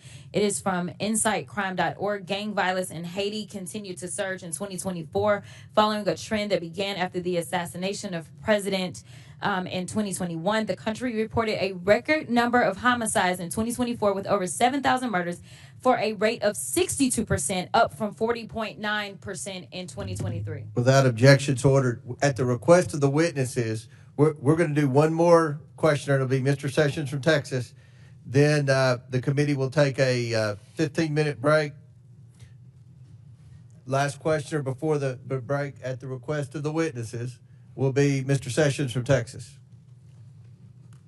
Mr. Chairman, thank you very much to the panelists. Thank you for taking time to be here. I hasten to say that I'm probably not going to yell at you. I will not live up to the things that we've been accused of today, but I will say that I want to defend some actions that are being taken. I remember a few years ago when Boston had 2 illegal aliens who were they were known as criminal aliens, but they were known as on the watch list. They created a bomb that went off at the Boston Marathon. Only killed a couple people, but caused huge disruption. And it brought to light that the administration at the time and prior administration had allowed people who were on watch lists that we understood terrorism, criminal, and we were allowing them in the country. We watched forward as we moved about the rule of law being ignored. United States of America allows 1 million people to go through our process. The largest amount of anywhere in the world, 1 million people, and they go through a process. And I spoke at one of these ceremonies, naturalization ceremonies last May. And I spoke to the people that were there. And they all unequivocally stated, thank you to the United States of America, but they learned what they were entering, what they were expected to do, that their customs from where they came from, some could be kept, but the things which did not correspond to American law now needed to be followed, that they were going to become American citizens, not where they came from, but they wanted to be Americans, and they had to follow those rules and regulations or laws. That we were very open to them being here and that they could legally perform the duties that they wanted. What has caused this mismatch is more than just the Boston bomber or people being killed, but rather the public interests in looking at what the charade that it caused all across this country, in particular in larger cities. Chicago, yes. New York City, yes. Other cities around the United States where people felt not only threatened, but it was activity that was seen as unbecoming to people who should be where they were and giving respect and thanks to a group of people who were allowing them to be here, i.e. a city that was not going to arrest them. But you see, what we really understood is if you were here illegally, they weren't going to arrest you even for a crime. They might have arrested someone who was a citizen and put them behind bars, but unless they really created a heinous circumstance, they were not going to be arrested. And so this created an aura around the United States that the American people understood.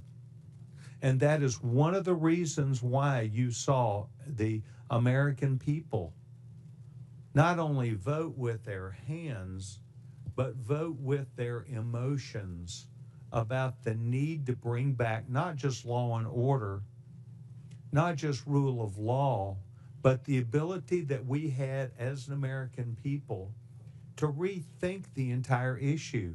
And I do understand you think that this is all broken in Washington, D.C. because you disagree with it. But what we've been allowing is the next president, whether it be Barack Obama, whether it be George W. Bush, whether it be Donald Trump, whether it be Joe Biden, to insist upon their own way instead of the law. The laws have been misguided, they've been misused, and they are taken advantage of. I think what we're trying to do today is to hear from you, not as we're accused, but rather thoughtful people, to hear you talk about your cities, the things which you encounter, and the things which you think are right. And by and large, and I've been in and out of this committee today, but we by and large heard it's more safe. It's not less safe. It's more safe because of what we do. And yet it comes at a cost and a price, and it creates circumstances. So I want to thank you for being here. I want you to remember that not everybody yelled and screamed at you. Some people actually showed up to listen. And that is what I did today. I want to thank each of you because your modeling that you have been doing is something that we do need to pay attention to. Mr. Chairman, I yield back my time. Very good. The committee will take a 20-minute break. Pursuant to the previous order, the chair declares the committee in recess for 20 minutes.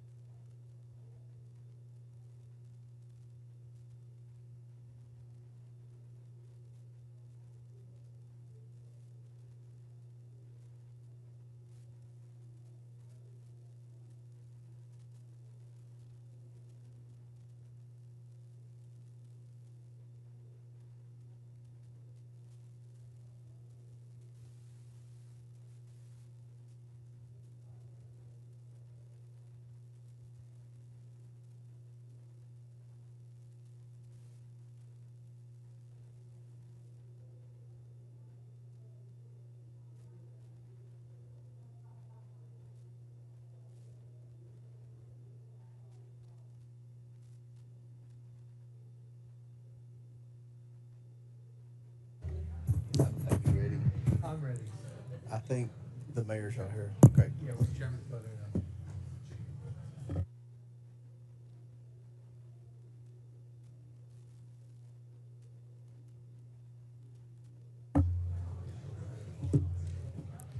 The committee will come back to order. Chair recognizes Ms. Crockett from Texas. Thank you so much, Mr. Chair, and thank you so much to our mayors that are here. And I really quickly want to touch on something because I know that many of you prepared for today's hearing by making sure that you got a little bit of information about immigrants and crime in your cities. Let me ask each of the mayors, just yes or no. Have any of you been made aware of any immigrant that has had 34 felony convictions that has still been able to roam around in your cities? Anyone? No, ma'am. 34 felony convictions. No, from the Congresswoman. immigrants. Anybody? I'm not aware. Oh, okay. I'm just curious because we are so concerned about crime, and I know that my Republican colleagues would never want anybody with 34 felony convictions roaming around because that could be a danger to the community, but I will move on. The Republicans put more effort into producing their little propaganda trailer for this hearing than they have into reforming America's immigration system. And that's why we're here today. In fact, Republicans are beating up on the vast majority of you about what you're doing for your citizens, but the last time I checked, you're actually showing up. You may or may not be aware, but the NRCC just instructed Republicans to stop their town hall meetings because their constituents were showing up and telling them to do your jobs. If I had to sum up some of what you have said thus far today, I would sum it up as you have been trying to tell them as politely as you can to do their jobs. In fact, we know that they have not done their jobs, and so they're trying to force you to do it for them by turning your local law enforcement officers into ICE agents. They have this fake outrage about how immigrants are stealing resources and jobs from Americans when residents of Boston, Chicago, New York City, and Denver are subsidizing public services in their districts and their states because the Republicans refuse to ensure that their constituents earn a livable wage.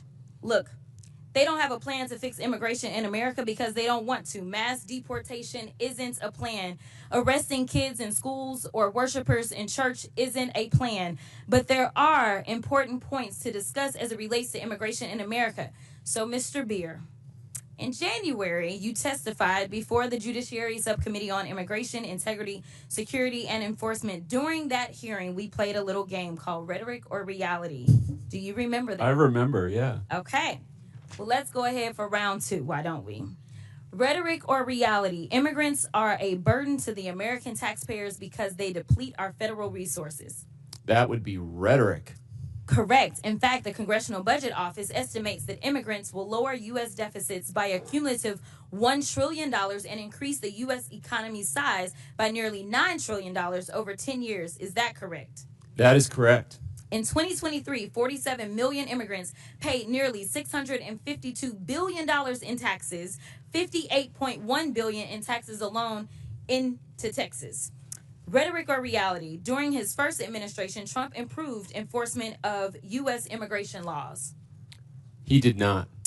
In fact, President Trump closed almost all immigration courts for removal proceedings, cut prosecutions for unauthorized entry by 87%, cut ICE removals to the lowest level in the history of the agency, and released 9,000 people with violent crime convictions back into our communities. Is that correct? That's right, yes. So rhetoric or reality? President Trump's immigration policies make American communities safer.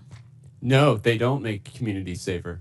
In fact, nearly 100,000 unauthorized immigrants have obtained legal status through their cooperation with law enforcement. And local law enforcement agencies have more than 300,000 pending requests for immigrants seeking legal status based upon their cooperation with law enforcement, according to the Department of Homeland Security. Is that correct? That's right. Immigrants work with law enforcement to stop and solve crimes. Thank you. That was one of my rhetoric or reality questions. Sorry. The question was immigrants without legal status can help stop crime. That's correct. Yes, right? that's correct. All right. And Mr. Beer, isn't it true that Republicans are threatening to illegally strip cities of law enforcement grants intended for local policing and public safety if they don't go along with Trump's immigration agenda? That's right. They want to redistribute the fiscal burden onto the Democratic cities and away from the Republican ones. Which brings me to my next point. Mayor Adams, do you believe that President Trump is weaponizing the Department of Justice against local governments like New York City? As I stated publicly,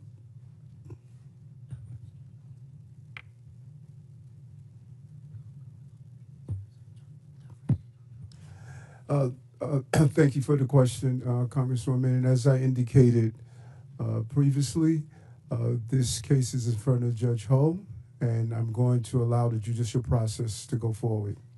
Well, let me ask it a different way. There was a quote from Mr. Well, he had to get advice, so can I just get a... What's that? He was getting advice, so can I get a little bit of time? I didn't interrupt while he was getting advice. Because they were advising him. Go ahead. Okay, this is the last one. There was a quote from Mr. Homan, I believe, where he said he will be in your office and up your butt if there was a problem with whatever agreement. We don't know what it was. My question to you, I know you've been asked about it a couple of times today, is was he lying when he said that you made an agreement that would cause him to be up your butt if you failed to uphold your end of it? And gentlelady's time's expired, but if the mayor wants to answer that, he can. Congresswoman, I answered that question, and it appears as though we're asking the same questions over and over and over again. My comments are not going to change. No quid pro quo, no agreement. I did nothing wrong. Chair recognizes Mr. Langworthy from New York. Thank you very much, Mr. Chairman. Thank you, mayors, for being here. You all represent cities that should be beacons of opportunities for young professionals, entrepreneurs, and hardworking Americans that want to make it in this world. Not the laughing stocks that they become in many ways.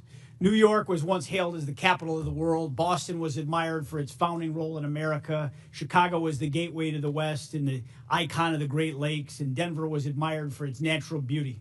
Now all these cities are seen as a place where illegal immigrants, violent criminals, and gang members thrive, breaking our laws and spreading fear throughout our communities. Let's be clear. Sanctuary policies have not just failed, they've made our cities less safe and less welcoming to those who truly want to contribute to our communities. Here's a perfect example. Laken Riley's murderer was arrested in New York City on charges of detaining a minor. He was released due to New York State's sanctuary status. He was then allowed to go on to Georgia, where he murdered Laken in cold blood. Last night in my district, 400 miles from New York City, 2 members of Trendaragua gang were arrested for an ATM jackpotting scheme that stole more than $100,000. The suspects were also wanted for similar crimes throughout the state of New York, and in your state's Mayor Johnson and Mayor Wu for hundreds of thousands of dollars. Now, God only knows what else these dangerous gang members are responsible for. Buffalo ICE recently arrested an illegal from Peru who had murdered 23 people and had the victims' faces tattooed on his body. He was allowed to evade law enforcement for a long time due to New York State's green light law that protected him and shielded DMV data from federal law enforcement officials. There is no such thing as a victimless crime. Every crime has a victim, and these victims, they don't have a sanctuary. They have to live with the pain and the trauma of something being taken from them, their safety, their security, their property. And to add insult to injury, the witnesses before us have protected the perpetrators. Mayor Wu, the other day, you stunningly expressed sympathy for the man responsible for the knife attack, not the brave officer who stopped him. Where is the sympathy for the men and women in law enforcement trying to keep us safe? Congressman, Where check your is this? facts. It's my time. Check your facts. Watch the video. It's my time. I did not express sympathy for that Where is the individual, but sympathy for their for the family. victims? And any individual I haven't whose asked life you a is question. lost is a It's tragedy. appalling to me that we even have to ask for sympathy for victims instead of violent criminals. But here we are. And to all the mayors before us, hindsight being 20/20, is a blessing and a curse. You can't go back in time, but it should give you clarity for the future. Laken's murderer, Jose Ibarra, had demonstrated he was a danger to society. He should have been detained by ICE. I want to ask each of you, yes or no. Do you agree that someone who demonstrates a willingness to harm society should be detained by immigration officials? Mayor Adams. Yes or no? Within the confine and restrictions of the law, yes, I do. Okay. Mayor Someone John. that's committed a crime, yes. Oh, sorry. Someone that's committed a crime, yes, should be detained, and we would help them. Every violent criminal should be held accountable, and that's why crime is down in the city of Chicago, because we're doing just that. Mayor Wu. If you commit crimes against the people of Boston, you'll be prosecuted. Another yes or no question. Has anything that's happened in this country in the last 3 years given you reason to consider removing sanctuary city status from your communities? Mayor Adams. I'm clear that what we do is prevent some of these crimes from taking place. Mayor Johnson. We think the system that we have works, and we will keep it. Violent crime is down in Chicago because of welcoming city ordinance. Have you considered removing sanctuary city status? Well, violent crime is down in the city of Chicago under my leadership. We're going to continue to do what we have to do to ensure that continues. Mayor Wu. We are the safest major city in the country, in Have- part because people trust that they can call 911 and help police solve crimes. Have you considered removing sanctuary city status? We are going to continue to keep our policies in place that have been working for the people of Boston. I think you've answered the question. The American people are fed up with the policies that protect criminals, waste taxpayer dollars, and prioritize illegal immigrants over the safety and well-being of hardworking citizens. Your cities, once shining beacons of opportunity, have now become a symbol of failure in leadership. The time for excuses is over, and the American people demand that you take responsibility, abandon these reckless policies, and start putting the safety of your constituents first. And with that, I yield back, Mr. Chairman. Gentleman yields back. Mr. Chair, I have a unanimous consent. Who said that? From usafacts.org, which states rely the most on federal aid? The number 3 highest proportion of federal funding that a state relies upon is the state of Kentucky, your state, Mr. Chair. Without objection, so ordered. Chair recognizes Ms. Simon from California. Thank you, Mr. Chairman, and thank you, Ranking Member Mayors. It's really a pleasure to hear from you today. And Ms. Sue, I was able to meet your sleeping daughter outside, and as a mother myself, I know the care that you are taking not only for your own family, but for our communities. But to all of you, thank you for being here today for so many hours. Just quickly, when I came to Congress, I was under the impression that both members of Congress and folks who are in the federal government take heed to the history of this country. I would love for members of Congress and on this committee to contact the Congressional Research Service and look at the ordinances and the authors who created ordinances of sundown towns.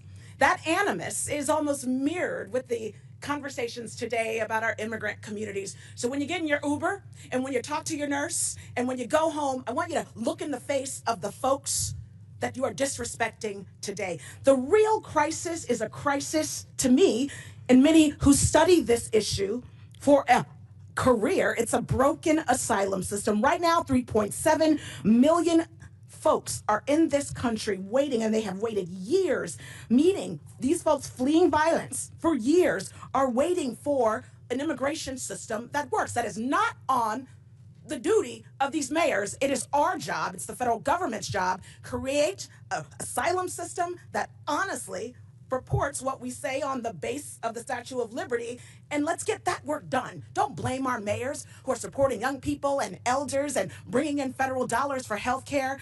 I want to yield my time to the gentle lady from New York, Ms. Cortez. I thank the Congresswoman. I'd like to start with some questions prior to my recognized questions. Mayor Adams, on January 31st of 2025, your attorneys met with federal prosecutors regarding the charges of bribery, campaign finance fraud, and conspiracy against you. Were you aware of this meeting prior to its occurrence? Congresswoman, as Microphone, please. I'm sorry. As I stated to your colleagues, and I'm going to continue to state because we're asking the same question over and over again. This is a new question. This case is in front of Judge Ho, and out of deference to I our understand, criminal Ms. justice Mayor Adams. process, I'm going to Mayor Adams, defer this as your to the counsel, court. I'm sure will inform you. The only permissible way to refuse to answer a question during a congressional proceeding such as this is by pleading the Fifth Amendment. Deference to the judge is not a permissible excuse for not answering questions during a congressional hearing. Is it your intention to plead the Fifth today? Councilwoman, you said the only way that you can't answer a question is to plead the fifth. I am answering your question. I'm answering your question directly. That You are not, Mayor Adams. Okay, I believe I am. I will ask it again. Were you aware of the meeting between your attorneys and federal prosecutors on January 31st? Answering this question is a yes or a no.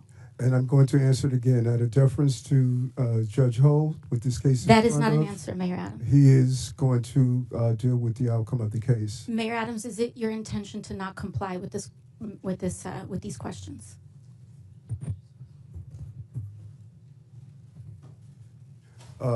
As I stated, I'm answering your questions, and what you're doing, let's be clear on, you're asking me about communications between my attorney and I. And I don't think that is appropriate to be asking a question between my attorney and I, because we are in a country of law and order. I understand. And your So, Mayor relationship Adams, and who communication is with your your attorney should be respected. Who is your attorney?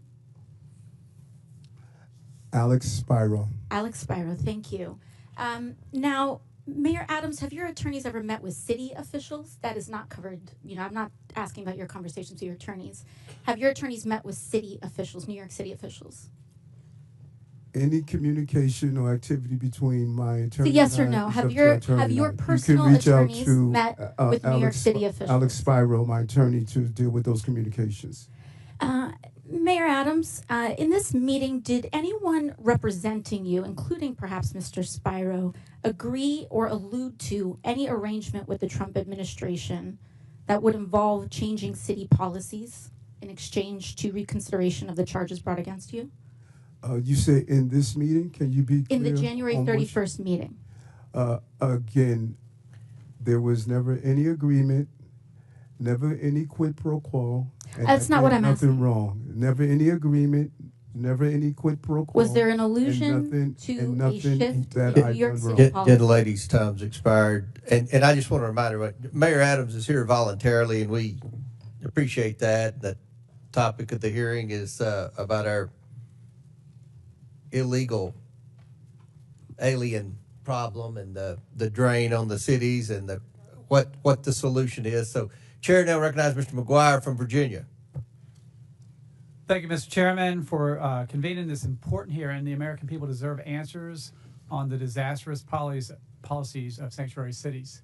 As a veteran, as a Navy SEAL, I hope what I'm about to say is common sense. If somebody saved your life on the battlefield, you wouldn't care if they were pink or blue or male or female or Democrat, Republican, or independent. We're all people. This is not a race, religion, or creed thing. This is our American people, we the people, are being robbed, raped, and killed by these criminals that are coming across our border. My first question is just a yes or no. Do you believe that someone who breaks the law is a criminal? Mayor Adams. Yes, I do. Next. If you've broken criminal law, Just simple yes or no. Did you answer? Yes, sir. Okay. Could you repeat your question again? If you commit a crime, are you a criminal? Yes or no? If you commit a crime, you should be held accountable. Absolutely. I don't use that label depending on what it is, like a speeding ticket, for Understand. example. Next. Well, I got to tell you guys, thank God we have President Trump in the White House. Thank God we have the border czar, Tom Homan. Thank God we have Mike Johnson as a speaker. Thanks God we have Leader Thune in the Senate. And thank God we have Hegseth, Rubio, and everyone else. Over the last 4 years, the American people have been robbed, raped, and killed. And the left doesn't talk about that. They want to say that people might be scared in their homes. Well, what about the families whose members have been killed and persecuted? The border has been cleaned up in just a matter of weeks. Border crossings are down 97% in just a matter of weeks. And over the last 4 years, we've been getting lip service like we want to secure the border. 80% of Americans believe we should secure the southern border.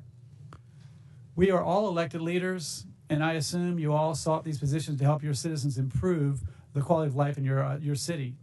It appears to me that left-wing activists want to create wedges in our society and cause the mayors of our great cities to ignore the oath of office and to support rule of law. Each of you took an oath that included an oath to support the Constitution of the United States, correct? Yes. Yes. Yes. Are you aware Correct. that Article 6, Section 2 makes laws of the United States supreme, known as the Supremacy Clause? Is everybody aware of this? Yes.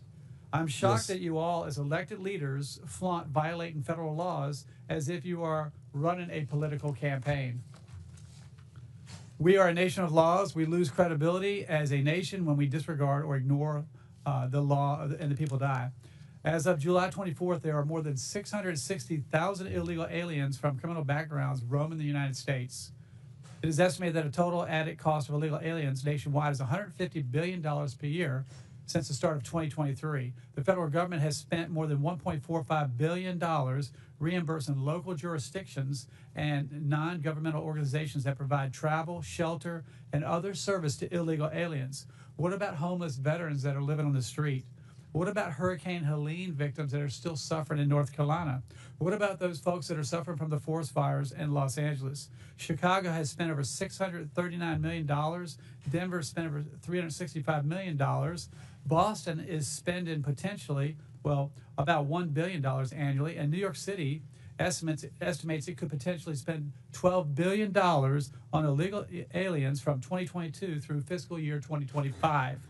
If you were the president and you found that your cities were spending billions of dollars against the interest of your citizens in violation of the Supremacy Clause, don't you think you would have cause to consider withholding federal funding? Yes or no?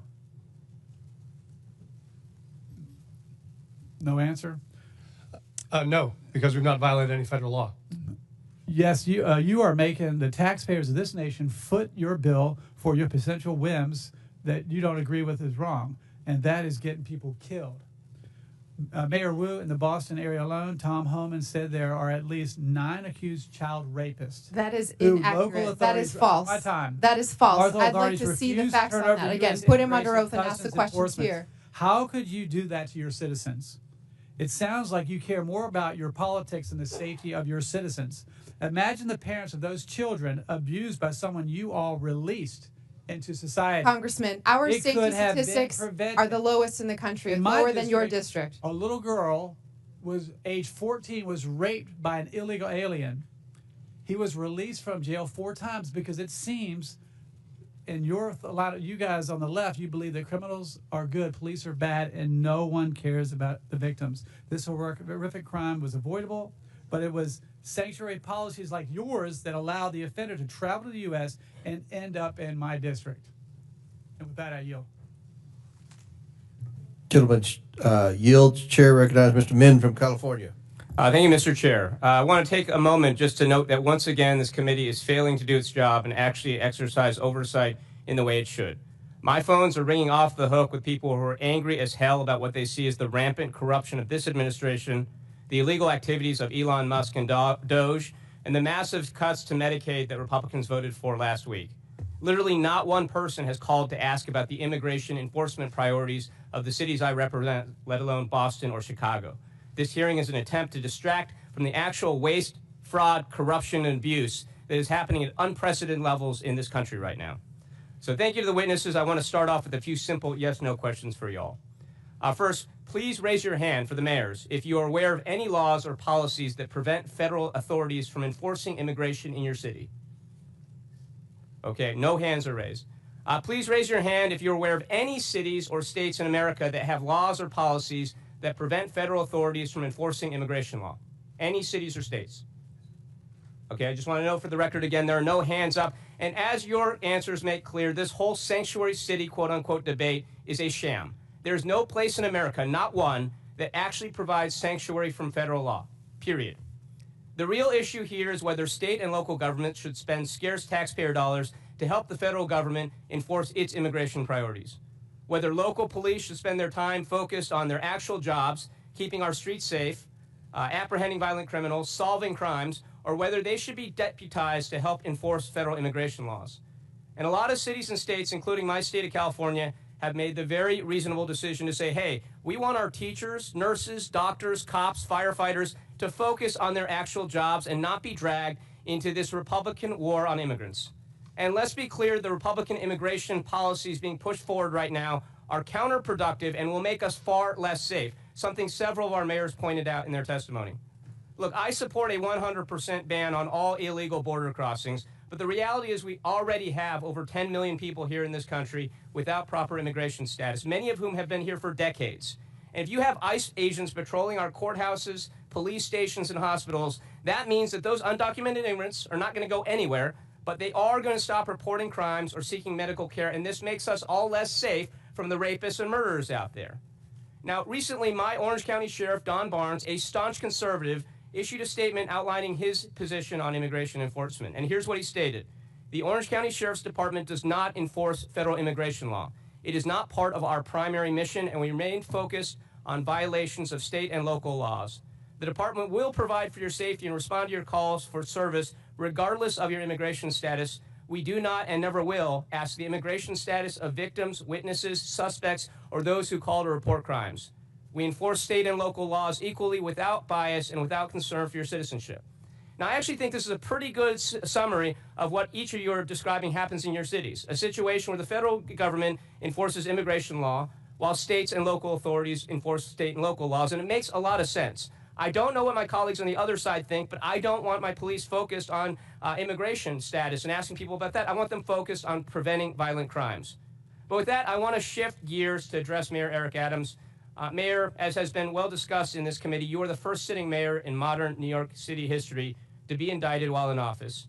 Last year, of course, you were charged with numerous felony counts for soliciting and accepting bribes for nearly a decade from foreign nationals, businessmen, and others, including illegal campaign contributions and luxury travel. On February 10th of this year, the Trump Justice Department instructed federal prosecutors to drop charges against you. This decision caused 7 federal prosecutors, including a Trump appointee, to resign because they believed this was such an enormous miscarriage of the rule of law in law enforcement. Now, as some of my colleagues have pointed out, this was widely reported as a quid pro quo. I know you've denied that. I know you're probably limited in what you can say. But a lot of people out there, including a lot of people in New York City that I know, believe that these charges were dropped in exchange for a quid pro quo for your agreement to help the Trump administration enforce its immigration policies. So my question for you, Mayor Adams, is actually a very simple one. It's clear that whatever your intentions, whatever actions you take, whether on immigration or anything else, you do not enjoy the trust and confidence of the people of New York City. So my question is, why haven't you not resigned yet, and do you plan to resign today or anytime soon? I'm really surprised after you laid out your strong belief in the country and, yes, no question. And what we stand for, that you are acting to take away the power why have you not resigned yet? The people of the city elected me to be the mayor, and you should not be a hypocrite and ask the people of the city power to be reserved for them. Why have you not I resigned was yet? elected by the people of the city, and you don't live in the Gentlemen's city. time's expired. Gentlemen's time's expired. Chair recognizes Mr. Jack from Georgia. Mr. Chairman, thank you for convening this hearing, and I'd like to begin by offering some thoughts about our colleague from Texas, Congressman Sylvester Turner, who sadly just passed away, as some of you may know. Congressman Turner was a former 2-term mayor of Houston, and as our witnesses can no doubt attest, being the mayor of a big city is not easy. Congressman Turner was a member of our freshman class, and his office is right next to mine in the Longworth House Office building, and as such, I had an opportunity to walk with him to and from votes, found him to be an incredible gentleman with respect and courtesy. My colleagues across the aisle, particularly the freshmen, knew Congressman Turner better than I, so I certainly yield to them on this topic, but I wanted to at least mention my own thoughts for the record. Now, to the topic of today's hearing, I prepared for today's hearing by chatting with some of the mayors from my district, from those who represent just a few hundred to those who represent a few thousand, and I found a common theme of frustration. They, along with me and many other constituents I proudly represent in Georgia's 3rd Congressional District, want to know why policies are in place that benefit citizens of other countries at the expense of citizens of our own country. So if I could, Mayor Johnson, I'd like to start with you from Denver. I know Chairman Comer in his opening line of questioning discussed an ordinance passed by the Denver City Council in 2017, and I recognize you had just left the state Senate by then, but this ordinance prohibits city and county employees from assisting the enforcement of federal laws or inquiring about a person's immigration status. So I just have to ask, do you see a benefit in learning whether or not someone charged with a crime is a citizen of another country? Thank you, Congressman. I do just want to say Mayor Turner hosted me in Houston when I first became mayor, so that's a powerful statement for me. Thank you for acknowledging it. Thank you, sir.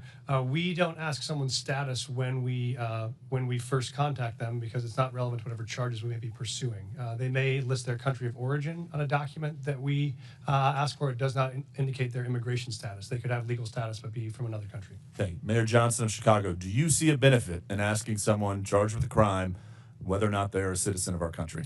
The benefit of community safety is trust between local residents and law enforcement, and that relationship is critical to driving violence down.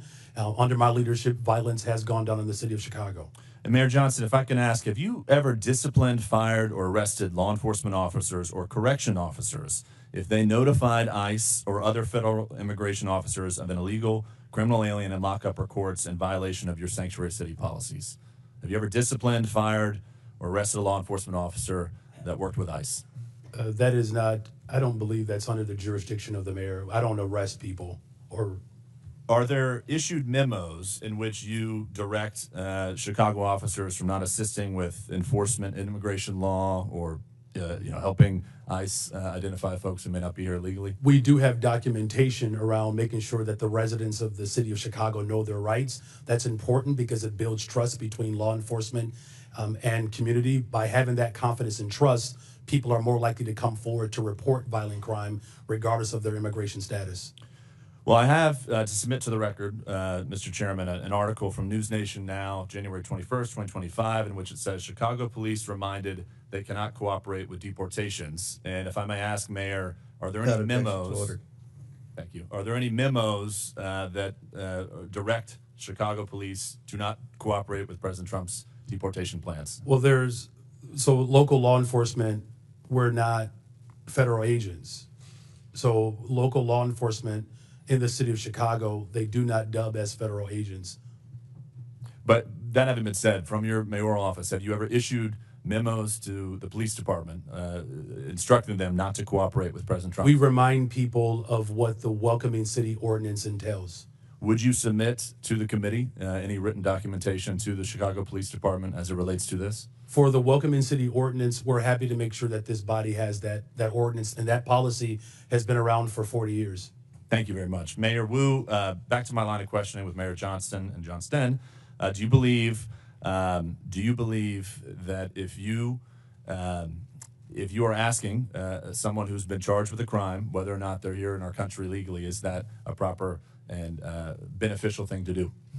The laws of Massachusetts and the Boston Trust Act help Boston police solve crimes. We do not ask for immigration status because it allows for people to trust that when they call 911, when they have information that might help bring justice to another family, that they feel comfortable sharing that. Thank you. And Mayor Adams, in closing, obviously you know the police very well. Do you see a benefit in asking folks who've been charged with a crime whether or not they're a legal citizen? Yes, I do. With that, Mr. Chairman, I yield back. Thank you. Gentleman yields back. Chair recognizes Ms. Gillen. Thank you, Mr. Chairman.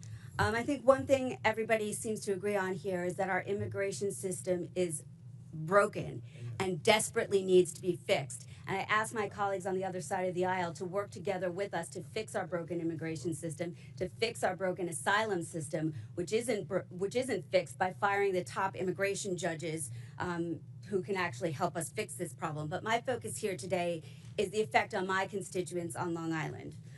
Every day, my constituents are dealing with the effects of the failure to secure our border and the influx of more than 670,000 migrants who have come into the state and New York City, putting a strain on our schools, on public safety and law enforcement, and local governments. Mayor Adams, you said your top priority is to keep New Yorkers safe, but under your watch, the exact opposite has happened. Instead of effectively governing our city, your policies have compounded this crisis.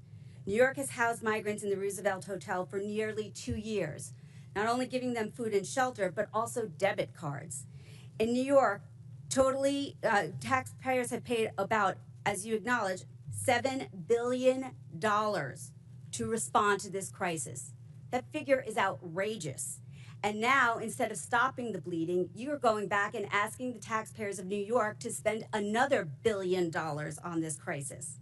While you focused on your own personal problems, crime has skyrocketed in New York, increasing 20% since you took office in 2021. An AP poll has said that the majority of Americans agree that undocumented people who commit violent crimes should be deported, including 79% of Democrats. But what have you done? I was astounded to hear that ICE was prevented, even if they knew there were gang members in the Roosevelt Hotel, from actually doing anything to get those gang members out of there. Mayor Adams, what have you done and what is your answer to the taxpayers of New York for the money that has been spent on this crisis? You raise several things, and there's a level of inaccuracy in some of the stuff you raise. When you look at our crime numbers, I'm not sure where you got those from, but we could give you an accurate account of our crime numbers. Crime has continued to drop since I've been the mayor of the city. We have moved over 20,000 illegal guns off our street. And although we had 230,000 migrants and asylum seekers that came to our door, 189,000 were able to go on to the next step of their journey. We managed a crisis. Congress makes our immigration policies, not mayors. I managed a crisis that was dropped at my door. And I continue to do that every day. And I'm proud of what my team did coming out of COVID and managing this crisis as well. Our city has more private sector jobs in the history of the city. We received our bond rating increase and stabilized. Our city is functioning, and we're going to continue to do the job that I was elected to do. So spending $8 million $1 billion is a good job. Mayor Adams, what you said today has given me no confidence in your ability to continue to serve and lead our city. But you don't live in New York City. You live on Long Island. You don't vote for me. Mayor, and you should resign. And I said that before you made your deal with Donald Trump. Thank God you don't live in New York City. You live on Long Island. But people of city, New York City people of city elect constituents people of New York City elected. Who work in Manhattan, whose kids live in Manhattan, who go to the doctor in Manhattan. Everything that happens in Manhattan affects my constituents, Mayor. I yield back. Would the gentlelady yield to me, please? I thank the gentlelady. My question, Mr. Beer. We've heard a lot about crime. So the overwhelming majority of crime in the United States is committed by undocumented individuals whose immigration status is dubious. Is that correct? No, that's not correct at all. The overwhelming majority of crime is committed by U.S.-born Americans. So if I wanted to demonize naturally born Americans, I could cherry pick crime rates from that population and demonize them and dramatize that and use it to smear an entire subgroup in the population. In this case, the majority group. Is that correct? Oh, absolutely. You could look at people with driver's licenses and say, man, they're committing a lot of crime. We should stop issuing driver's licenses to people. I think that's really the sham and the shame of what people are doing in terms of political exploitation of a population this country needs if we're going to grow and protect the social safety net for the future. Thank you. Chair recognizes Ms. Green from Georgia. Thank you, Mr. Chairman. Thank you for coming before our committee today. In the past 4 years, our nation has been invaded by millions and millions of people who have crossed our border. There's also millions of what's called known gotaways. These are people that our government has no idea where they came from, who they are, what they're going to do in our country. And many of these known gotaways could be criminals. They could be part of the narco cartels. They could be terrorists.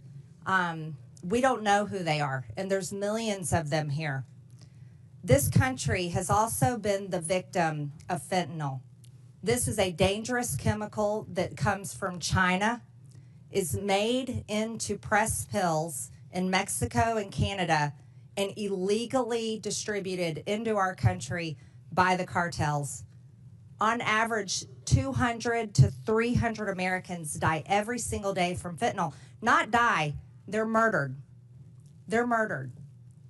Americans have also been victims of all types of illegal alien crimes. One family in particular, Lakin Riley's family, I know them personally, and her death was absolutely horrific.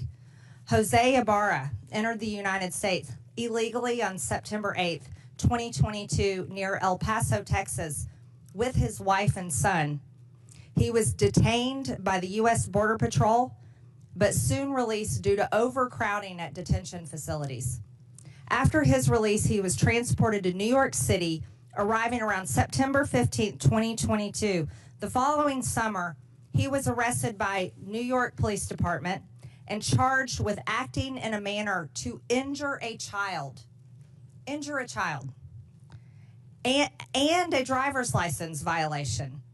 Before an immigration detainer could be issued, NYPD released Ibarra according to ICE. He later, after this release, moved to Athens, Georgia, where he was cited for a misdemeanor for shoplifting in 2023.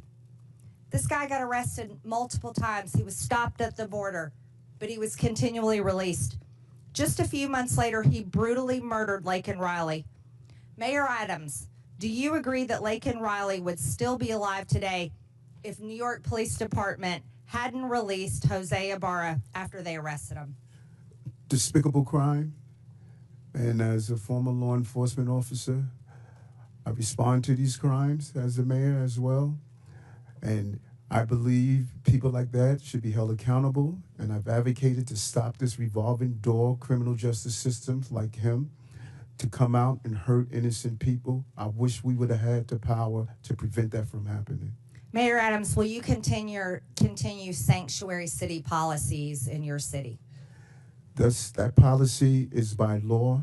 I do not make the law. I must operate within the confines of the Constitution and the law. Mayor Adams, will you advocate to get rid of sanctuary city policies in the city of New York? I have made it clear on a portion of the sanctuary city policies that I believe we need to alter to prevent crimes like this from taking place. Federal law under 8 U.S.C. 1324 makes it a crime to knowingly harbor and shield illegal aliens from detection, but your cities refuse to work with ICE detainers to help them find these criminals. I'll go one at a time. Mayor Adams, will you work with ICE in New York City, yes or no? ICE is part of our criminal justice apparatus, and I will work with my city, state, and federal agencies to keep our cities safe, no matter who they are. Mayor Johnson, will you work with ICE to protect your city? We do work with ICE right now, Congresswoman. When they send us information about someone they would like access to, we send them notice when and where we will release them, and they can pick them up. We've done that 1,226 times. We will keep doing it. Will you end sanctuary city policies? We think the policies that we have right now allow us to work with ICE and to stop crime, and we'll keep doing that. Mayor Johnson, will you work with ICE? Our local law enforcement, Chicago Police Department, we work with federal agents on a variety of issues: drug trafficking, sex trafficking, getting guns off the street, and we will continue to work with federal agents. Will you stop harboring illegal aliens? Will you end sanctuary city policies? So the city of Chicago, we do not harbor criminals. We do not harbor undocumented individuals. We comply with all laws. Mayor Wu, will you work with ICE to protect Americans, legal Americans in your city, and end sanctuary policies? The Boston Police work with ICE and federal agencies every single day on criminal matters and hold people who are committing crimes accountable. Chairman, if I may, I'd like to enter for the record, according to the U.S. Constitution, giving aid and comfort to the enemies of the United States is an act of treason, and those that violate that should be Without objection, so ordered. Thank you. Chair Dale recognizes Ms. Ocasio-Cortez. Thank you, Chairman. Now, Mayor Adams, are you aware that the former acting U.S. Attorney Danielle Sassoon was present at the January 31st meeting between your lawyers and federal prosecutors? As I stated, and you, Congresswoman, you appear to want to ask the question over and over again, and so I could only give you the appropriate question over and over again. That this okay, I understand. Mayor Judge Adams, Ho will you not and answer Joe this Ho question because you believe you will incriminate respond yourself? to the movement I of this understand. case. Mr. Chairman, I would like to submit to the congressional record Danielle Sassoon's resignation letter from the U.S. Attorney. Without objection, so ordered. Thank you so much. In her letter, the former acting U.S. Attorney, a registered Republican, a former clerk for Antonin Scalia, was appointed by President Trump to serve as acting U.S. attorney, was present at the January 31st meeting between Mayor Adams' attorneys and federal prosecutors. After that meeting with attorneys, the acting U.S. attorney resigned rather than dismiss the charges against Mayor Adams. In her letter, which I have just submitted to the congressional record, Ms. Sassoon stated that during that January 31st meeting, Mayor Adams's attorneys, quote, repeatedly urged what amounted to a quid pro quo, describing it as a, quote, improper offer of immigration enforcement assistance in exchange for a dismissal of his case, end quote. The acting U.S. attorney has submitted a former acting U.S. attorney has submitted a letter. And Mayor Adams, do you know how many federal prosecutors total resigned rather than file the motion to drop the charges? It was reported that 7. 7, correct. Mr. Chair, I would like to submit another letter from Hagen Scotton, his resignation letter. Without objection, so ordered. Mr. Scotton was an assistant U.S. attorney who also attended the January 31st meeting between your attorneys and federal prosecutors. He also resigned rather than drop the charges. In his resignation letter, he stated, and I quote, "Our laws and traditions do not allow using the prosecutorial power to influence other citizens, much less elected officials." 7 federal prosecutors, the acting U.S. attorney, the assistant U.S. attorney, all gave up their entire careers, Republicans included, then drop these charges because of what they saw transpire in that January 31st meeting. This is important not just for the city of New York, but for the people of the United States of America. Because what is being alleged is genuinely not just about what may or may not have occurred from the mayor's office and with the mayor, but what is happening at the Department of Justice. And that's what I want everyone to understand. These are not Democratic U.S. attorneys. These are Republican U.S. attorneys that have trained under Republican-appointed Supreme Court justices who have stated that there is and suggested as well, that the prosecutorial power at the Department of Justice may be influencing what is occurring. And instead of carrying that out and carrying out the erosion at the Department of Justice, they would have preferred to give up their entire careers. 7 lifelong public servants involved in law enforcement, mind you. And to that, when it comes to the fact that this may or may not have anything to do with this hearing, respectfully, Mr. Chairman, this is about specifically immigration enforcement in terms of that.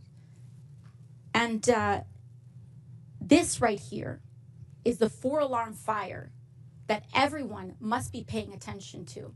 Because if it's not just in the mayor's office of New York City, what other city, what other individual, what other municipality leader can be next? For a party that talks about states' rights and municipal rights, we must defend, yes, the rule of law, including in the Department of Justice. And with that, I yield back. Gentlelady yields back. Chair recognizes Mr. LaHood from Illinois. Thank you, Mr. Chairman, and I would thank you for allowing me the opportunity to wave on to this important committee hearing today. I want to thank the witnesses. I represent a district right outside of Chicago, the excerpts of Chicago representing Rockford, Bloomington Normal, Peoria. And I want to thank you, Mr. Chairman, for having this hearing. It's past time that individuals like the mayors we have before us come before us and explain to the American people why you continue to fail to enforce the laws of our country and allow illegal immigrants to flood into our communities. And it's clear to me that sanctuary city policies have significantly harmed our once great cities, which is very, very unfortunate. During my time as an elected official, I have strongly condemned the policy around sanctuary cities and the impact it's had on the state of Illinois. And I believe every sensible resident in Illinois knows these policies have further harmed the economy in Illinois, increased crime throughout our state, and endangered hardworking, law-abiding Illinois citizens. I want to turn my attention to you, Mayor Brandon Johnson of Chicago. As I've watched you over the last 2 years that you've been mayor, I've been amazed at how tone deaf you have been and how oblivious you've been to the decline of Chicago. And I say that looking objectively at a number of things. Out of control crime in Chicago, people scared throughout neighborhoods on the west side, south side, north side.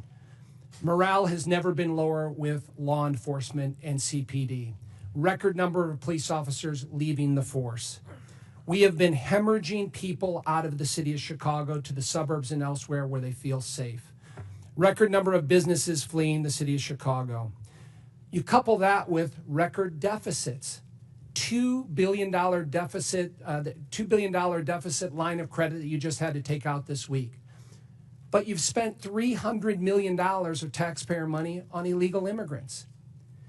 And when I think about all of those things and I look at the strategy you continue to take, I mean, you're putting the interest of illegal immigrants above the interest of taxpayers in Chicago. But you continue to go down this path, and for the life of me, I can't understand it. So, Mayor, tell me why you continue to put the interest of illegal immigrants above taxpayers in Chicago. Thank you for your representation. Violent crime is down in Chicago. Well, let me reclaim my time. So I have a statistic here. Last year, Chicago had 573 murders. Down.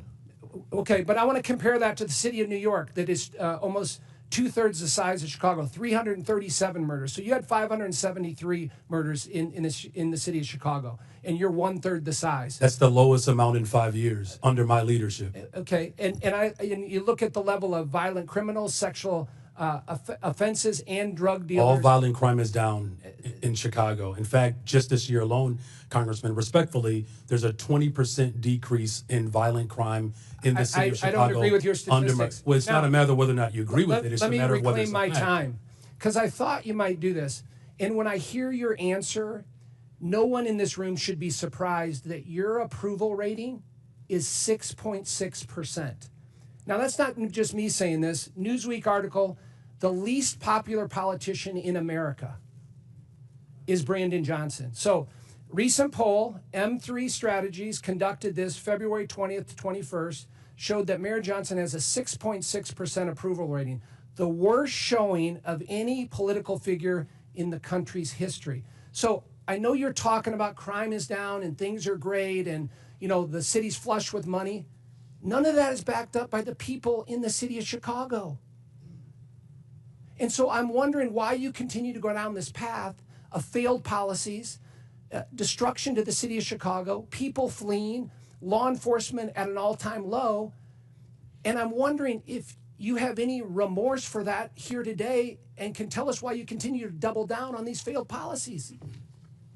We've invested $1.25 billion for housing and economic development, particularly for Black Chicago. It's the largest investment in the history of Chicago. 45% increase in youth employment, particularly for Black and brown children. I will not apologize for my investments in the people of Chicago. We have one of the most diverse economies, the top universities. As violence continues to go down and investments continue to go up, that is what's most important. We've opened up 3 mental health clinics, the first mayor since the first Black mayor in the history of Chicago. I'm going to reclaim my invest in Mr. Mayor, I'm going to reclaim my time. In public health, and I will continue to make those investments. Your approval rating speaks volumes. Well, the people approve of my investments, and I will continue to make those investments. You're going the wrong direction. You need to reverse your policies on sanctuary cities. That's what the election results were last year. Crime and immigration were the #1 issue in the election from Republicans, Democrats, Chairman, the gentleman's time. We could use your help to actually help us continue to invest in these programs that continue to drive violence down in the city of Chicago, and I'm willing to work with you, and I'm glad I had a chance to finally meet you for the first time. Gentleman's time's expired. Chair recognizes Mr. Davis from Illinois. Well, thank you very much, Mr. Chairman, and I also want to thank you and Ranking Member Connolly. If the gentleman could speak into the microphone so we can hear. Thank you very much, Mr. Chairman. I also want to thank you and Ranking Member Connolly for letting me participate in today's hearing. I also want to thank all of the witnesses. I served some time as a city councilman, so I know what it looks like to be mayor and what happens. Thank you for your service. As a proud Chicagoan, I stand in support of our city's locally elected leaders, namely Mayor Brandon Johnson, who could be back home serving the residents of Chicago, but instead is here before us today, preserving and protecting the sovereignty of the city of Chicago as a welcoming and humane city. At a time when immigrants are being blanketly labeled as criminals and targeted haphazardly to fuel the Trump-Musk administration's PR-orientated deportation stunt, I'm proud that since the enactment of the Illinois Trust Act in 2017, the state of Illinois, Cook County, and the city of Chicago have maintained an ongoing commitment to welcoming those in need, including those that have endured persecution abroad and pressed their way across borders, looking and longing for a better life for themselves and their families. I think we all agree that immigration has long played an integral role in the development of American society, culture, and its economy. In recognition of such, the city of Chicago is holding true to its values. As Mayor Johnson has stated on several occasions, that Chicago, and I quote, will remain a welcoming city, end of quotation, despite recent and repeated threats and attempts of coercion from the current administration to do otherwise. Likewise, H.R. 32, the supposed No Bailout for Sanctuary Cities Act that undergirds today's hearing, is drafted in the same threatening, intrusive, and non-constructive manner, as the measure unfairly calls for welcoming jurisdictions to be stripped of federal funding that we just heard often goes towards supporting critical public safety initiatives and local programming needs. In fact, I would commend that the bill as drafted infringes on the constitutional balance of power between states and the federal government and will cause more harm than help if enacted. So, Mr. Mayor Johnson of Chicago, the Windy City, the city of the big shoulders, would you share with this committee what principles and concepts guide your thoughts and actions as you go about your task of being mayor for all of these people in Chicago? Thank you very much, Congressman Davis, for your leadership, and it's good to see my neighbor here today. You know, look, the city of Chicago, we reflect and we represent the best part of America. It's a diverse city, again, a city that was established by a Black Haitian immigrant and a Potawatomi woman, a city that has invited immigrants from around the world, a city that was built by the formerly enslaved, my ancestors.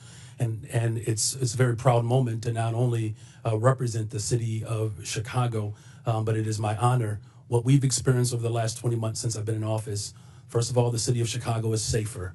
We have violent crime has gone down in the city of Chicago by over 20% just this year alone. We've invested in housing. We've invested in mental health care. We've invested in youth employment. We've invested in our overall community safety plan, 200 more detectives to solve crime. We are headed in the right direction, and I'm grateful for your leadership, and I will look for this body to continue to support these efforts for all of our cities. Thank you. Mr. Chairman, and I yield back. Thank you. Chair recognizes Mr. Evans from Colorado. Thank you, Mr. Chairman and Ranking Member, for allowing me to wave onto this committee. And of course, thank you to the witnesses for taking the time to come and have this conversation. So, Denver Mayor Johnston. I'm a Colorado native, grew up in and around the Denver metro area, also Latino, grandson of an immigrant from Mexico. And I also served for 12 years in the U.S. Army, Colorado Army National Guard, and in the Denver metro area for another 10 years as a police officer. And unfortunately, as a Denver metro area police officer, I've seen firsthand how public safety in Colorado and in Denver is plummeting. When I started my law enforcement career, Colorado was ranked 31st in the nation for our crime rate. We were ranked 3rd in the nation last year. Denver, 6 years ago in 2019, they didn't even make the top 50 most dangerous cities in the country list. This year in 2024-2025, U.S. News and World Report ranks Denver as the 10th most dangerous city in the country. Denver has twice the homicide rate as San Francisco. We've lost more than 7,000 Coloradans to illegal drug overdose deaths since 2020, with a significant percentage of that coming from illegal drugs like fentanyl.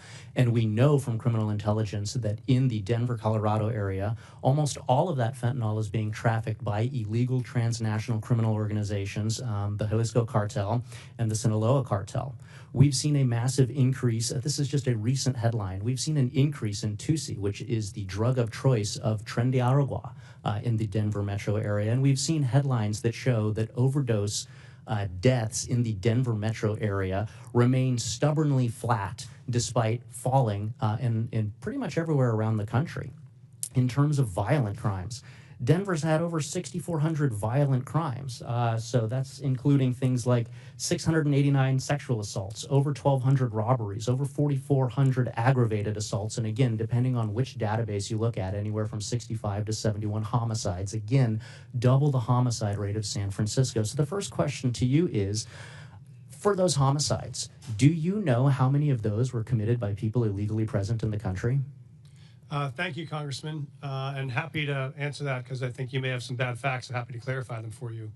In terms of what's happening in Denver right now, as we know, crime is down in Denver from last year to this year. Reclaiming my time, Meyer. Do you know? I do want to answer the question you phrased. Reclaiming my time. Do you know how many of those 65 to 71 homicides were committed by people illegally present in the country? And I'm happy to show all of the sources for my facts. We don't ask anyone's status at point of arrest. We do not know someone's status and when they're charged. Thank you for the answer, Mr. Mayor. And I'm glad you've brought that up because as you can see displayed here, we actually have a training bulletin to the Denver Police Department dated January of this year, which pretty much says what you just said, which is that Denver Police Department is prohibited from asking for any information about the national origin, immigration, or citizenship status of any individual.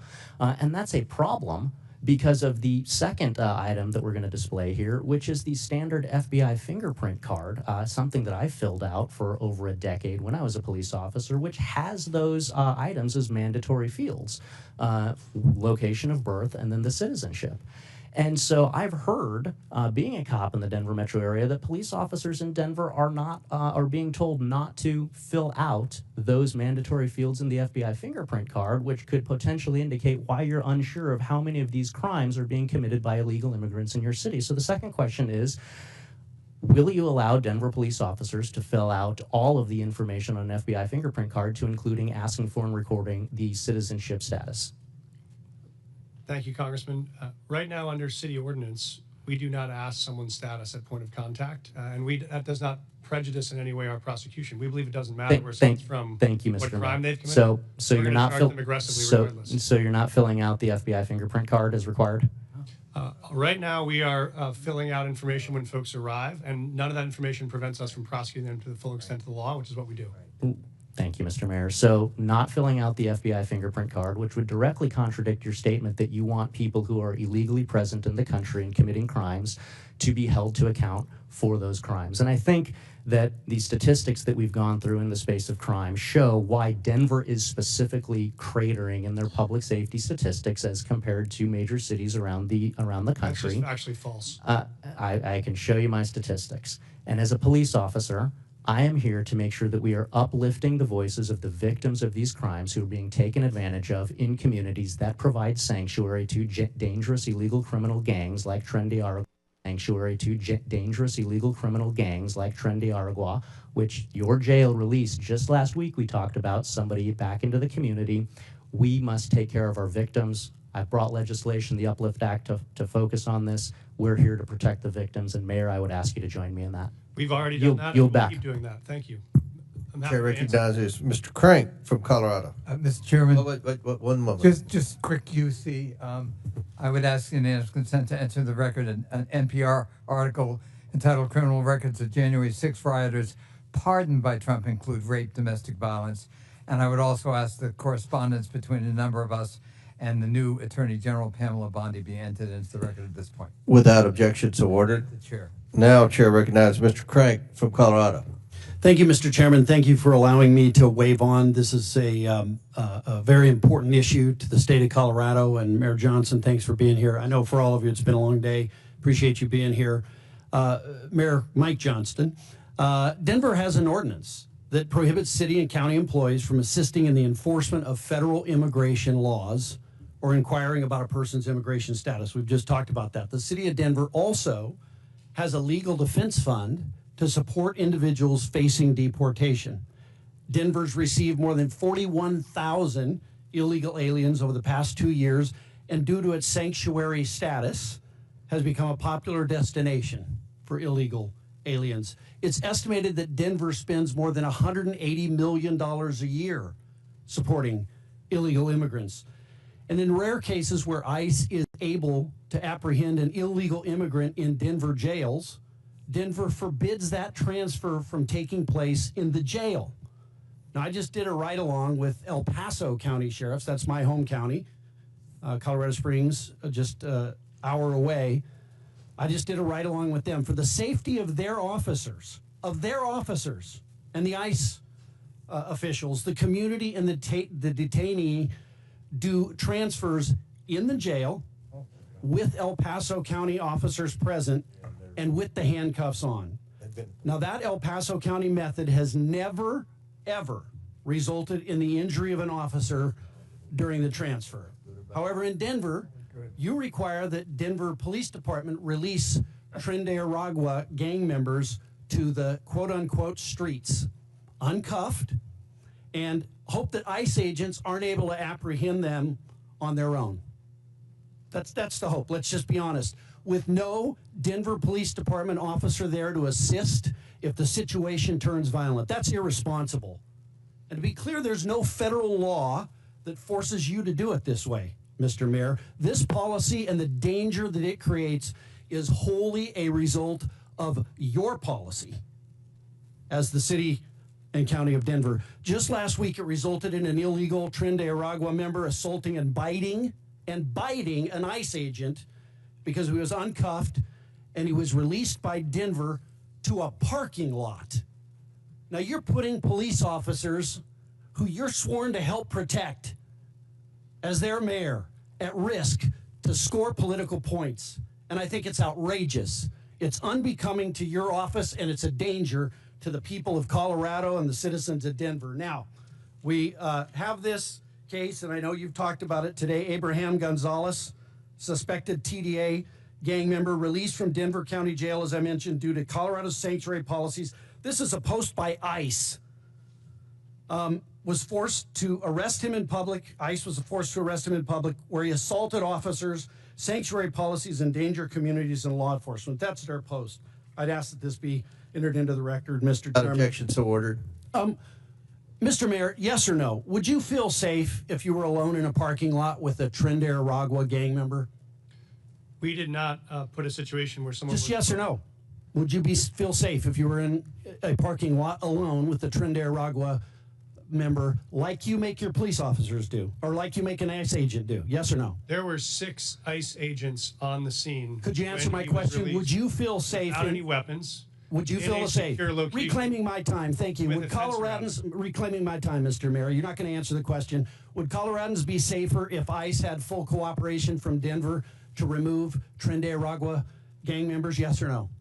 We currently honor those notification requests. We've done it 1,226 times. This is the first time I've ever been aware of there being an incident, which is why I reached out to ICE Full yesterday. cooperation would be allowing them to come into the jail and doing it in the jail, not in the parking lot. Will you change that? For the safety of your officers and those ICE agents, would you change that? I reached out to the ICE officers as soon as I heard about this. I have a meeting with them in the coming weeks to talk about the procedure. We have 2 jails. 90% of the pickups are from the other jail where we've never had an occurrence. Would you like change this. it?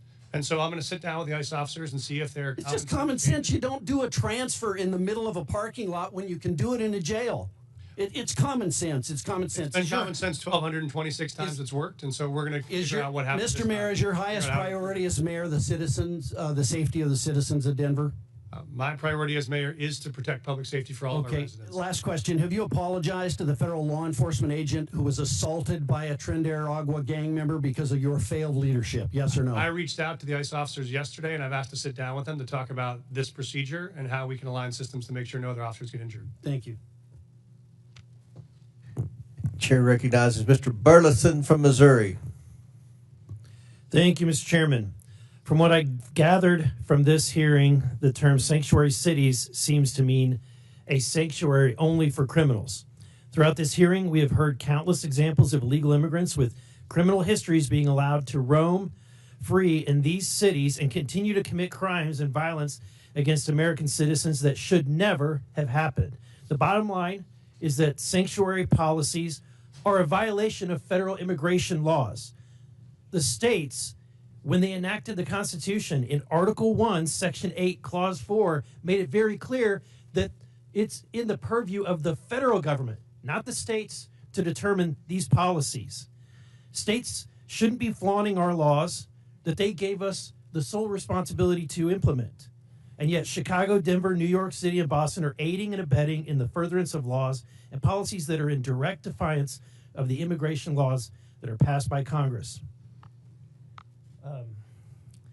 This hearing is important for us as Congress to determine ways in which we can use our constitutional powers, such as the power of the purse, to force these and other sanctuary cities into compliance. My first question, I want to ask Mr. Byer.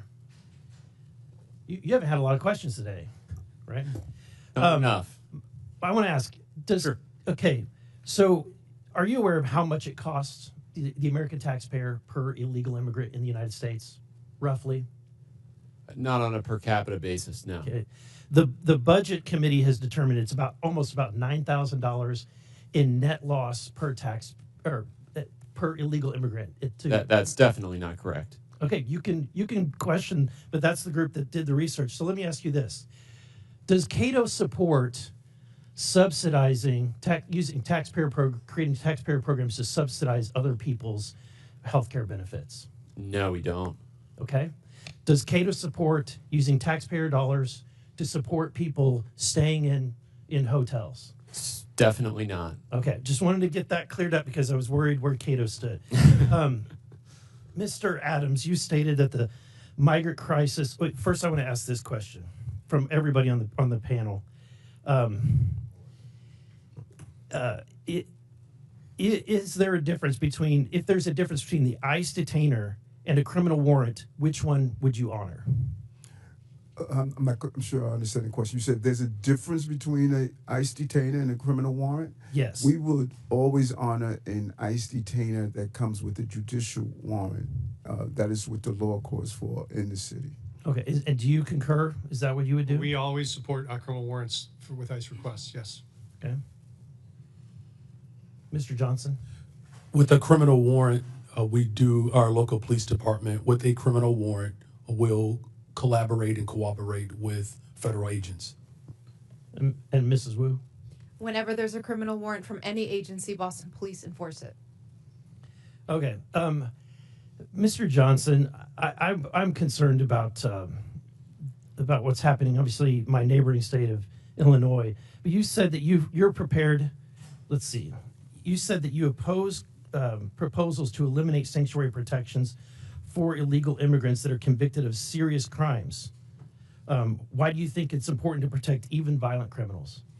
We do not protect violent criminals. In fact, my top priority is to make sure that the people of Chicago are safe. Our local law enforcement work hard every single day to ensure that. That's why I invested in more detectives so that we can actually solve crime. And as a result of the work that I've done in my leadership, crime has gone down since I've been mayor. Mrs. Wu, you've said multiple times, you made it very clear that you're a welcoming city, knowing that there is a cost to the taxpayer. What's the acceptable number?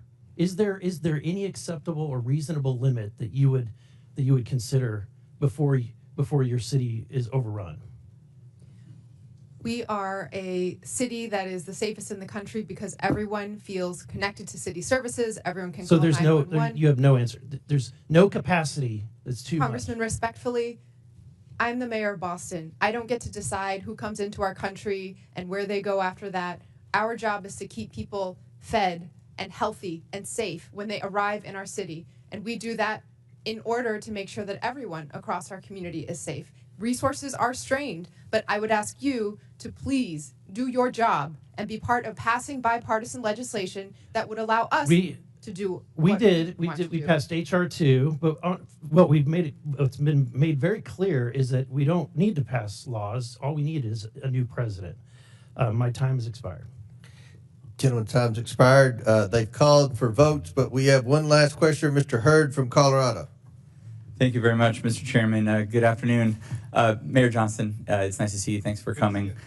I have a question about Denver's policies that I fear have made it a magnet for migrants and have drawn tens of thousands to Denver in a short amount of time.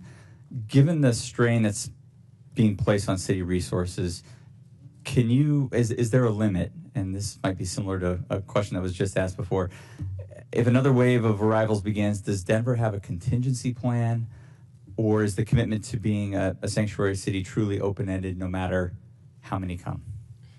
Thank you, Congressman. And we have adjusted our policies when we were facing some of the fiscal crisis around this. We were hoping for the Senate bipartisan immigration bill to pass, which would have provided some resources to interior cities. When that didn't, we had to make adjustments. And so what we've done now is we've really focused on connecting people to work. So those folks that arrive, we think the most important thing is for them to be able to work and support themselves, pay their own taxes, pay their own rent. And so we've run work authorization clinics to help people get legal work authorization. If this body could help us accelerate the rate of work authorization, we would not need to spend any public resources at all because folks want jobs they could support themselves. So that's been our real focus. The more folks we work authorized, we've been able to then need to provide fewer resources around housing, shelter, food, etc. Are you concerned that Denver could be reaching a breaking point soon? Thank you, Congressman. We actually are seeing dramatic drops in the arrivals since June of 2024. So we are not in a moment of crisis right now. We don't have migrant encampments. We've closed all of our shelters. We've actually dropped our spending on migrant supports by 90% from 2024 to 2025. So our expenditures are down dramatically, and we'd love to see it stay that way. How about my concern about incentivizing certain actions? Do you have any concrete evidence that sanctuary policies have not made Denver more vulnerable to crime?